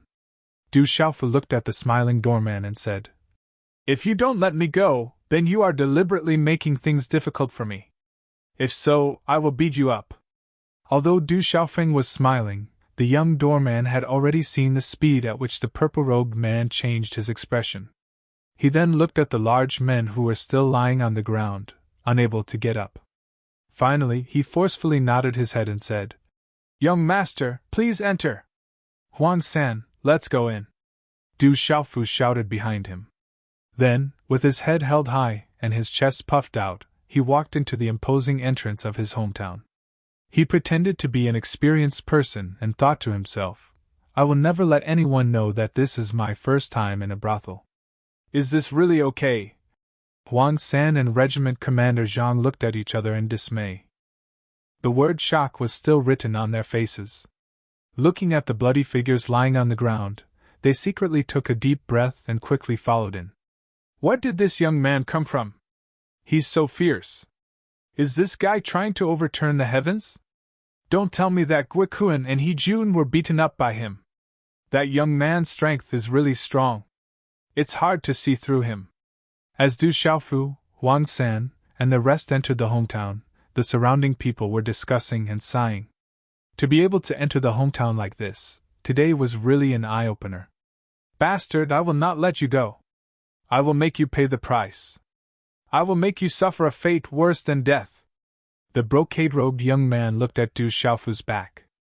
His ribs were broken, and he couldn't even get up. After being beaten up, he lost all his face. Even his Qianquan bag was stolen. How could he not take revenge? After Du Xiaofu, Huang San, and the rest entered the hometown, a magnificent scene appeared before everyone's eyes. It was so magnificent and luxurious that it made people gasp in amazement. Even the roof was covered with pebble-sized luminous pearls. The densely packed interior was extremely dazzling and hazy, causing people to be intoxicated. In addition to the magnificent and luxurious decorations, it was indeed worthy of being a place to indulge in a life of luxury. The interior of the hall was huge. The line of sight was hazy and there was a sea of people. It was completely the legendary wine forest and meat pool, a cave of ecstasy. Young master, lords, please come in. Just as Du Xiaofu and the rest were sizing them up, a row of extremely delicate and pretty young women welcomed them. The 7 ladies immediately took the initiative to wrap their arms around everyone's arms. It was as if they were lovers who hadn't seen each other for a long time. It made people feel an indescribable warmth, as if they had returned home. Miss, I'm here to look for Miss Murong. After all, it was Du Xiaofu's first time coming to such a romantic place. When a young lady came up and wrapped her arms around his arm, he immediately pulled his arm away. Young master, this is where you are wrong. Although I'm not as attractive as little sister Yoro, you should at least ask for my name before looking for little sister Yoro. The delicate young lady looked to be around 22 or 23 years old. When she saw Du Xiaofu's appearance, she immediately gave him a charming glance. Then, she continued to wrap her arms around Du Xiaofu's arm and snorted coquettishly. Then, she turned to Huang San, Commander Zhang, and the rest behind Du Xiaofu and said, Lords, am I right? Yes, what the young lady said is right. Commander Zhang and the rest immediately cheered. So, the young master was here to look for the famous Miss Murong. She was so young, but she wasn't ordinary. They immediately felt that the distance between them had shortened by quite a bit, and they weren't as unfamiliar as before. When Du Xiaofu was teased by Huang San, Commander Zhang, and the rest, he immediately puffed out his chest. He ruthlessly pinched the delicate young lady's perky buttocks and said, You're quite firm. It won't be too late to ask for your name when I come in the future. Young master is amazing. Huang San, Commander Zhang, and the rest were stunned for a moment. Then, they laughed heartily. However, they were quite honest with the young lady beside them. This was because everyone knew that the young ladies in the hometown sold their skills and not their bodies. If they got along well with you, it wouldn't matter if you took advantage of them. If there wasn't any fate, then it wouldn't do. However, the hometown was like this. It made everyone unable to eat it, but it made your heart itch unbearably. This made the business even more popular. Moreover, coming to the hometown was already a symbol of status. The delicate young lady was stunned. She originally thought that this purple-robed young man was coming to the brothel for the first time, and was also very handsome. Therefore, she deliberately wanted to tease him. She didn't expect this purple-robed young man to be so bold and direct. However, she didn't seem to be angry. She glanced at Du Xiaofu without changing her expression. However, she was also on guard against Du Xiaofu. She said, Young master is too bad. Isn't it that women don't like bad men? Du Xiaofu pretended to be experienced and smiled faintly. Then, he said to the delicate young lady, All right, bring me to see Miss Murong. The delicate young lady's expression changed slightly. Then, she said to Du Xiaofu, This young master should be coming here for the first time. You don't know that Sister Yoro isn't someone that anyone can meet. Why is that? Du Xiaofu asked in confusion. The delicate young lady said, Because Sister Yoro is the courtesan of our hometown. All the girls in our hometown sell their skills and not their bodies. Sister Yoro only sees one guest every day. However, she already has a guest today. Is that so? Du Xiaofu frowned. He didn't know if the Murong Yoro of the hometown was really the Murong Yoro he was looking for. Could she really be the courtesan here? Seeing Du Xiaofu's expression, the delicate young lady continued. If this young master really wants to see Sister Yoro, there is a way. In a while, Sister Yoro will be playing the guzheng on the guzheng platform in the pavilion above. Young master can find a private room on the second floor. This way, you can be closer to Sister Yoro. If you are lucky, you will have a chance to see her true appearance. All right, bring me to the second floor. Du Xiaofu nodded. Then, he said to Huang San, Commander Zhang, and the others behind him. Commander Zhang, Huang San, you guys can go downstairs and play. All the expenses will be on my account. I will go to the second floor to find a friend. Thank you, young Master Xiaofu. We will wait downstairs. Huang San nodded. In his heart he was thinking, how is this young master going to find a friend? He is obviously going to find the courtesan. Young master, please. The delicate young lady had seen all kinds of people every day. Naturally, she had a discerning eye. She saw that Commander Zhang and the others had an extraordinary aura. However, she was unusually respectful to this purple-robed young man and was even more polite. The private room on the second floor was decorated exquisitely and elegantly. It lacked a sense of splendor but had an additional temperament. It wasn't as noisy as the first floor. It was much quieter and more private. Pushing open the large window of the private room, one could see a platform that was more than 10 meters high. At this moment there were a few women who could definitely be considered as beauties dancing gracefully.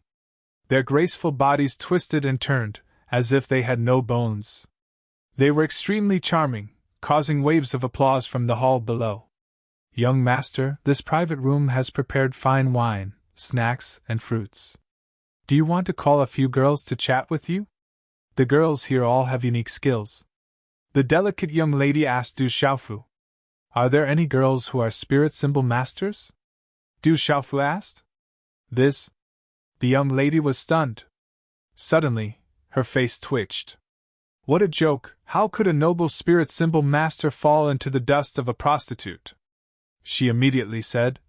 Young master really knows how to joke. I am not joking. If there are no girls who are spirit symbol masters, then forget it. You can go down first. I will be here by myself. Du Xiaofu said. Then young master, if you need anything, just call me. The delicate young lady looked at Du Xiaofu strangely, then nodded. Finally, she closed the door of the private room and very politely left. It's midnight, announced the Martial Gods World's QQ group. Normal book group number 377451183. Genuine VIP group World Society group number 250118865.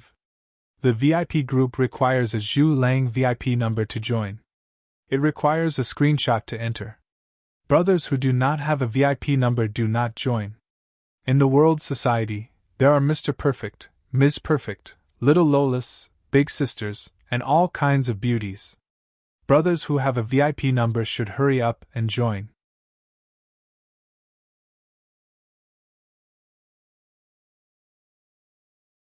Chapter 128. Old Garden, 3rd floor. In an exquisite and spacious private room, a man exuding a faint aura of indifference stared out the window, listening to the noise from the first floor. He frowned slightly, then stood with his hands clasped behind his back and his head lowered, a few strands of hair covering his face. Creak! The door to the private room opened, and another young man walked in. This young man was very fat, but very good-looking. His face was even somewhat handsome, and his mouth was also very good-looking, as if he always had a smile on his face. This kind of smile seemed to be able to make the sun suddenly push away the darkness from the clouds, shining in an instant, gentle and at ease. What are you doing here? Looking at the indifferent young man by the window, the fat man closed the door to the private room, then plopped down on the comfortable chair in the private room. Wearing a comfortable robe, he appeared extremely elegant. "You should have heard, right?" the young man by the window said, not turning around, not even looking back. His voice was also somewhat cold, with a hint of coldness. The fat man's expression immediately became more serious, then a wry smile appeared at the corner of his mouth, saying, "Are you talking about Gwakun and Heejun? They were beaten this morning. I received the news in the morning, and at night someone came to tell me personally. Then, that troublesome master also graced me with his presence. That troublesome master naturally came because of Murong Yoruo. I just want to know the background of that brat, and whether he is just a fierce man or a powerful dragon crossing the river." The young man by the window finally turned his head. Under the dim light of the private room, his long black hair with distinct layers, slender and long almond-shaped eyes, and under the high bridge of his nose were two thin lips that held pride. He was dressed in a golden robe, indifferent and arrogant. "I don't know whether he is a powerful dragon crossing the river or a fierce man, but I just received news that the guy who beat up Gwakun and Heejun is now on the second floor," the fat man said. Then a smile appeared on his face, saying, "But I quite admire that guy. The way he came in is quite special, beating up the son of one of your city guard commanders, and not lightly at that." The indifferent and arrogant young man didn't seem to be interested in how he got in. He looked at the fat young man and raised his eyebrows slightly. "I heard that he stayed at Murong Yoruo's place last night. Is he the man of that troublesome master? That's why he dared to touch Gwakun and Heejun. Impossible. Do you think that troublesome master will let a man live under the same roof as Murong Yoruo?" The fat young man directly shook his head in denial, and then he said, "Moreover, you should be aware of the character of that troublesome person. He has never been interested in our matters. It's fine so long as we don't offend him. Not to mention that the troublesome person who came here today was probably sent by Murong Yoruo to deal with Gwakun and Heejun. So, that kid probably isn't that troublesome person's subordinate. What's that guy doing here?" The indifferent young man raised his head slightly when he heard this, and then he gazed at the fat young man and said, "First it was Gwakun and Heejun. Could it be that kid is here to look for you?" The fat young man immediately frowned when he heard this, and then he said, "I heard the people below say that he's here to look for Murong Yoruo. In that case, that kid might also be here to look for that troublesome master." The indifferent young man looked at the fat young man. A moment later he said, "Are you interested in meeting that kid? What's wrong with you today? Not everyone is qualified to meet us," said the fat young man with a smile. The indifferent young man's eyes flickered a little as he said, "Since he can beat up Gwakun and Heejun, he has the qualifications. Now that he's here with you, it's even more fate. How can we not meet him?" On the second floor, in a private room, Du Xiaofu was tasting the good wine on the table. The door of the private room was opened, and the delicate and pretty woman from before walked in respectfully. Her expression and attitude were much more respectful. "You found a talisman master to accompany me to drink?" Du Xiaofu raised his head and asked. The delicate and pretty woman smiled bitterly, and then she respectfully said, "Young master, our young master invites you to the supreme private room on the third floor for a chat." "The young master of the hometown?" Du Xiaofu put down his wine cup and gazed at the delicate and pretty woman. "Yes." The delicate and pretty woman nodded. She was even more unable to guess the identity of this young man before her. Someone who could be valued by her young master was definitely not an ordinary person. Not to mention, her young master had asked her to invite someone and not bring someone. The words were different, so the meaning was naturally different. Du Xiaofu frowned and continued to ask, "Your young master is Meng like I?" "Yes." The delicate and pretty woman was stunned, and then she nodded weakly. She was even more amazed by this young man's identity. In Lanling City, there were definitely only a handful of people who could directly address the young master by his name. "Go back and tell Ming like I that if he's here because of Gwakun and Heejun, then don't bother me because I will beat him up." Du Xiaofu looked at the delicate and pretty woman and said, If Meng Like I is here to apologize to me because of what happened outside, then come down by yourself. I can't be bothered to go up. I'll go and inform the young master right away. The delicate and pretty woman was startled, and then she left the private room while trembling. Meng Like I. Du Xiaofu softly muttered. Recently, his complexion had returned to normal, and he continued to drink the good wine on the table, afraid that it would go to waste. Did that kid really say that? In the private room on the third floor, the chubby young man looked at the delicate and pretty woman and asked. His eyes were wide open on his chubby face. The delicate and pretty woman nervously nodded and replied, Young master, that's what that young man said, not missing a single word. All right, you can leave now. The chubby young man waved his hand at the delicate and pretty woman. The delicate and pretty woman nodded and left the private room reluctantly. What do you think? After the delicate and pretty woman left, the indifferent young man said to the chubby young man. There was a smile in his eyes, and he looked interested. He said softly, I'm really curious. Where did that guy come from? I can't see through him at all. Sigh. The chubby young man stood up and stretched his back. He said, Since he wants me to go down and apologize, then I have to go down and apologize. Open the door to do business, and everyone who enters is a customer. I have to make them feel at home. Since I have nothing to do, I'll go take a walk, the indifferent young man said. In the private room, Du Xiaofu, who was drinking good wine, looked up. The noise and music from the first floor suddenly quieted down, and the dancing women on the platform quietly retreated. Now, Miss Yoro, please perform the Traceless song for us. A refreshing voice resounded throughout the old garden. Then, purple flower petals began to fall from the platform. The surrounding white fog spread, and it was hazy. Instantly, the entire platform was shrouded in it. Miss Yoro has come out. Miss Yoro. All of a sudden, the entire old garden was filled with enthusiastic cheers and shouts. Du Xiaofu looked out the window of the private room.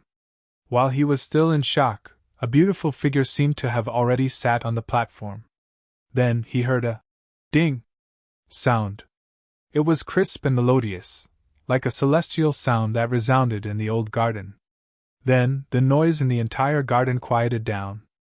Du Xiaofu's gaze was fixed on the figure shrouded in fog and purple petals floating in the air. At this moment, he could vaguely see that it was a graceful woman. The woman sat upright, and in the fog, there was a guzheng placed in front of her. Her 10 fingers gently plucked the strings, and the sound of nature gradually approached from afar. At the beginning, the sound was refreshing and undulating, with endless charm. When one listened carefully, it seemed to have a magical power, causing one to gradually become intoxicated. In the vast illusory universe, a chance encounter is unforgettable. When we meet in the early summer, I leave behind a smile. Since we don't know each other, what harm is there? That year, it was drizzling, and a guzheng song stretched across the lotus pond. At the point where the water met the sky, a pleasure boat floated over, and a pair of mandarin ducks flew away. Since I don't look back, why not forget? Since we are not fated, why make an oath? Everything that happened today was like water without a trace. In the sound of the lantern, the sky was still cold, and the water was still cold. In the dream, the guzheng sang softly. Outside the building, outside the mountain, the outsider of the building has not returned. Looking back, I have long passed the river of forgetfulness, and the person playing the guzheng teared up. What day is it? You are already a stranger. Today is not yesterday. Autumn is the same as before, and I am empty and thin. A crisp and melodious female voice came along with the sound of the guzheng. It was crisp and gentle, as if it was telling the thoughts of a young girl. At first, it was charming and gentle, but then it became gentle and resentful. It made one feel an indescribable sense of sorrow when listening to it. The old garden was originally a noisy place. However, after the guzheng music stopped, the entire garden was still silent. It made one intoxicated and unable to recover for a long time. Creak! The door of a private room on the second floor opened, and an indifferent young man and a fat young man walked in. Du Xiaofu was still looking at the fog and purple petals outside the window. He did not even lift his eyes. Miss Yoro, what do you think of this song? The fat young man was not unfamiliar with it. He directly sat beside Du Xiaofu. Actually, I don't understand. Although the song is not bad, I keep feeling that it is missing something. Du Xiaofu's eyes moved slightly. After listening to the flute music of the beautiful woman in the Savage Beast mountain range, although this Guzheng song was pleasant to listen to and could be remembered for 3 days, it was naturally not enough in comparison. Du Xiaofu said, "That song is about love. I don't understand it, so it's not good for me to comment." The fat young man's gaze fell on Du Xiaofu in surprise, and then he continued to ask, "Then what do you think of the name of this place, the Old Garden?" Du Xiaofu raised his head and looked at the fat young man. He said, "No makeup, no adornment, no gentleness, a weak body, a strong husband. Under the fence, self-pity stands empty, the world looks for a marquis. Born simple, it is difficult to gain favor, the heart is too delicate, easily sensitive to autumn. Knowing early on that there is a difference between warmth and coldness, the Old Garden is conservative and romantic. The Old Garden is a good name, but it is a waste to use it on you."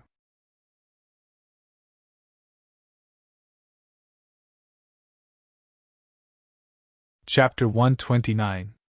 As Du Xiaofu's voice faded, the chubby youth's face could not help but twitch. The indifferent youth stared curiously at Du Xiaofu. After sizing him up for a while, he chuckled and said, "Ha ha, it is indeed a little spoiled." At this moment, Du Xiaofu's gaze also landed on the indifferent young man. Even though the indifferent young man had restrained himself very well, Du Xiaofu could still sense an arrogant aura from the young man. Under his calm eyes, there was a sharp and frightening gaze hidden. "I know that he should be Meng like I." "Then you are." Du Xiaofu looked at the indifferent youth and pondered for a moment. After which, he said, "If I am not wrong, you should be the last of the Lan Ling 4 young masters, Han Xian, right?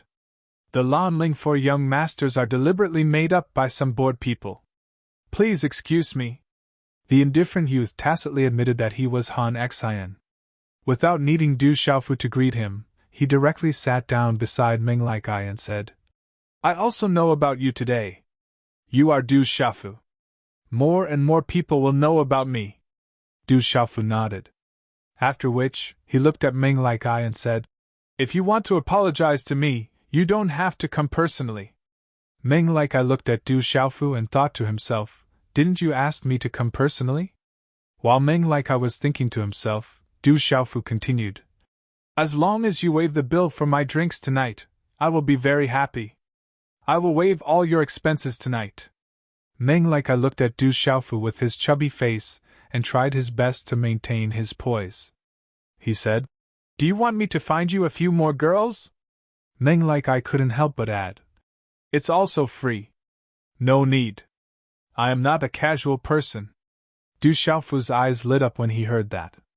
Then, he said regretfully, "If only you were my friend. With a friend like you, I would be very happy in the future. If you think we're friends, we'll be friends right away," Meng Like I said as he looked at Du Xiaofu. "At least we're not friends yet." Du Xiaofu shook his head and said to Meng Like I, "Are you sure you didn't come looking for me because of He Jun and Guokuan?" "No, our relationship with them is very subtle, but it's not to the point where we need to take the initiative to stand up for them," Han Xian said to Du Xiaofu. "That's good. I thought I was going to hit someone again. I really don't want to hit anyone today." Du Xiaofu took a deep breath. Then, he looked at Meng Like I and said, "I want to see Miss Murong Yoro. You are the boss here. You should be able to arrange it, right?" Du Xiaofu's words once again made Han Xian and Meng Like I feel uneasy. Meng Like I was stunned. Then, he looked at Han Xian. His gaze fluctuated. Finally, he looked at Du Xiaofu again and asked, "As far as I know, you and Miss Murong Yoro are very close. Why are you looking for her?" "I don't know. She asked me to come." Du Xiaofu sighed. Han Xian's indifferent gaze fluctuated a little. Then, he looked at Meng Like I and said, Miss Yoro seems to be accompanying that person on the third floor, right? Meng like I was stunned. Then, he smiled and looked at Du Xiaofu, saying, Although I'm the boss here, I really can't intervene in Miss Yoro's matters. She should be accompanying an important guest now. If you want to find her, I can let you go. But when the time comes, don't say that we brought you there. Just say that you wanted to go there. Du Xiaofu looked at the two of them and said, All right, bring me there. Meng like I nodded. Then, the three of them went to the third floor together.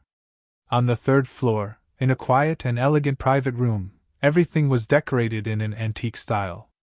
A thin young man stood beside a graceful woman in a purple dress. The young man was very handsome.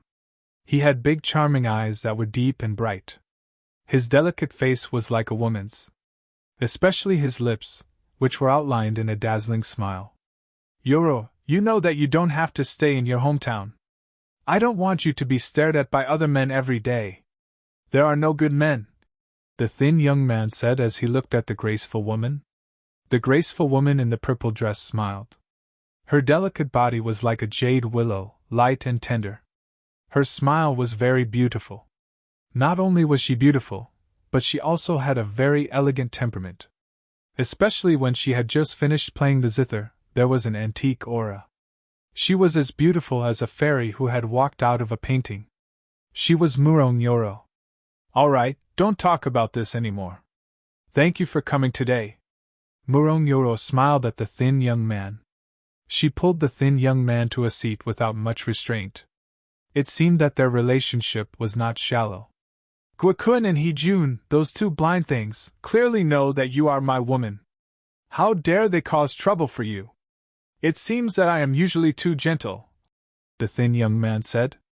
The skinny young man said with a cold expression, I'll get them to apologize to you personally. When did I become your woman? Murong Yoro looked at the thin young man and smiled. You. I don't know what to say about you. But I want to know who that kid is. Why are you so nervous about him? The thin young man stared at Murong Yoro, waiting for her answer. I am not nervous about him. For some reason, Murong Yoro's reaction to this sentence was particularly big. There was even a little blush on her cheeks.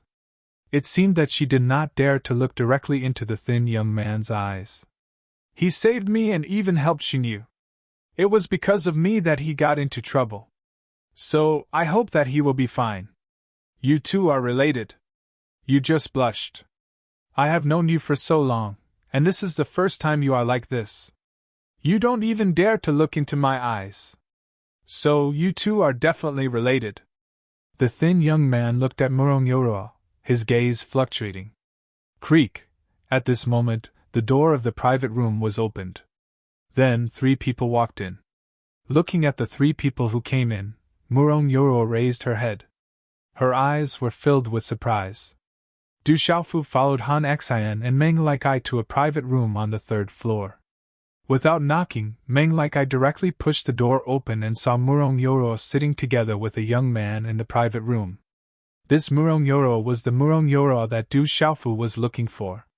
From Guokun's words in the morning, Du Xiaofu had already guessed that Murong Yoro was the famous courtesan of the old flower garden in the entire Lanling Prefecture city. But for some reason, as soon as he walked into the private room, he saw Murong Yoro sitting together with a young man. The two of them were sitting very close to each other. They were even holding hands. It was obvious that their relationship was not shallow.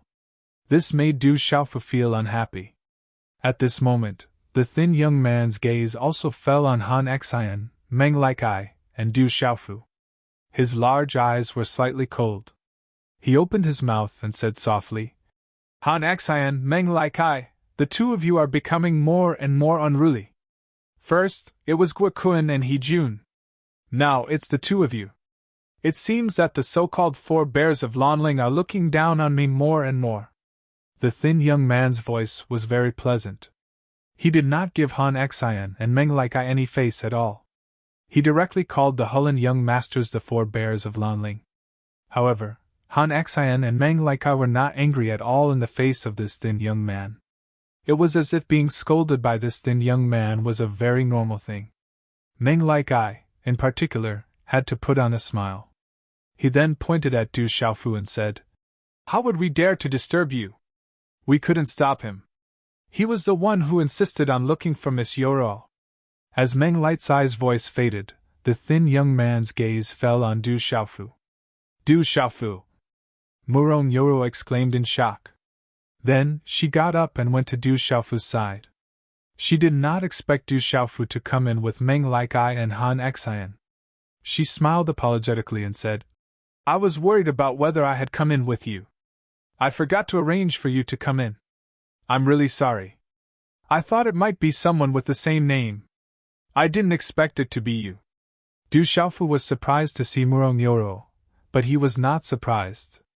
He then said to Murong Yoro, "It doesn't matter. Anyway, I came in and heard a moving song. It was very pleasant to listen to." Murong Yoro smiled faintly and said, "I'm sorry." Meng Likai stared at Du Xiaofu from the side with a look of disdain. He thought to himself, "This guy clearly didn't say that in front of us. He clearly said that the zither music was still lacking." "It was really pleasant to listen to," Du Xiaofu said seriously. "Yoro, so this kid is the Du Xiaofu you were talking about." The thin young man also got up and walked to Murong Yoro's side. Then, he took Murong Yoro's hands and played with them in his white palms, as if declaring his sovereignty. He glanced at Du Xiaofu and said, "You look like a kid who is still wet behind the ears. I'm a little surprised that you can beat He Jun." Du Xiaofu didn't know why, but when he saw the thin young man playing with Murong Yoro's hand, he felt even more uncomfortable. He listened to the thin young man's words and said, "You also surprised me. It turns out that a man can be as good-looking as you. You look like a woman, but I feel that you're too feminine." Du Xiaofu didn't know why. "Kid, I dare you to say it again." The thin young man's anger suddenly surged. Du Xiaofu had never been a person who gave in or was threatened. He immediately said, "I said you look like a woman. What's wrong with that? I admire your courage." As the skinny young man's voice faded, a terrifying aura erupted from his skinny body. This aura was so powerful that it caused the entire room to tremble. Han Xian's and Meng Lightsai's expressions changed, but a faint smile appeared in their eyes. "I'm a little slow writing today. There are more chapters, but brothers, save them for tomorrow. Don't delay your rest."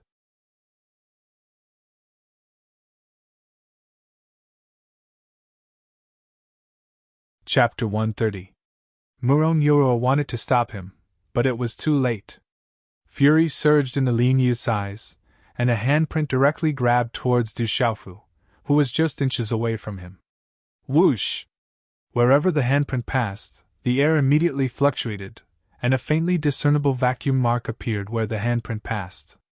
Runes flickered and then disappeared, but the terrifying handprint instantly arrived in front of Du Xiaofu's face. Perfect pulsation stage! Du Xiaofu was also very surprised. This lean youth looked very frail, but he didn't expect his cultivation to be so powerful. Perfect pulsation stage. That was the same cultivation as his uncle, but this lean youth's aura was clearly more powerful than his uncle's. Du Xiaofu moved. His movements were lightning fast, and the handprint in his hand quickly condensed. In an instant, pale golden profound energy surged around his body, and a terrifying and overbearing aura instantly surged. A fist with the force of a thunderbolt directly and fiercely collided with the former's handprint. Bang! Everything happened as fast as lightning. As a deep sonic boom rang out, Du Xiaofu's body staggered back several steps, and then fiercely collided with the window, causing the wall to crack. So powerful! Du Xiaofu was shocked.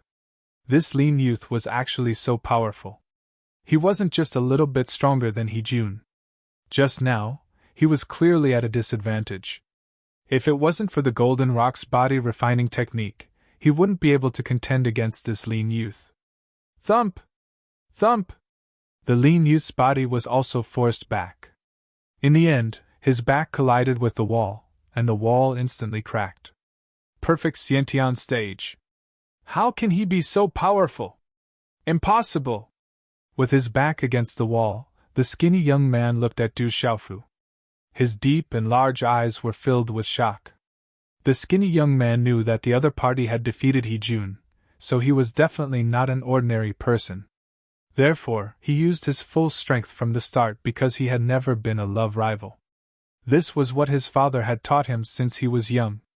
The skinny young man remembered that on the first day of cultivation, his father had told him that he should never underestimate anyone because he had a brother named Du Tingxian. Anyone who underestimated him would end up defeated miserably. Therefore, the thin young man had never underestimated anyone since he was young. However, he had never imagined that the purple-robed young man was only at the perfected first heaven stage. Boom! At that moment, the entire old garden trembled. The lively old garden was suddenly filled with confusion and shock. Then, they raised their heads and looked at the third floor. The walls of the third floor were starting to crack. Don't do it, stop! Murong Yoro snapped back to her senses and immediately shouted. The two of you, please show mercy. Meng Lightsai's face was pale and pained. The two of them were actually serious. They were going all out as soon as they made their move. They were going to tear down his old garden. However, the skinny young man did not pay attention to Murong Yoro and Meng Likai. He looked at Du Xiaofu, who was leaning against the window. An even more powerful profound qi surged. His skinny body was like a fierce beast at this moment. Accompanied by a faint muffled sound, he carried a terrifying aura and pounced towards Du Xiaofu like lightning. The thin young man once again appeared in front of Du Xiaofu as fast as lightning across the short distance between the rooms. Humph! Du Xiaofu growled in a deep voice. His body was wrapped in a faint golden light, and there seemed to be faint golden runes surging. Then, under the shocked gazes of Han Xian, Meng Likai, and Murong Yoro, he used the strength of his body to fiercely collide with the skinny young man. Du Xiaofu did not use any martial skills, nor did he use any moves. Instead, he used his body as a weapon at the fastest speed to directly collide with the skinny young man. Under this kind of impact, how big was the private room? The thin young man had no way of dodging. Boom! In the blink of an eye, the two of them were already looking at each other. Du Xiaofu's body was wrapped in a faint golden light. The suppressed fighting intent also suddenly erupted at this moment, causing the energy in the old garden to boil. Under the shocked gazes of the three people in the old garden, the two figures collided like meteorites. The entire old garden trembled, and a low muffled collision sound resounded. Bang! Bang! Bang! Waves of air billowed into the sky as the skinny figure was forced to take a few steps back. His expression changed drastically once again as he felt as if he had been hit by a terrifying demonic beast. His entire body was trembling, his chest was in pain, and his internal organs were in turmoil. Why do I feel a little soft?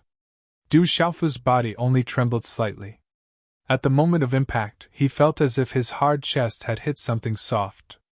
As the skinny young man's body was shaken back, Du Xiaofu knew that the opportunity would not come again. It was impossible to beat the skinny young man with his strength, so he could only play to his advantage. His physical body, which was comparable to the young golden-winged rocks, was his advantage. In a flash, Du Xiaofu did not hesitate. His robust body was wrapped in golden light, and his arms shook slightly. Like a rock spreading its wings, he instantly hugged the skinny young man who had not yet stabilized his body. Then, his arms, which were like a rock spreading its wings, hugged the skinny young man tightly. Bang! Bang! Bang! The huge impact sent the skinny young man directly to the wall behind him. The wall of the private room was directly penetrated by the two of them. In the surrounding private rooms, a few wealthy businessmen and celebrities were chatting and flirting with a few ladies. When they heard the commotion next door, they were startled and peeked in. In an instant, they saw two figures rushing out. They were so frightened that they immediately avoided them. They were dumbfounded. Bastard, let go! The skinny young man shouted. He did not expect that a fight could be like this. At this moment, the skinny young man's arms were tightly held, and he could not break free at all. The purple-robed young man was like an incomparably strong bull at this moment. He was unstoppable, and the skinny young man could not stop at all. Du Xiaofu did not speak. He continued to hug the skinny young man and broke through another wall, reaching the third private room. Stop, you two! Meng, like I was about to cry. They were definitely going to tear down his hometown. At this moment, he regretted listening to Han Xian's idea and bringing Du Xiaofu to the third floor. He had smashed his own foot with a rock. It was painful. Bastard! There was no one in the third private room. The skinny young man furiously shouted. At this moment, it was difficult for him to use any means. He could only raise his leg and use his knee to directly hit the area between Du Xiaofu's legs.